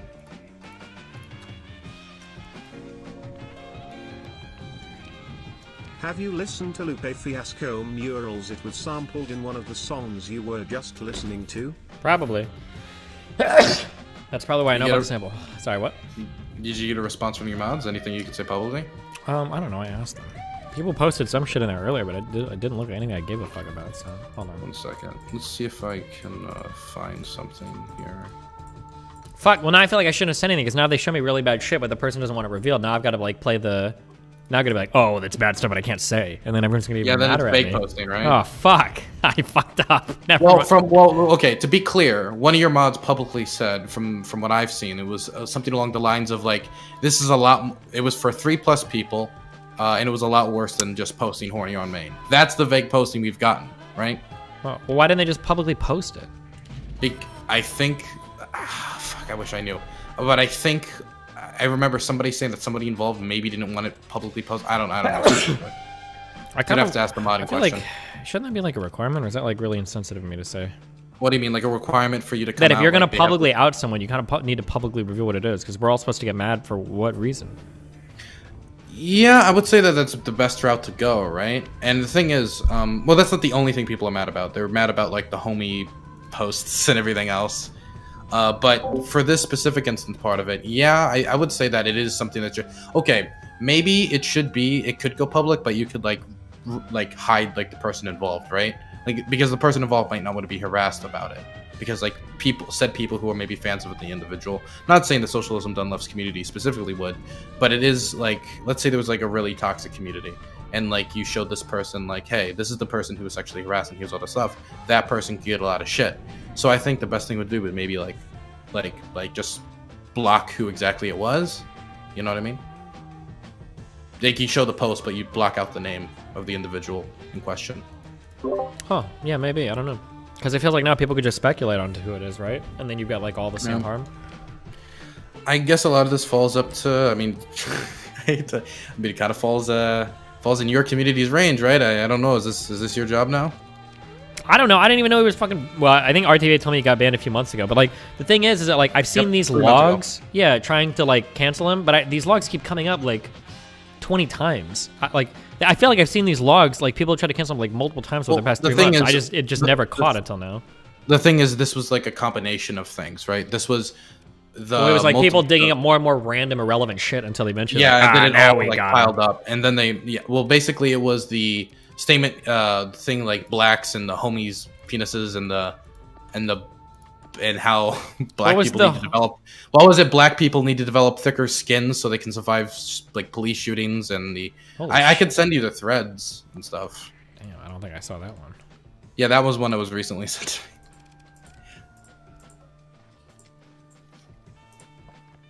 me. Yeah, that's and the thing is like. I believe what he said, like, he's going to be reading, like, black nationalist authors, and he needs to show that he's changed. That apology train was so cocked. It was, and the thing that I don't get, and I think I want to apologize. Now, I know there are some things here that I didn't actually say, but even if you were harmed by them and I didn't even say them, I would like to apologize. That part, that was stupid as fuck, right? And there's another thing. A lot of people, like, giving him, and again, Again, I just want to be very clear. I made my statement and my beliefs on this very clear. I think he really fucked up. And I guess like the most, like I can't forgive him because I'm not part of said communities, right? But I do think like he needs to like significantly. I'm getting some echo back. Oh, it's probably because you're really loud on my shit. Sorry, go ahead. Oh well, you know I have a booming manly voice. You know? Go for it.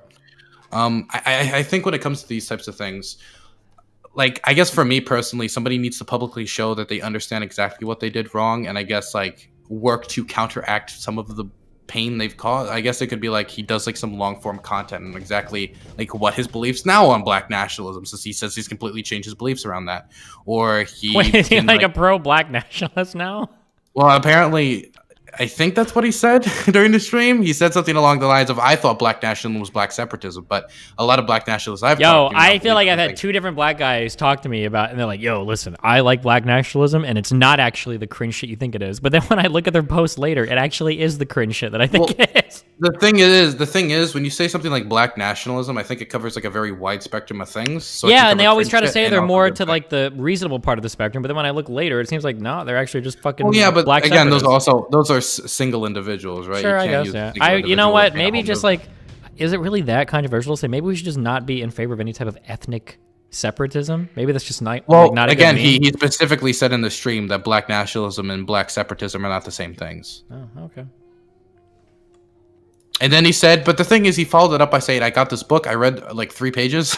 And I was like, why would you just say you're going to read it? Don't like say you read 3 pages. And the thing that really got me about the apology stream is, and people took advantage of this for obvious reasons, but him putting the messages on screen next to his face before reading it out, like people just can screen cap that and post that online like super duper easy. It feels like you're almost making the images for later, you know? Mm-hmm. It'd be like if I was in case, right, for a murder trial, mm-hmm. and I'm like, and instead of me saying, yes, I killed this person, but I have huge regrets and I would never do it, you take up like, here's the picture, and you put it like right next to your face of me murdering them. As you can see, there's 17 lacerations and their eyeball popped out. This mother of 4 was completely brutally stabbed. Now here's why that's wrong. Like, why do that? Like, it feels like you're just building the case against yourself almost. Jesus.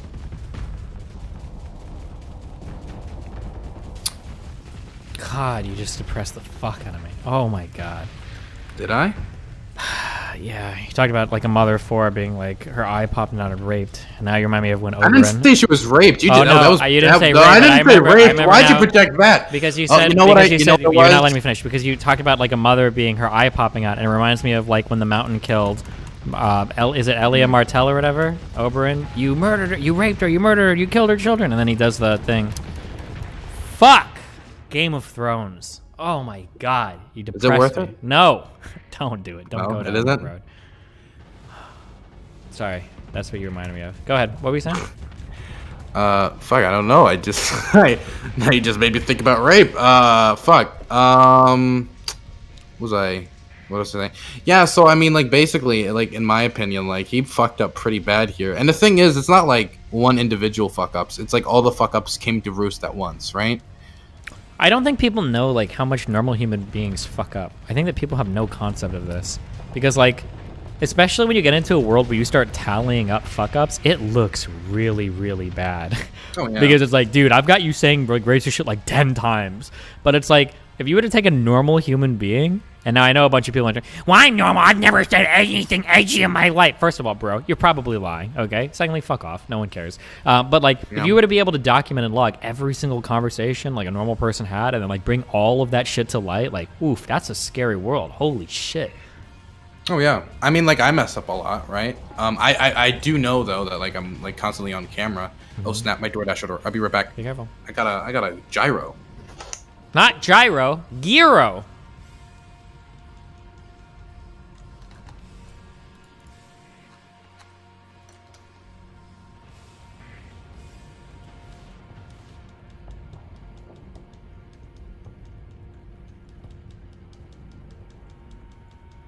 I didn't put any commanders in any of my ships because I forgot to, but you know what? They still kicked ass. 0 losses, boys. Also, I don't care what kind of end fleet you have. This guy, this is a god tier ship. I got 2 of them now. Also, so was this guy. I don't know what he does, but he fucks shit up. Oh my god. Wrist, $20.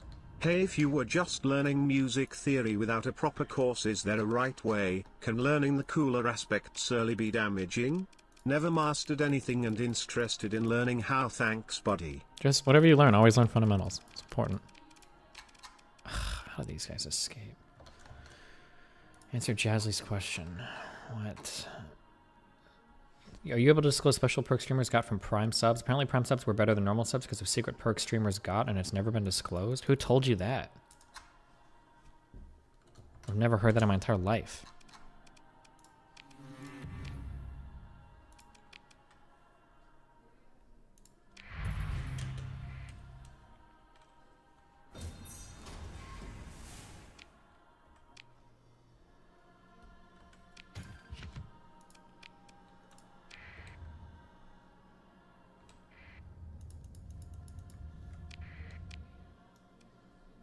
You're not going to say? Where did you hear that from? I'm super curious.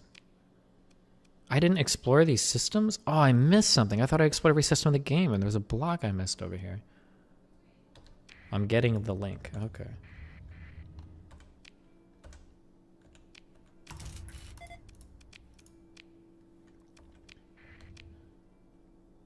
Phantom Lord 1 SKC. Yeah, he messaged me on Instagram. There are reports tonight that a number Should I of get Americans into an open relationship if I don't like relationships? No. Guys, you don't have to do open relationships.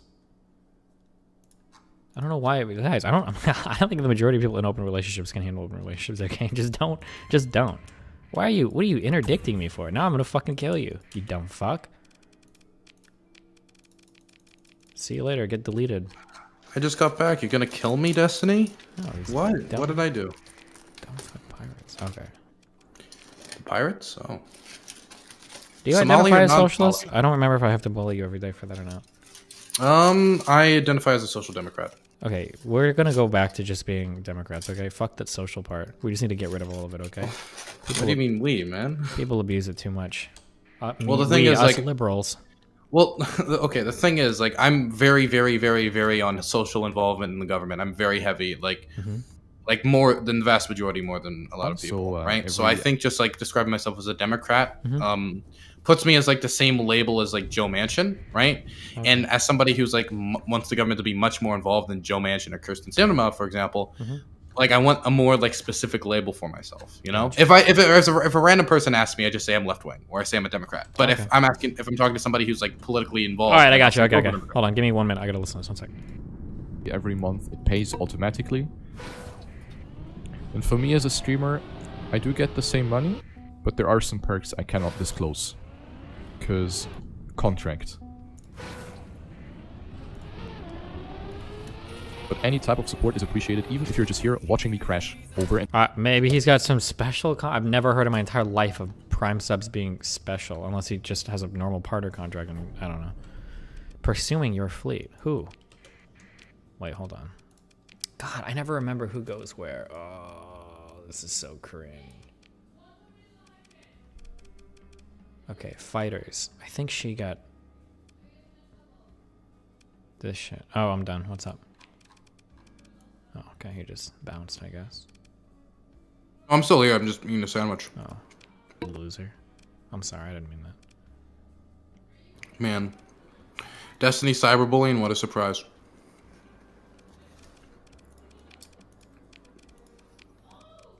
How does it feel, cyberbullying the gay youth?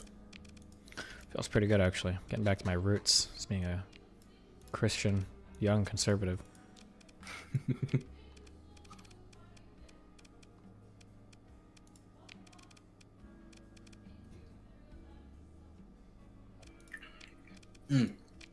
Here's another thing that I don't get.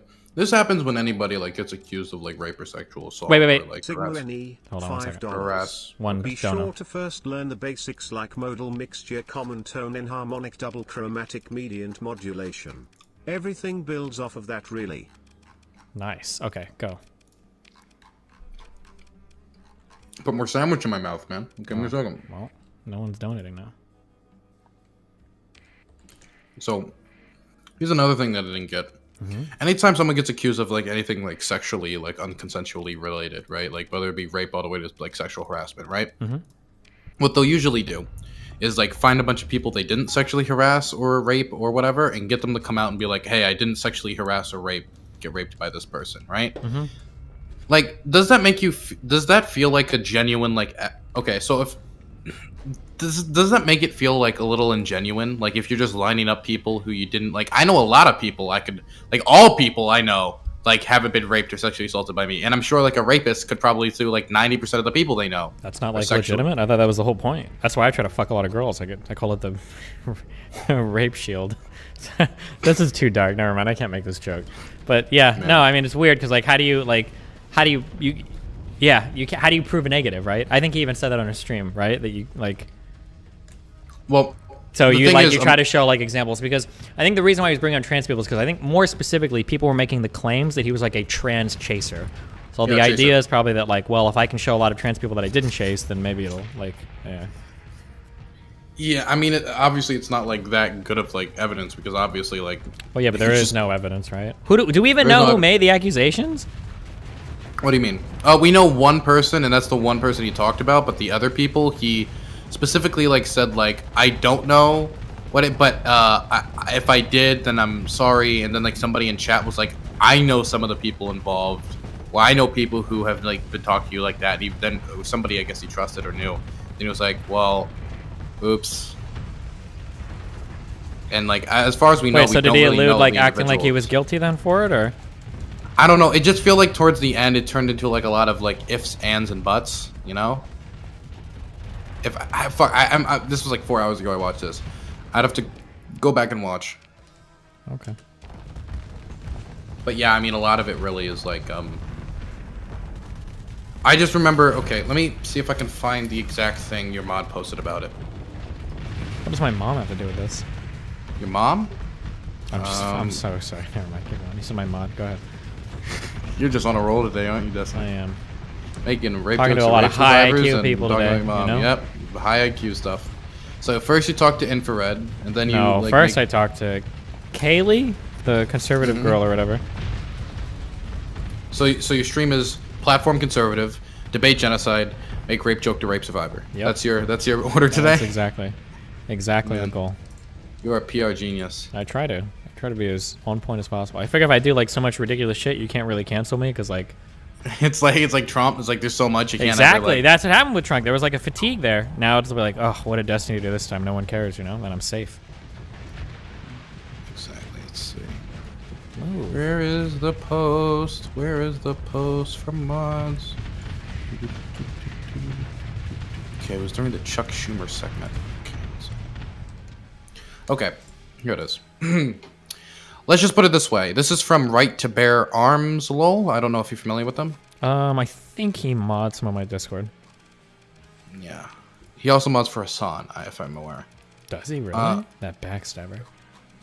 Let's just put it this way. Anything he has done has been in his own server with his own fans. That's why he hasn't been banned from GGG. The people he has done it to, and there is at least 3+, 2 of which I have seen quite lengthy screen caps of convos, are more than just a little horny on main. They are pretty pushy, and nearly always with pushback against it, but he doesn't stop. It's not Vosh and Poppy tier, but it's definitely not a good look. That's the message that I've got from mods. Huh. Yeah, that's why it's in a weird position, because it all depends on, like, how much do people trust, if this person, as far as I'm aware, is within your mod team, is trust your mod team, and trust their decision with the bans, etc., right? Mm-hmm. Well. Do you trust your mods, Destiny? No, honestly, not really. They seem really fucking clicky to me. But I don't fuck with any of the moderation shit, because every time I do, I get in trouble, so they do what they do. I trust RTBA generally, though, but not the rest of my Discord mods. But RTBA I trust generally. But that person specifically, and that's the person in question, by the way. Who? Okay. RTBA. Unless it's somebody that he has a personal relationship with, then I don't trust him. So, for instance, if he was banning NNN, I don't know if I'd trust what he's saying. But if it's for somebody like Sockdom Left, I think I generally trust what he's saying. Yeah. I mean, that's the weird position, because we already have all the posts he's made about, like, black people. We already have some of the posts he's made about trans people.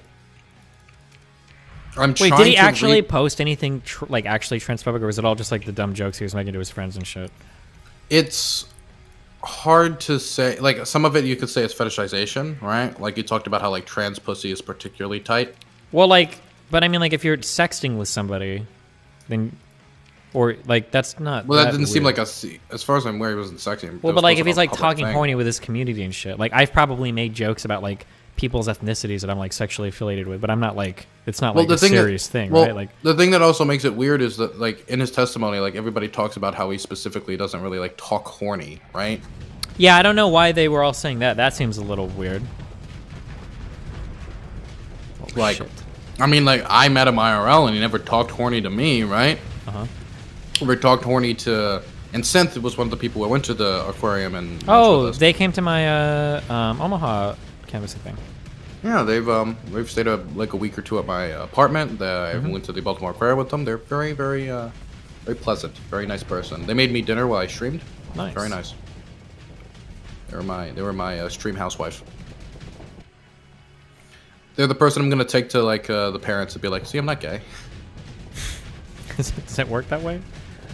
It might. Who knows? Okay. I cannot imagine telling my grandfather that I'm a homosexual, or my father. A homosexual person. We use people first language here. That I'm a queer. Okay, we're gonna queer, right? Okay. I couldn't imagine saying it.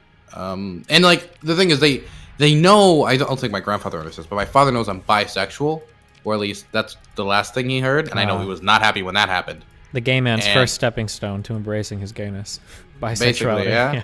But then the thing is, like, anytime I talk to him, he's like, "Well, I'm happy you're dating that nice girl, and I mean, one day you're gonna get this girl." And it's very always just like, anytime he talks about it, it's always girl, female, woman, ma'am, madam, right? And I'm just sitting there like, I'm just gonna let that fantasy live until he dies.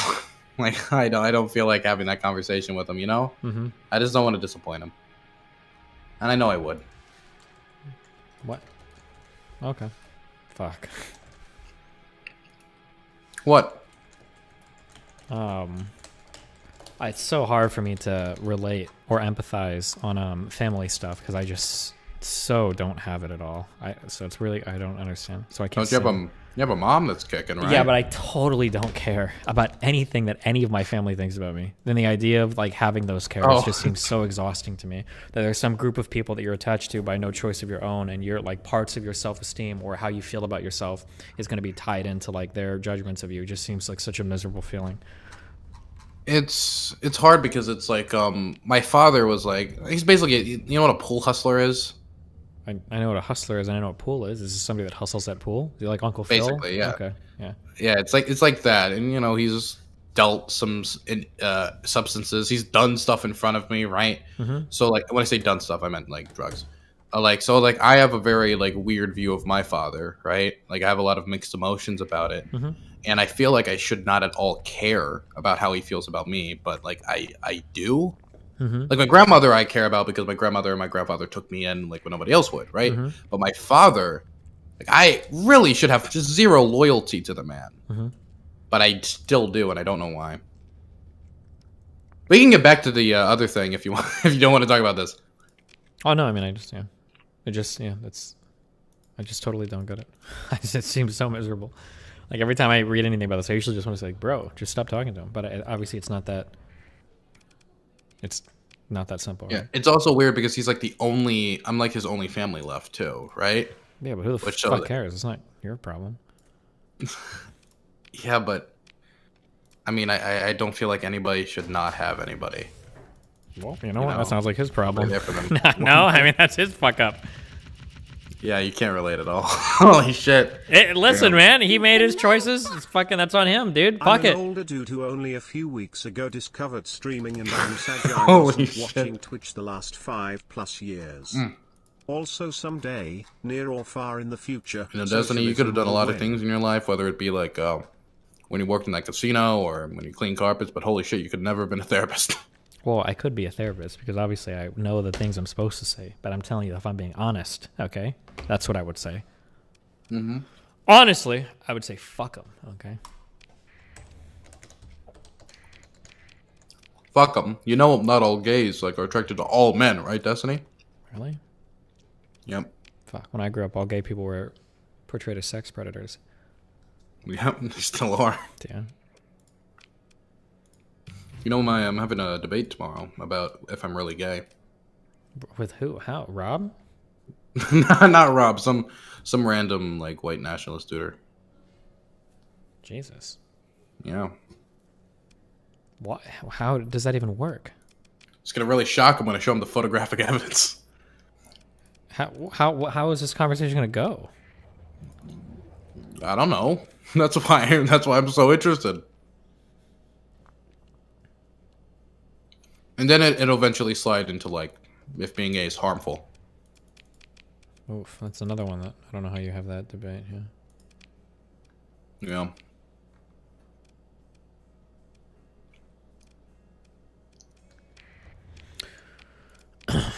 Well. Anyway, back to the wait. What do you think of when you think of women? What do you what do you mean? Well, if you're gay, like, what are the thoughts that you have when it comes to women? Are you just like, they're fucking disgusting, or what? What happened was I got super squad W, and that's what I was with gay. You know, I just was like, I'm sick of all this fucking female shit. Squad W, man. But for real, like I have like a slight sexual attraction to women. I don't think anybody is like completely like 100% homosexual. I think it's like this thing called the Miss Kinsey scale or whatever. Yeah, I think it's like all like a. And for me, like I still have a sexual attraction to women. I have more of a sexual attraction to men, but I have a sexual attraction to women. It is impossible for me to imagine being romantically ever involved with a woman. Okay. It is impossible. I don't see it as like a deep friendship, yeah.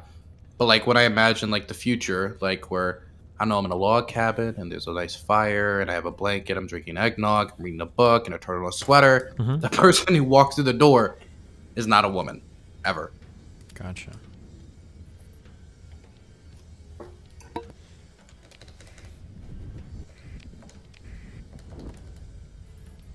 What do you think of when you think of men, Destiny? I usually just kind of think they're gross. Gross? Like, I don't think I could ever be like I just don't, there's like no aesthetic appeal to me for like cuddling with or hugging a guy or like stroking, like touching a guy's face. Like, it's just like, ugh, I don't know. It's just not at all a thing that. I thought you were bi. Yeah, but like dicks are fun, like sexually, but like I'm never gonna like cuddle a guy after. That's so gay. Holy shit. Are you serious? You're not gonna cuddle after? It's way different than just like sucking somebody's dick. Oh my god. It's not even remotely comparable. Jesus, what kind of person do you think I am? I don't know. I mean, like, you know, men are comforting, you know? I feel they're actually freezing with, like, rigid edges and the jaw lines and muscles and size. Well, sounds pretty gay, bro, I guess. Okay. Yeah. I'm so curious how much of it comes from, like, society versus, like, early programming versus, like, just, like, biologically innate stuff. I'm really curious. So this is a conversation that I have a lot more than I really wish I did, and a lot of it has to do with the fact that people, now them publicly out, they're connecting the time I was raped when I was younger to me being gay, right? And it does not help at all the fact that I was raped by a man, and so now I am doing like a ton of research to try to like, I guess, prove to them and a little bit to myself that isn't the case. Yeah, you can never really prove it though, right?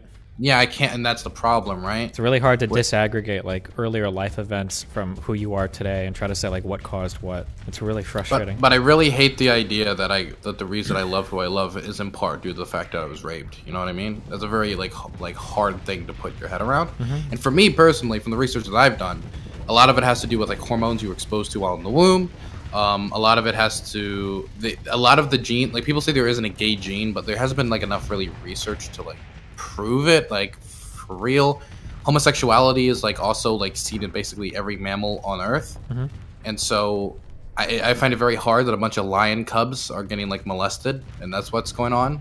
You know, I've heard really weird like Evo Psych ideas that like when you're exposed to a certain amount of like cortisol or stress in the womb, then you have a slightly higher chance of being gay. And the adaptive like theory is that gay men help like be caretakers and like tribes of people. So even evolutionarily, there's an advantage to like tribes that have gay men involved or whatever, or like lesbian women. I don't know obviously how true any of that is, but like yeah, I've heard like it's very, very complicated, and I think anybody trying to give any like this is the reason why people are gay or wrong, I think it's a combination of like environmental and like developmental reasons. Sure. Genetics. I think it's a combination.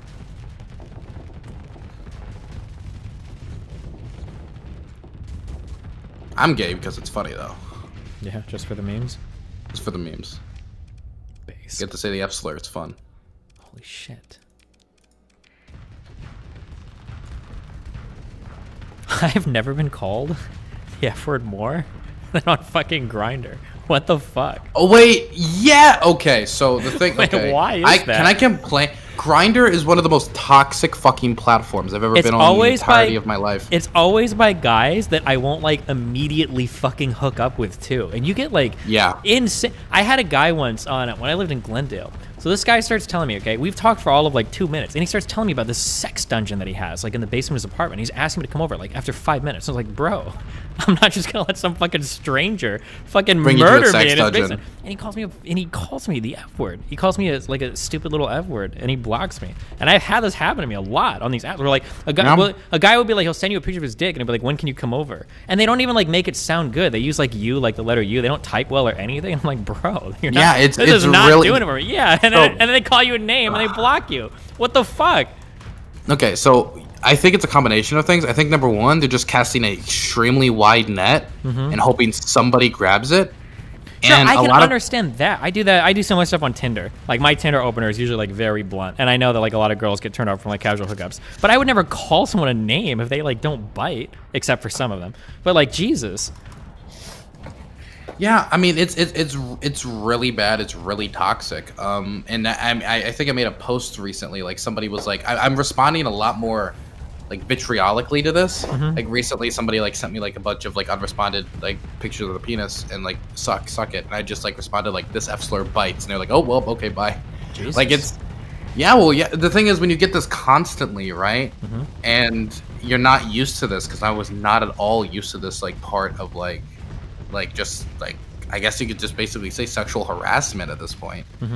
That it's hard for me to like just go from like not having ever dealt with it to like completely dealing with it. I think if anybody wants to like figure out like how women feel on a lot of dating sites, I think they should like install Grindr for like a day. Yeah, holy shit, Jesus. It's really bad. Sorry, real quick, I'm sorry. Fuck, I should have elaborated real quick. When I said some of them, some girls get really, really, really nasty when you tell them that you're just looking for a casual hookup. And I get really nasty when girls get nasty to me, because I literally have on my Tinder profile that I'm in a poly relationship. And then they start getting like nasty when I say I'm kind of looking for casual stuff. They'll like start talking, like saying names and shit, like calling me names and stuff. They're like, okay, but then I usually go off on them until they remove me. So, okay, sorry, go ahead. That's what I meant by that. Yeah, I mean, like for me, like I'm more interested now, like immediately once I left the relationship, and this is like I feel like this is the thing most people do. I do a few hookups. I'm like, okay, I'm back on the market, right? That's the idea. Like you want to do the like a few things to explore, because you've like restrained yourself to a relationship for like, for me it was like 3 years, and now I'm more interested in like in relationships. And you know what? There is a lot of gay people in politics, so it also makes it a lot easier, I think, than for a lot of other gay community, because a lot of gay people like almost forced to get into politics because of like, you know, the fight for marriage equality and like a lot of stuff like that. And I think also gay people are just a little built different, you know. Maybe. But so yeah, I'm doing that. But when it comes to Grindr, and the thing is, Grindr hookups are never like satisfying, you know. I never like stepped away from like a Grindr hookup and felt like that I'm proud of that one, you know. Really? Yeah. Okay. So the worst story I ever had on Grindr, and I won't get into too much detail for obvious reasons, but so I go to this person's place. And they have zero furniture. No furniture. Sounds like a guy. Okay.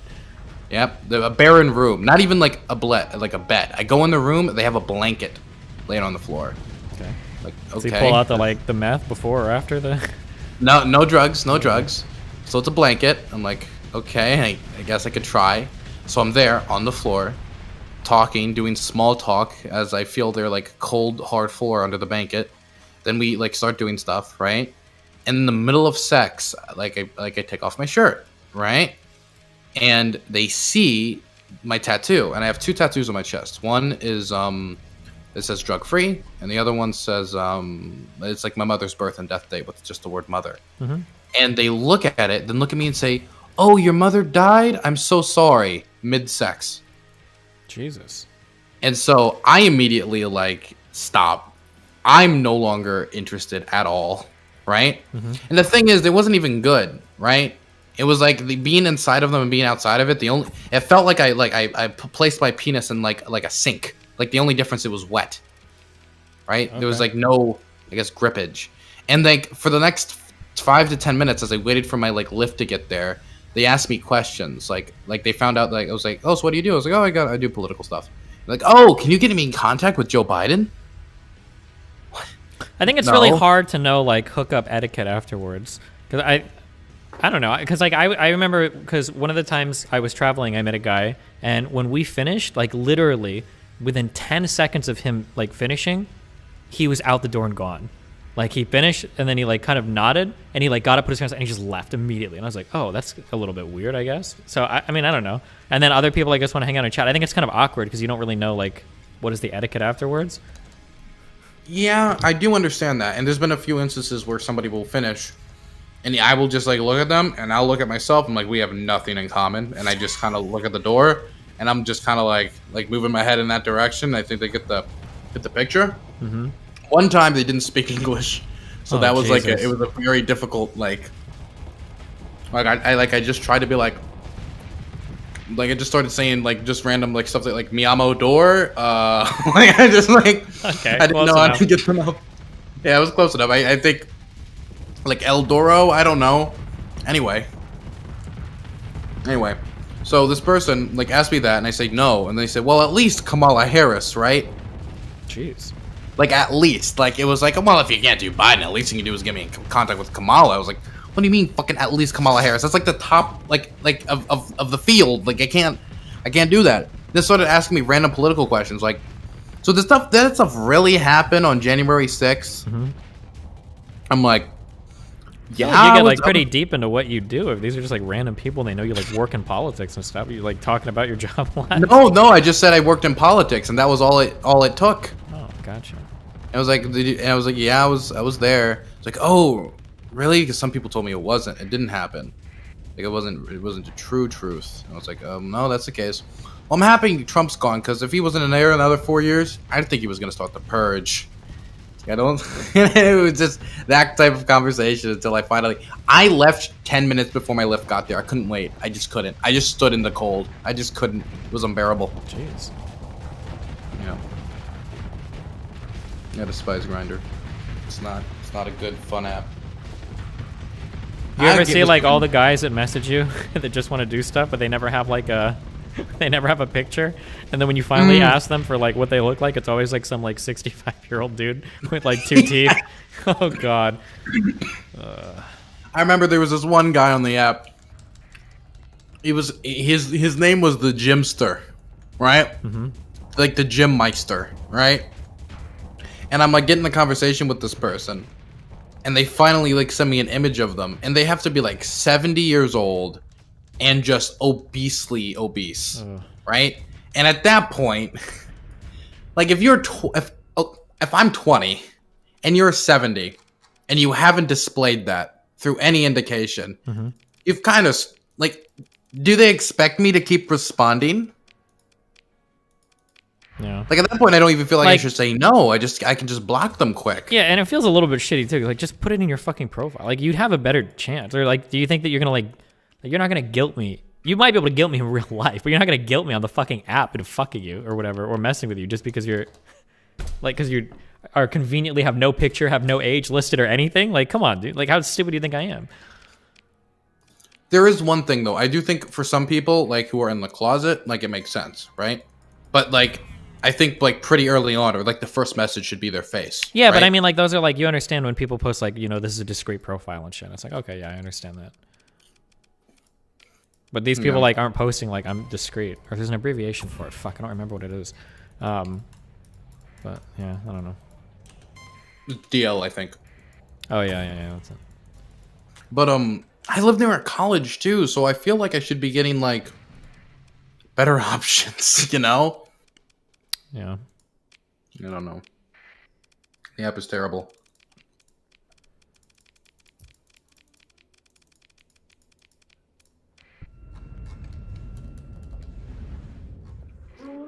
Are you down for PNP? There's so many abbreviations. Dude, Grindr has so many abbreviations I don't know about. Is PNP, does that have to do with poppers? I know there's like drugs that gay people use a lot.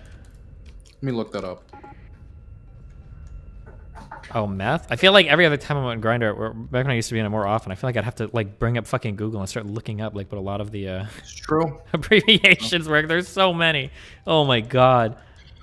And there's some people, like once you've disengaged, they just can't take the hint. And so what they'll do is they won't message you, but you know the taps, right? The oh, I feel so bad. I have to like I'll block someone if they start doing that shit. Yeah, because they'll like tap you like every other day, and it's like, oh, I'm sorry. Like they really are like really interested in you, and you're just fucking saying like, no, I fucking can't. I'm sorry.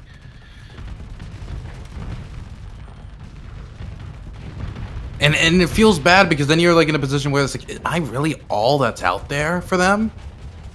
Oh, they're listen. You know what you said earlier? Casting a wide net. Casting a white net. Wide net. Wide net. Not wide net. Jeez.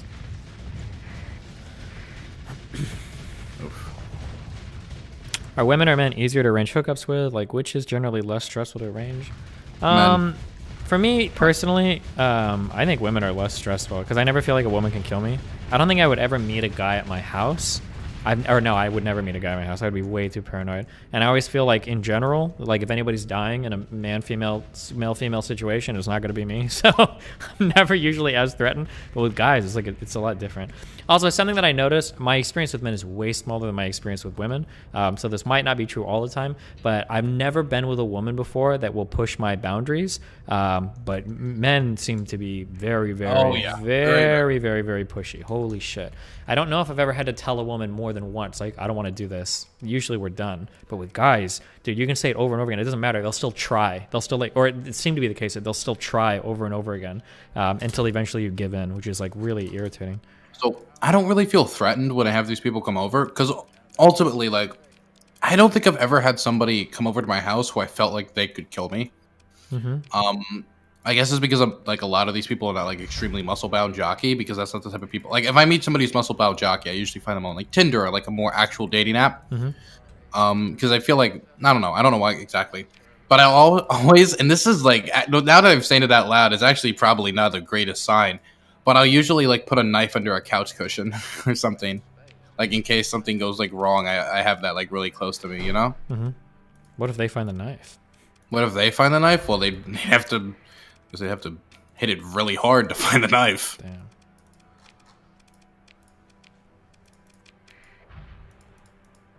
But yeah, I mean, I think the only time I actually went to somebody else's place instead of they came to my place, I think was that one time where they had no furniture. And so at that point, I was like, I don't think I'm doing that anymore.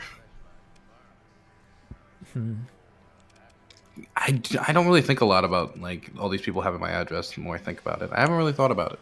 Oh, there's also something, I notice a lot of girls don't do this either. When you're hooking up with somebody, if you're ever going to somebody's place, this is advice for women. You guys suck shit at staying safe. Oh my God. Whenever you're going to a person's house, you should always be telling a friend where you're going, how long you're going to be there, and like some time to check in. And like when I say where you're going, I mean like you give them the address. Like I have met so many girls on Tinder that will like ride home with me. And I'll usually like ask them, I was like, you know, I could just be taking you home to my kidney harvesting plant and you're fucking fucked because you have no idea where the fuck I'm taking you.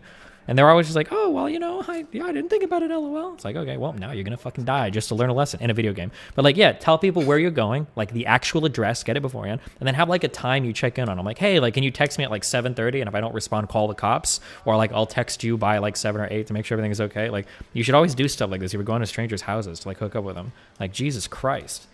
The amount of people that don't do this is like really shocking. That's actually a really good idea. I should actually do that. But then again, they're coming to my place, so. True. So they're the ones that should be doing that. I'm a politics streamer. You don't know how unhinged I can be. Yeah. I might make them a forced guest on my round table. You never know. I need more. Keep losing them. Well, hello, fellow sex havers. Hello. Hello. What are the chances that you get murdered? It's really low, but it's also like another level of security that the guy knows. It's probably good to tell a guy too, especially if you're with a creepy dude. It puts him a little bit on edge. It's like, I've texted a friend that they know where I'm going, so just letting you know, motherfucker, if you try anything, you're going down with me, you know? It's always good to, even if you should tell a guy too. And if the guy has a problem with it, then you know to avoid him anyway. Like if the guy's offended, it's like, okay, well, drop me off, like, fuck off.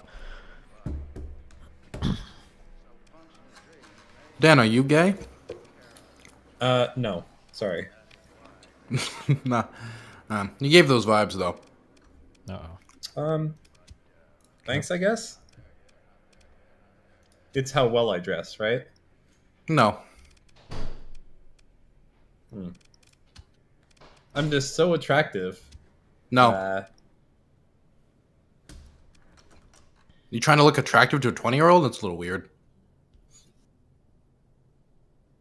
I gotta go. Have fun, Dan. See you later.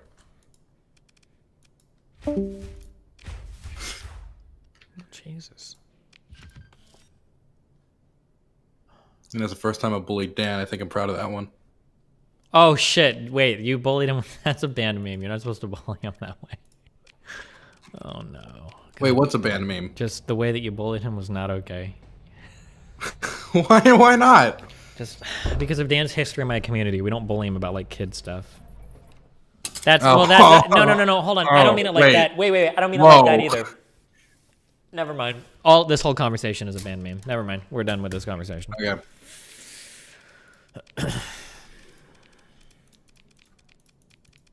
I had no clue. Okay, if I did anything, I didn't mean to. I'm sorry. Can you not fucking leave it right there? Okay. No, that is not an okay place to like leave this conversation. Like, yeah, you know, because of his past things, we don't really talk about it. No, you don't get to fucking leave it there. The reason why, Dylan, it's a fucking banned meme is because this degenerate fucking moron, for whatever reason, is like, hey, Dan, what's up, pedophile? I'm like, dude, I don't really want to be called a pedophile. That's not a good look. That's not me at all. I have kids. They're probably not going to enjoy, like, later, you know, Googling their dad and seeing that. He's like, oh, yeah, my bad, Dan. How's your van? Any kids in your van? And it's just like, dude, can you fuck off? And he keeps doing it months and years. Now, like, unironic fucking morons in chat, like, hey, Dan, rape any kids today? I got him! And it's like, dude, what the fuck? Right? So that's why I am gonna... Yeah, Well, I love you, Dan. Dan, I don't believe you're a pedophile. You never invited me to any bands, okay? Look, progress. Yeah, amazing.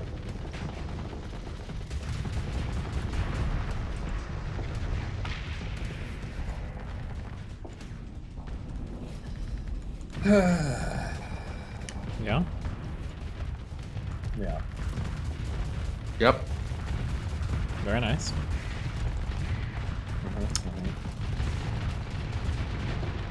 So, what are you guys doing in here? It's hanging out. Talking gay. Talking gay shit.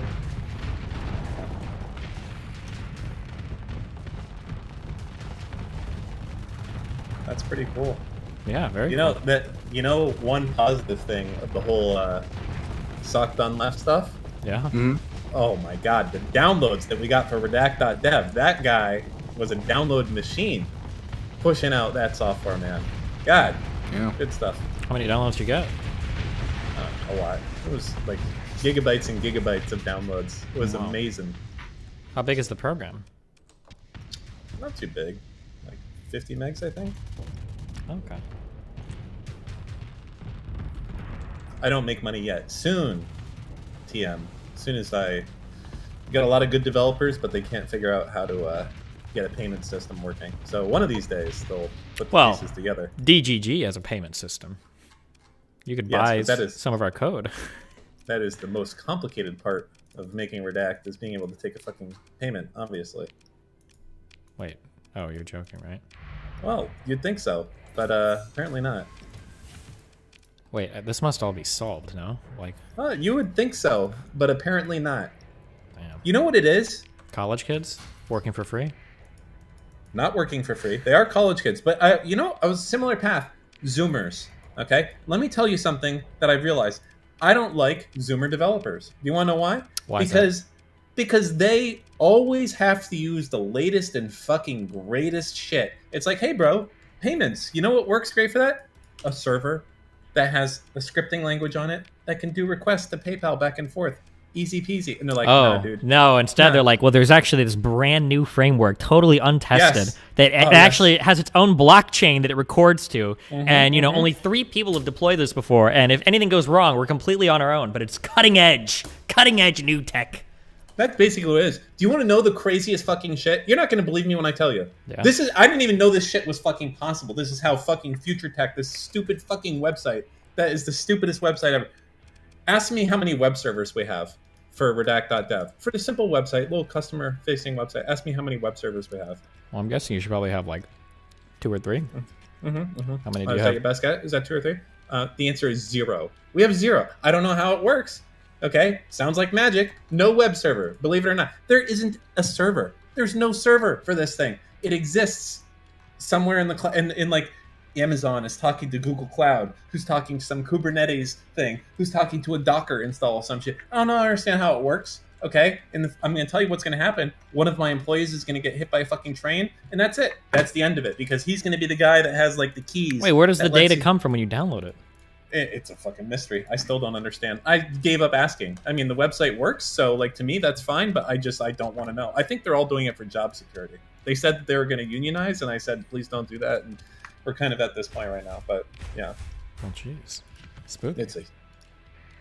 It's very complicated. I think, okay, but here's the real thing of how I work. I think it works. And this might be wrong.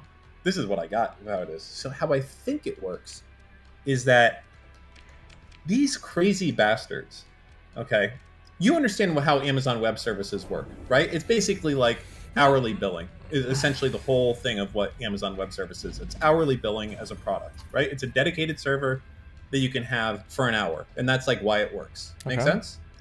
Okay, I mean, that's like the whole model, essentially. Like, you know, I need to scale up my application real quick. I don't need to go and buy 1,000 dedicated servers. I can just go pay for some time and then, yeah, exactly. The cloud is time-based billing, okay? Yeah. And that was, in the past, the cloud was like you would get a server, essentially, or some elements of that. Like S3 could store files, and then EC2, Amazon, would like basically be a server. Now, what these stupid bastards are doing now, I shit you not, is they're actually taking this out to the most granular fucking level. Okay, now you can rent your database in the cloud, and you don't pay for the database to be there. It's every time someone makes a request on your fucking database, there's a charge there. Okay, I shit you fucking not. Okay, there's that. I'd be surprised if every time my web server gets a fucking request, there's like a 0.0001 cent charge on my fucking bill every month. What's the difference between like this individual request for database information versus just like charging for bandwidth or whatever? Well, that's a processor-based thing versus being just raw bandwidth charge thing. Interesting. Yeah. Okay. Anyways, I'm not a fan, mainly because I don't understand it very well. Back in my day, we had a server, and that server ran Apache and PHP and MySQL, and we liked it. And you knew how to do what you need to do. And you know what? Wait, how big is the database? Probably not even that big. There's no reason for it to be like this. Oh my god! You know what you should do? Listen, anytime somebody makes a request for the database, the request should just download the entire database locally, and then they can just query it locally. Problem solved. You're welcome. Hello. Yeah. I just saved you so much money. Can you please hire me to your team? Yeah. You want to take over everything I'm working on? Yeah, do it. All right. I'll ship you the keys, and gotcha. You can do it on stream. I think that would be entertaining. Oh, let me update Apache. Okay. Apache. Yeah. Ugh. Anyways. What I think, Dan? What? I think you're just an old man, and you just don't know what the modern tech is, and you're just trying to justify the cabooseman. That's what it's going on right now. You're trying to justify the cabooseman. Damn, Dan. The cabooseman? Is that really what you're doing, Dan? I don't know. Well, I'd have to know what a cabooseman is first. It's like a job that people used to do for like trains and stuff, but is no longer needed. Oh, gotcha. So Dan's no longer needed. So Dylan, do you like making ageist remarks towards verified Twitch partners? Just that is Dylan Burns of twitch.tv/Dylan Burns, correct? Making an ageist comment towards another Twitch partner. If you hit him back where it hurts, he'll leave. Dylan, just if you ever need. I don't want to go there again. Okay, that feels like bullying. Okay. Also a veteran, thank you, and a protected class. Anything else you want to say to me? You're really talking down to a recently outed homosexual? Not talking down. I am there in the pits with you, fighting for my rights. Dad, I went through a lot to get here. And Dad, people talk to me. Talk to me like this. It's really demeaning.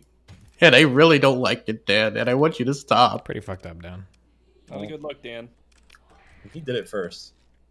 So when is the the gay community struck first? No, you know what? You guys struck at Stonewall and we just responded. Stonewall? Stonewall riots?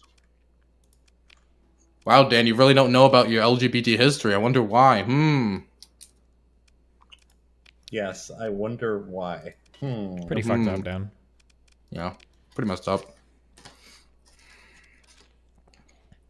So how's life been, Dan? Since I've been gone. Been a busy kitty, you know. Out here in the sand, making shit happen, as they like to say. Yeah, I don't know. Got a lot of shit going on. Middle of an audit. going back over stuff I did. You know, Wait, you got here- like an audit from the IRS? No, not from the IRS. Like a like a company audit or something. Yeah, a company audit. It's I'm starting to feel actually old mentally because they're like, hey Dan, in 2017, there's this charge here for $8,000, and you sent it to this person. Why'd you do that? And I'm like, I actually have no fucking idea. And the thing is, past Dan fucked me because he didn't know that I was gonna be losing my memory. So he's like, dude, you're obviously future Dan. You don't need me to write this down. Come on, dude. It's $8,000. You think you're gonna forget like where this is going? Come on, dog. I got you. I'll write down the small stuff. You can remember the big stuff. But now, future Dan's a little bit. He doesn't remember. He doesn't know why. I'm trying to put the pieces together. I'm like living Memento. Okay, I'm there like going through fucking receipts, making a fucking story happen here, writing things on a fucking photograph. It's not good. Well, damn. I'm sorry, Dan. Yeah. Sounds rough. Do you think it was all the day drinking? No, but here's a true story for you, okay? For about a period of 2 weeks, I was doing a little bit of drinking, okay? But the problem was there were good drinks every day, because I know how to make a good drink. You know, I was making old fashions, I was making Moscow mules, margaritas, like I was making good drinks here, and I was doing it like I was like, you know, you can make good drinks right next to you. You're gonna make a good drink right next to you. That's a fact. Mm-hmm. But I started doing it every day, you know, over the course of this 2 weeks, and I noticed that a few days ago I was like, okay, I'm starting to feel like I'm getting pretty excited when the evening's coming. I'm looking forward to this a little bit too much. I think I have an addictive personality because now I'm like looking at my watch. Oh, it's 5 p.m. yet? Oh, also I gained weight, yeah, as well, that too. So I'm trying to take it a little bit easy right now. Jeez, a lot going on in the world of Dan right now. Sorry, just I'm a mess. True. American citizens, including Americans. Dan, considering how much who you're were at going the through, Trump rally. I forgive your homophobia, okay? I think you can change for the better. Oh, did you see me trigger that Navy guy, Dan? The Navy guy, huh? At the panel? The Stolen Valor dude? Ugh. Nope. Are you talking about Kenosha? Yeah. Somebody practiced stolen valor in Kenosha? I think I accidentally accused a guy of stolen valor and he got super ass mad over it. It was pretty funny. He was in the Navy Reserve. Did he do stolen valor? I don't know. He said he worked in Navy intelligence, but he was very unintelligent, so it seemed like stolen valor to me. Close enough. Damn.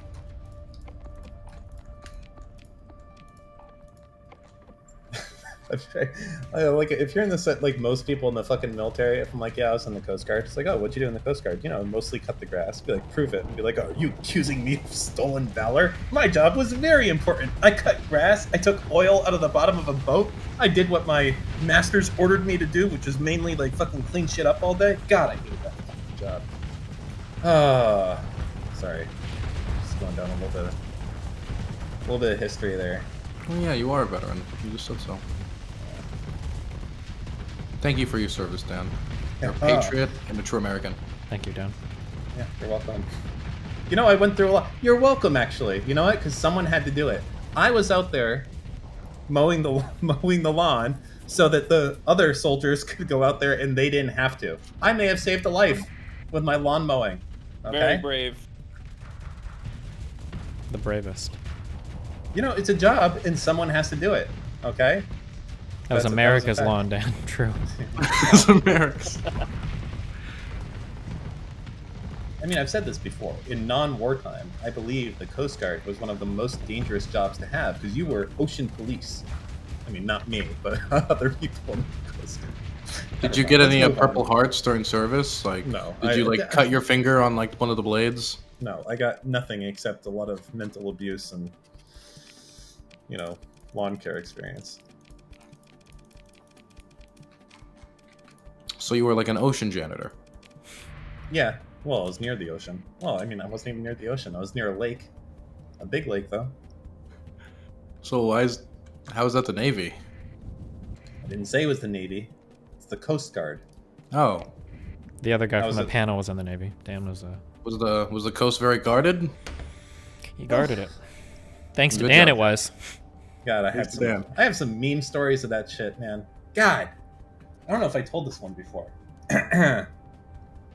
So, when you're in the Coast Guard and you're based, I mean, I don't know if this is like if I can make this a broad story or if this is just giving my story. So when I say when I was in the Coast Guard, stationed on a land station, okay, Okay. What was it? Station New Orleans, okay, and that was right on a big lake called Lake Pontchartrain.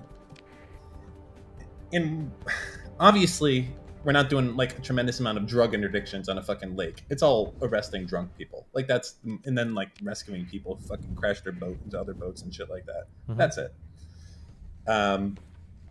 But they all hated me, made fun of me, for bullied me, etc. Because I wasn't like a Southerner, and everyone else there was like a real Southerner.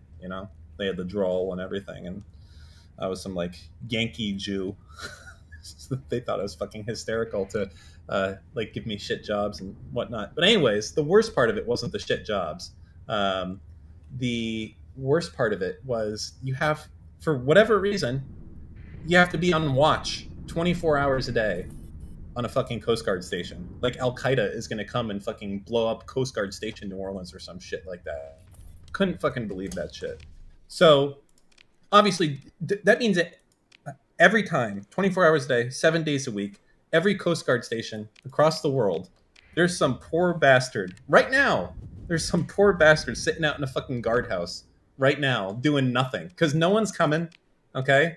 There's no workers coming in. There's no military people coming in. There's no terrorists coming in. And that's the way it's always been, and that's the way it will be forever. It's just nothing, okay? And they always gave me the worst shift, man. The worst shift. The worst shift was the mid shift. Fucking 2 to 4 in the morning. And 2 to, was it 12 to 4? Yeah, 12 to 4. 12 to 4.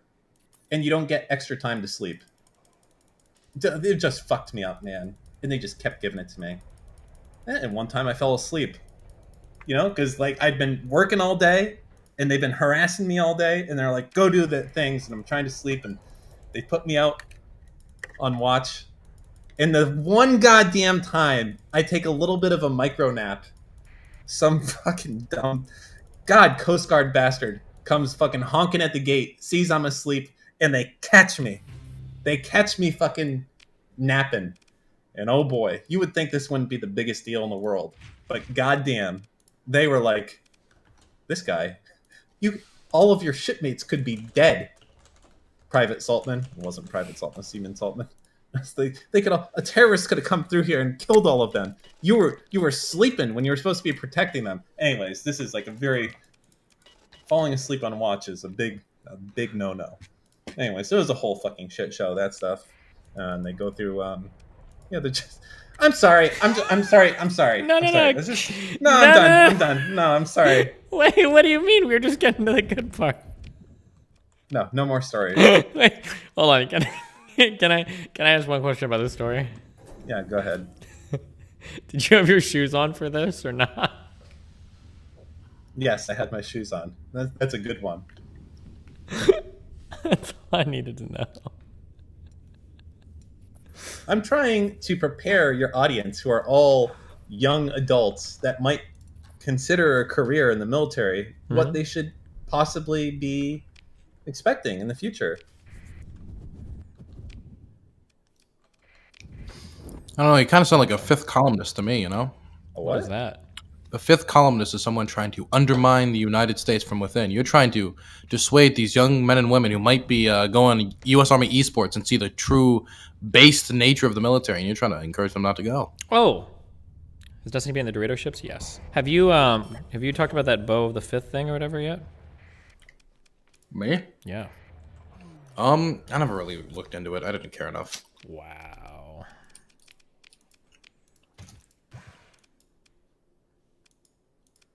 Why, everybody messes up so many times, so I would keep track of them all,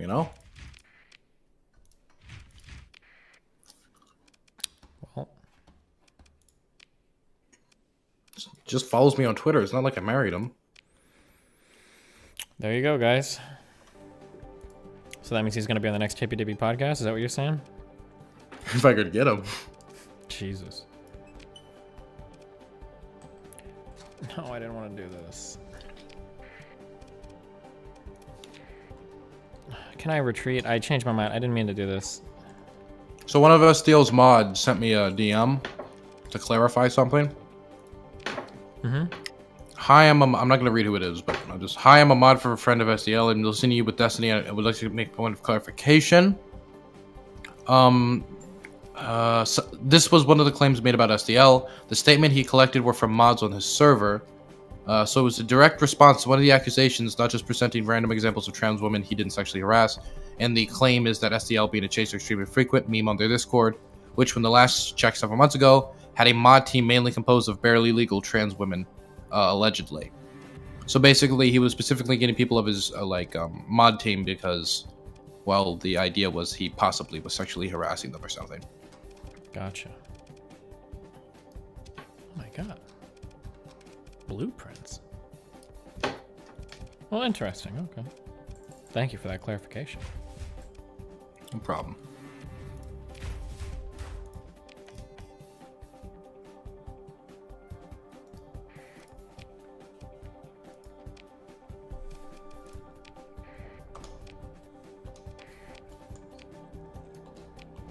Dan, being a veteran, what do you think of our withdrawal from Afghanistan? Yeah, Dan. What do you think about that? Well, glad that you asked me this very deep question of how Because you guarded the coast of Afghanistan, right? How I feel about leaving Afghanistan. STAN. I think that is based. You know, that is a decision that's been talked about a lot. And you know, the previous administration had a view on that. If you know what you mean, right? Yeah, if you know what you mean. I don't fucking know, man. Like, how long have we been there? Like a million fucking 20 years. Yeah, it's just like that. But I don't. It's a challenge, though. You know, it's a challenge. I just don't know. I don't know what you do. Like, you know, I want to say like, just it's fucked either way. But maybe if you leave, it gets worse. You know, is that something that's gonna happen? I don't know. It could. If you leave, maybe it becomes a shithole. But like with like people taking over and things like that, or maybe if you stay, it gets worse. Like, I genuinely don't know the results of that. I mean, mainly it becomes to I don't know if we're doing a lot of damage being there right now or not. Are we? Like, are we a net negative or a net? We are probably a net positive for the Afghanistan government generally, but it's also like a question of like how much of a commitment in dealing with troops and will our staying there stop the peace process because the Taliban won't negotiate or like come to a political settlement with us while being there. It's so it depends on your perspective. True. Well, there's a good piece of advice you can follow here. If all things are kind of wishy-washy, equal for the most part, you know, might be good we stay, might be good we leave, just do whatever saves money. Leave. Let's get the fuck out of there, okay? Sounds like we're just as fucked if we stay if we go. Let's go and save some money. Boom. Done. And that's how we solve those problems in government. What about the idea that if we leave, though, Al-Qaeda could come back and that it will cost us a lot more money to reinvade a country after we have another 9/11? What about the idea that if we stay, though, Al-Qaeda is not going to work and do the process because we're there and they feel a little awkward about that? Huh? What about that, Dylan? You didn't know about that, did you? Fucking idiot. Well, Al-Qaeda doesn't have training camps in Afghanistan anymore. We destroyed them. Not that you know about. Do you know about them? Couldn't they have? They could theoretically have a lot of shit set up to the east that we just have no idea about, right? I mean, not outside of Afghanistan, maybe, but or even inside Afghanistan. My understanding is that the majority geographically of Afghanistan is under Taliban control. No, to the east, is that not true? Okay, it depends on what you mean by control. So they control about 13% of the country, but they contest about half of it. So a lot of it's contested. A lot of people say it's controlled by the Taliban, but that isn't true. And even if that is the case, we have an extremely extensive intelligence network in Afghanistan. And I find the idea that they have like training camps within Afghanistan, we wouldn't know about it. To be very dubious. Gotcha. Fuck this. So yeah, it's 1350. Gotcha. All right. Well, any other final memes before I leave? I gotta leave pretty soon. What do you got? Where do you have to go? Well, it's no, like much more. 10:30. I need to sleep. Kind of soon. What? What? My sleep schedule is doing really well. Okay. I don't want to fuck everything up on the first day that I come back. I see. So when's the blue hair and the beard happening? I don't know. I bet you love that I'm bringing that up, huh? You just kind of like everyone to forget about that. Well, I forgot about it. Thank you for bringing it up, Dan. I forgot about it. Sorry. Thank you for bringing it up, Dan. Yeah, no problem. So is that not happening? You're just gonna scam the charity? I put it off by 1 week every time you bring it up. So actually, I'm super grateful you brought it up. So now I can put it off 1 more week. Yeah, gotcha. Damn. What's the charity for? Oh, that's all right. We just we scam charities around here. That's what Steven did, by the way. He scammed the charity. The charity itself. I actually went back and I took money back. No, that's not what exactly it is a charity, though? There was actually a lot of chargebacks because Steven was doing things saying, hey, if you donate money to this charity, I'm going to do a few things. He was going to make his hair blue and cut his hair in a certain way. However, what he did is he scammed the audience. Now I was actually talking to someone from the charity, and they said something like 80% of the donations came in there actually got charged back 80%. as a result of that. Yeah, it was unheard of. No one has ever seen chargebacks like that. I mean, these are like tens of thousands of dollars that could have gone to save. They basically kids. unplugged kids like bypass machines. Yes. They didn't Wait, what was the charity for? Yeah, Dan, what was it for? Since you care about the charity so much, surely you know, right? It was a broad No, charity. it wasn't. No, it wasn't broad. It was pretty specific. They have a lot of It goals. was pretty specific. Okay. Oh, I'm sorry. Do you want to just nail them down to one thing? Because they do a lot. Really? Okay. They what do a what lot. were a few of the things no, that they no, did, no, Dan? It sounds. Can I be given one thing. anything they do? Can I be told anything they do? No, I can tell you many things that they do. Like what? Actually, in the words of, let me tell you the things that they aren't. Okay. Okay. Okay. So what they aren't is it is not a place for extracting oil from our natural resources. True. That is what it isn't. That's good. That is Okay? true. That is true. I mean, this is how we define things. Okay, we define things by saying what they are not. So relax.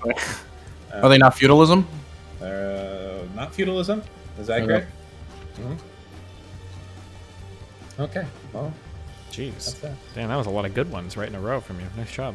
I'm just, if I've narrowed it down that if I only come in here a little bit, I can plow through the good ones, get it all out of my system, and just, yeah. That's good. Much like the terrorists, we're gonna plow through that gate when you weren't, staying watch. Jesus. Imagine that would be funny in a sad, not funny way, but imagine if that actually did fucking happen. Like, I fell asleep and Al Qaeda targeted fucking. Yeah, I don't know. That would be an interesting situation. I guess I'd actually be in jail, huh? You'd probably go to jail for that one. Or the brig, right? Yeah, you'd probably be in like some sort of prison or being tortured somewhere. No, I wouldn't. Tortured? Well, I don't know. You don't know that. I mean, if you started the next 9/11, I mean, Chelsea Manning was tortured, and Chelsea Manning didn't literally assist the next 9/11.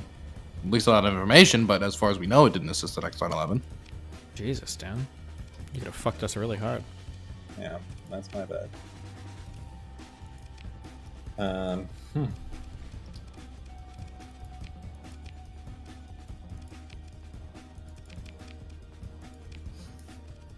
Well, what else? I fixed my gate today. I managed to take a few minutes. I went out there. I was a man's man. I had the screwdriver, saw, hammer, screws, a Dremel. Yeah, I cut through some metal today. Did you cut through some metal today, Dylan? No, I didn't, but I think that defining people as men because they did certain physical tasks is pretty problematic, actually. Let me tell you something. This is why the left is losing the battle. Okay, Because right nice to gay queer people. Oh, okay, got it. Nazbold and Narc. Okay. You close with infrared? No, you mean Wish.com Zerka? No. He knows he's like John Zerka's clone, right? He has to. Maybe. I mean, obviously he's seen the comments being like, wow, this is discount Zerka, yada, yada, yada. He must know that's the case. And I actually thought it was Zerka on an ult at first. Yeah. Fuck, is Zerka still banned? It's like we lost Zerka. This is what Zerka home that we have now.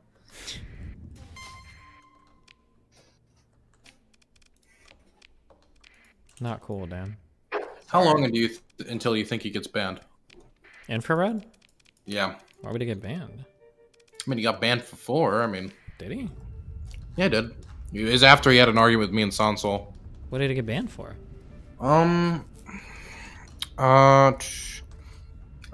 He says it's because there were like swastikas up on his stream because people like spam swastikas. Mm-hmm. Did you hear any of that conservative debate earlier I had?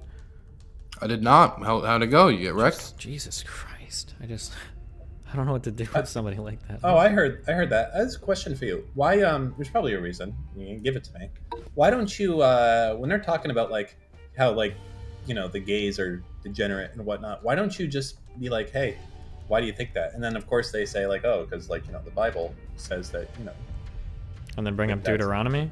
Or, yeah, I mean, what's the problem with doing that? Like, what's the reason not to be like, oh, I see you're wearing fabric of a mixed cloth. The meme, okay, so the meme reason is that they'll try to talk their way out of it and say, well, that doesn't apply anymore or whatever. The actual reason is because, honest to God, just the vast majority of Christians have never opened scripture in their life. Maybe when they had to in school or whatever, but like most Christians don't know anything about what's in the Bible.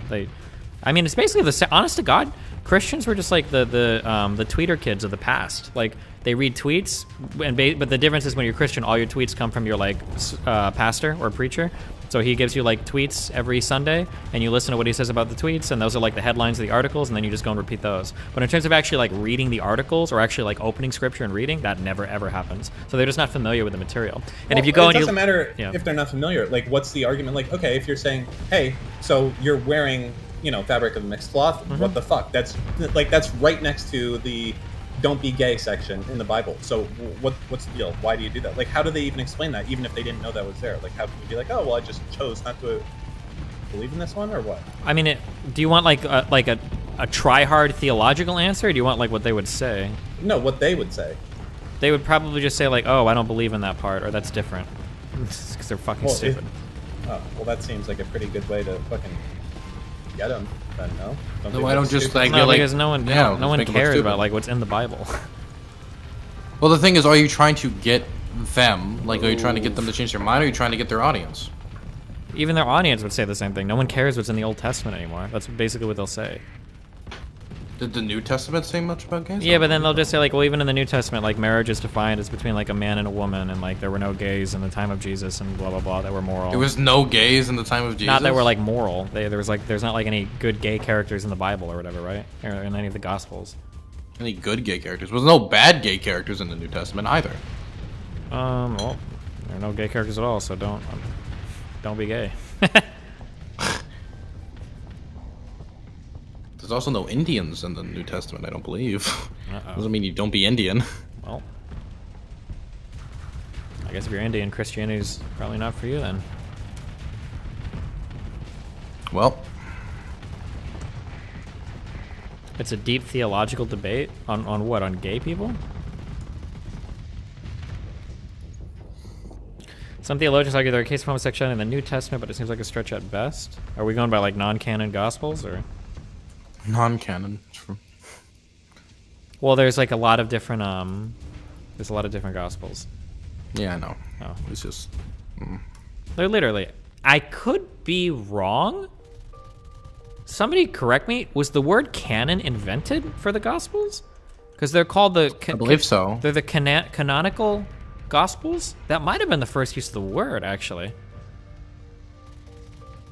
So canon, right? Yeah, I think canon actually comes from the Bible. I think it was the Council of Nicaea or whatever is when they started voting on like the coolest books.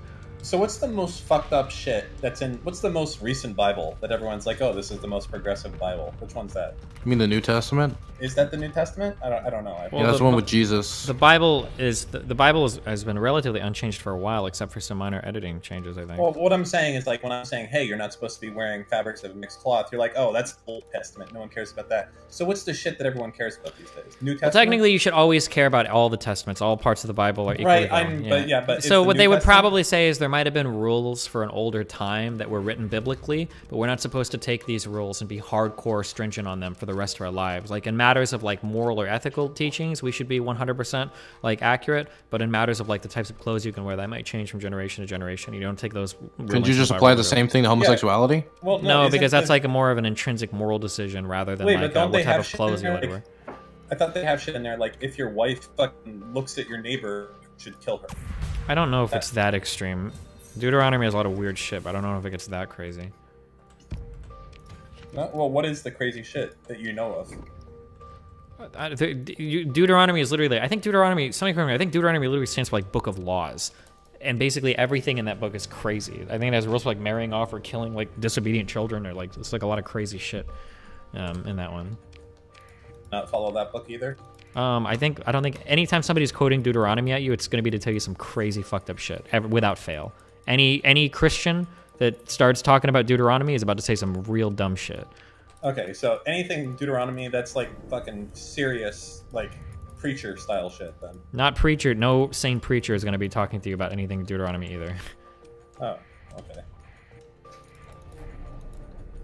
Seems complicated. Not really. Basically everything comes from like Matthew, Mark, Luke, and John. That's like 90% of your sermons are going to be like cool shit there. And then maybe some like classic Old Testament stories. But you, like a preacher's job, much like a person on Twitter, their goal is to take like some book of the Bible and extract some like story or teaching for you to make you like learn a life lesson. So they're not going to be quoting like, today we're going to talk about how wearing fabric woven from a camel's back makes you worthy of death. It's going to be more like, today we're going to talk about when Jesus told an audience this thing and what that means for today's life, right, is what it's going to... So she didn't like gays very much? Who, Jesus? No, the woman you debated. No, she thought it was all degeneracy. She was very, very, very conservative. Holy shit. Was she the woman that was on with what's her name? What's her name? She was on with that one conservative trans woman? That one panel? I don't remember. Blair White? Dude, I can't believe you were letting her continue to show her fucking phone on screen. You have balls of steel. Oh, I thought, Jesus, she kept picking her phone back. I was like, why? Because like she would put it down. I thought she was done. And she'd like pick it up again. I was like, what is wrong with you? I was sure that we were about to see some massive Hunter Biden schlong right there in front and center.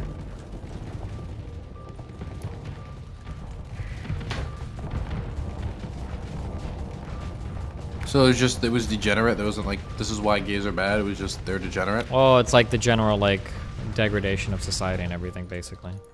Oh, okay. So it's just like aesthetic complaining. Well, not aesthetic, like moral statements. Like, right? but yeah, but like, why is it morally wrong? Because gayness makes us further from godliness or something? I don't know. This is a woman that started off the stream saying, someone in chat told me that I should be in the kitchen, and they're right. Right? Yeah, that is true. So, was she in the kitchen? No. Well, guess she's like the gays now. Trained from God. True. Okay, I need to catch up on That's why I marry men, is because of people like that. Anyway, see you later. I love you. Be careful, buddy.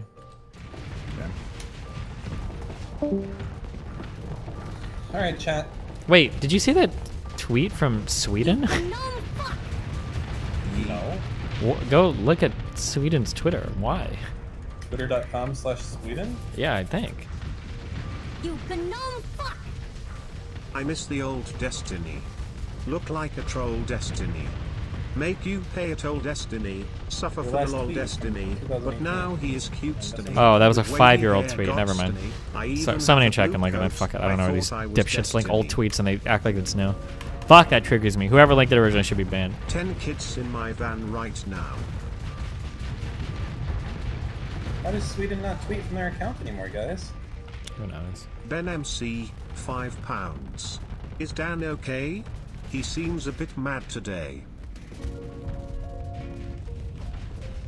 You know, Dan, it might be a grand felony after a couple of GB. Sweden, as you know, well, you obviously know more about the Swedish experience. They just don't give a shit. Tell Dan if he so keeps they just shitting let on like me, random I'm gonna citizens start like tweet whatever they want out of the account, and it's like a big fucking meme. And that was it. That's how they controlled the Twitter.com/Sweden account. Kubernetes is That's what I'm cool, reading but right now. make They just sure you literally set billing gave no limits fucks. unless you want It's to like pay if you're like, all right, $10,000 on the next Dunebug, bill. today's your day, and Dunebug's like, oh shit, I know goddamn well what I'm Loveless posting Bunyan, today, and like that would be it. And like for that day, $4.99. we all know what content. If the would be on next Twitter.com/Sweden. destiny in moderation That's isn't just it. ZEgbA versus Socialist Jesus. All ZEgbA, right. we strike. Scott Bradley, $14.99. Destiny, I have an important question. I keep hearing people saying the COVID vaccines were subsidized. Is this true? I Kind thought of. the US just promised to purchase so many doses before it was developed. Basically that, yeah. Your just move argument is wrong for starters, like the Uyghurs can't even move, so your whole argument is wrong. All right, well, good night, Steven. Have a good one. I love you. Be careful. Yep, bye. You expanded a bit on your housing take. Can you expand more? What do you think are the fundamental constraining factors that make it so cities can't be as widely accessible as some might want? Is it literally geography, or is it some economic notion?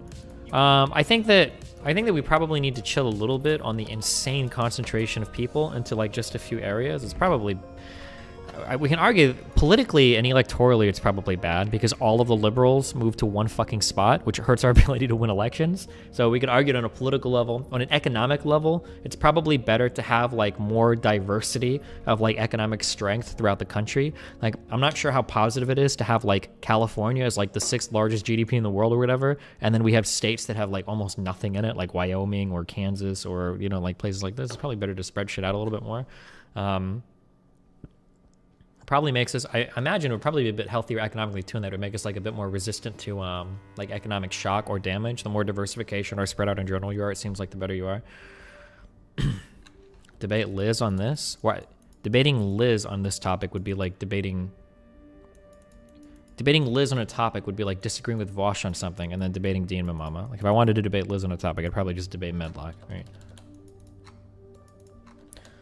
China's forced moving people away from the coast trying to combat some of the same problems. Doesn't China have a problem where they built like, fuck, I've always read like tidbits of this. I don't know if it's true. Like they try to build like these mega cities for everybody and then they end up being like empty and nobody moves there.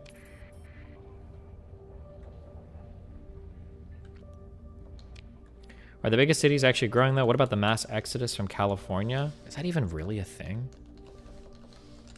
California populate. I always hear people say things like the mass exodus is happening, but it's like because 3 friends said they were moving. Like, where's the exodus? So in 2010, there were 37 million people. Now there's almost 40 million people. I feel like anytime people talk about like the mass exodus, they're talking about like, I had 3 friends and they said, fuck California, and they totally moved, man.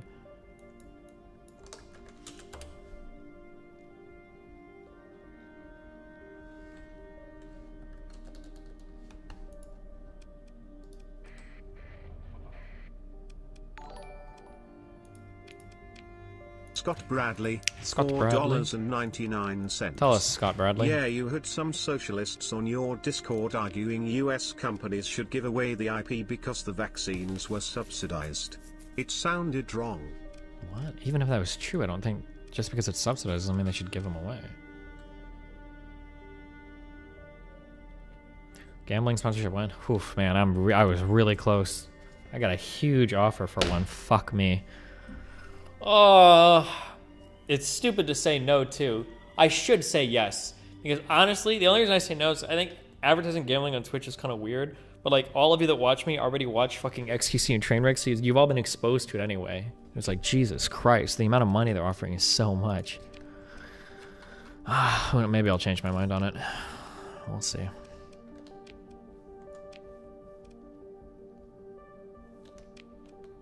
Leak the amount? It was greater than more than $20,000. I'll say that much. In a video game.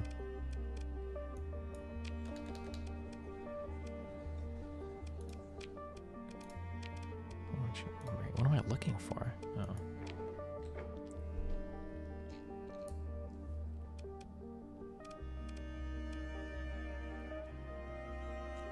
No access to high-tier equipment. Well, why would I steal your shit then?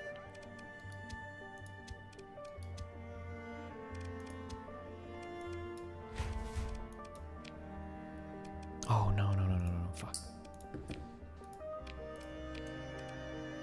I think they paid XQC like 500k. Yeah, that wouldn't surprise me. Wait, if I go dark, can I just raid these people?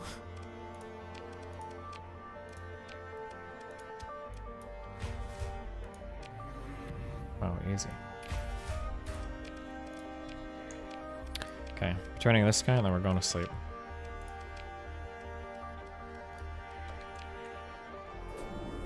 Don't do it, don't do it, don't talk to me, don't talk to me. Nobody likes you. Oh my god, you're so cringe.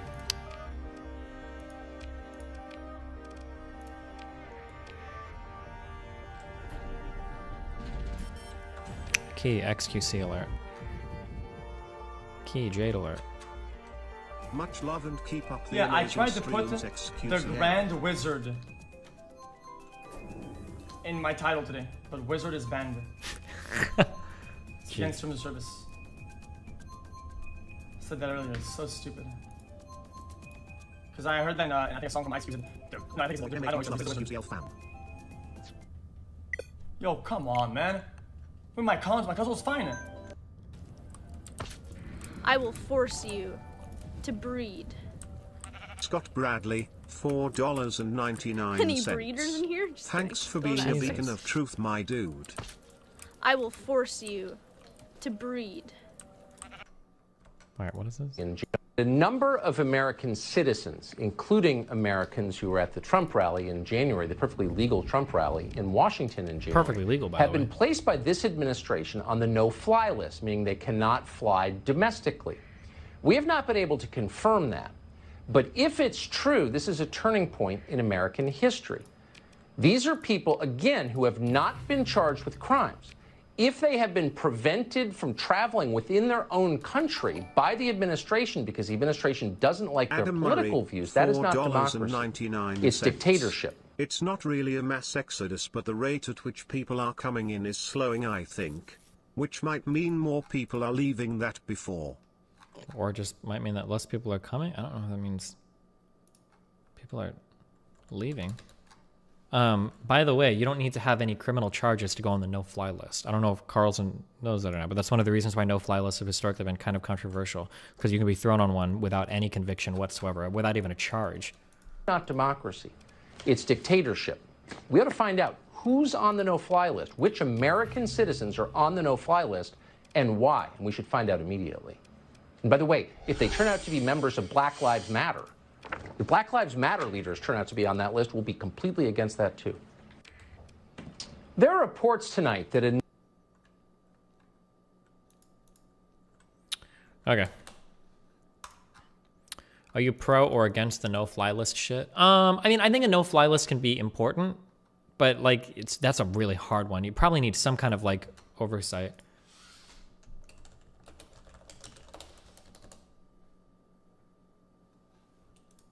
Now, of course, being Argentinian, I say, ¿de dónde sos? Now, of What?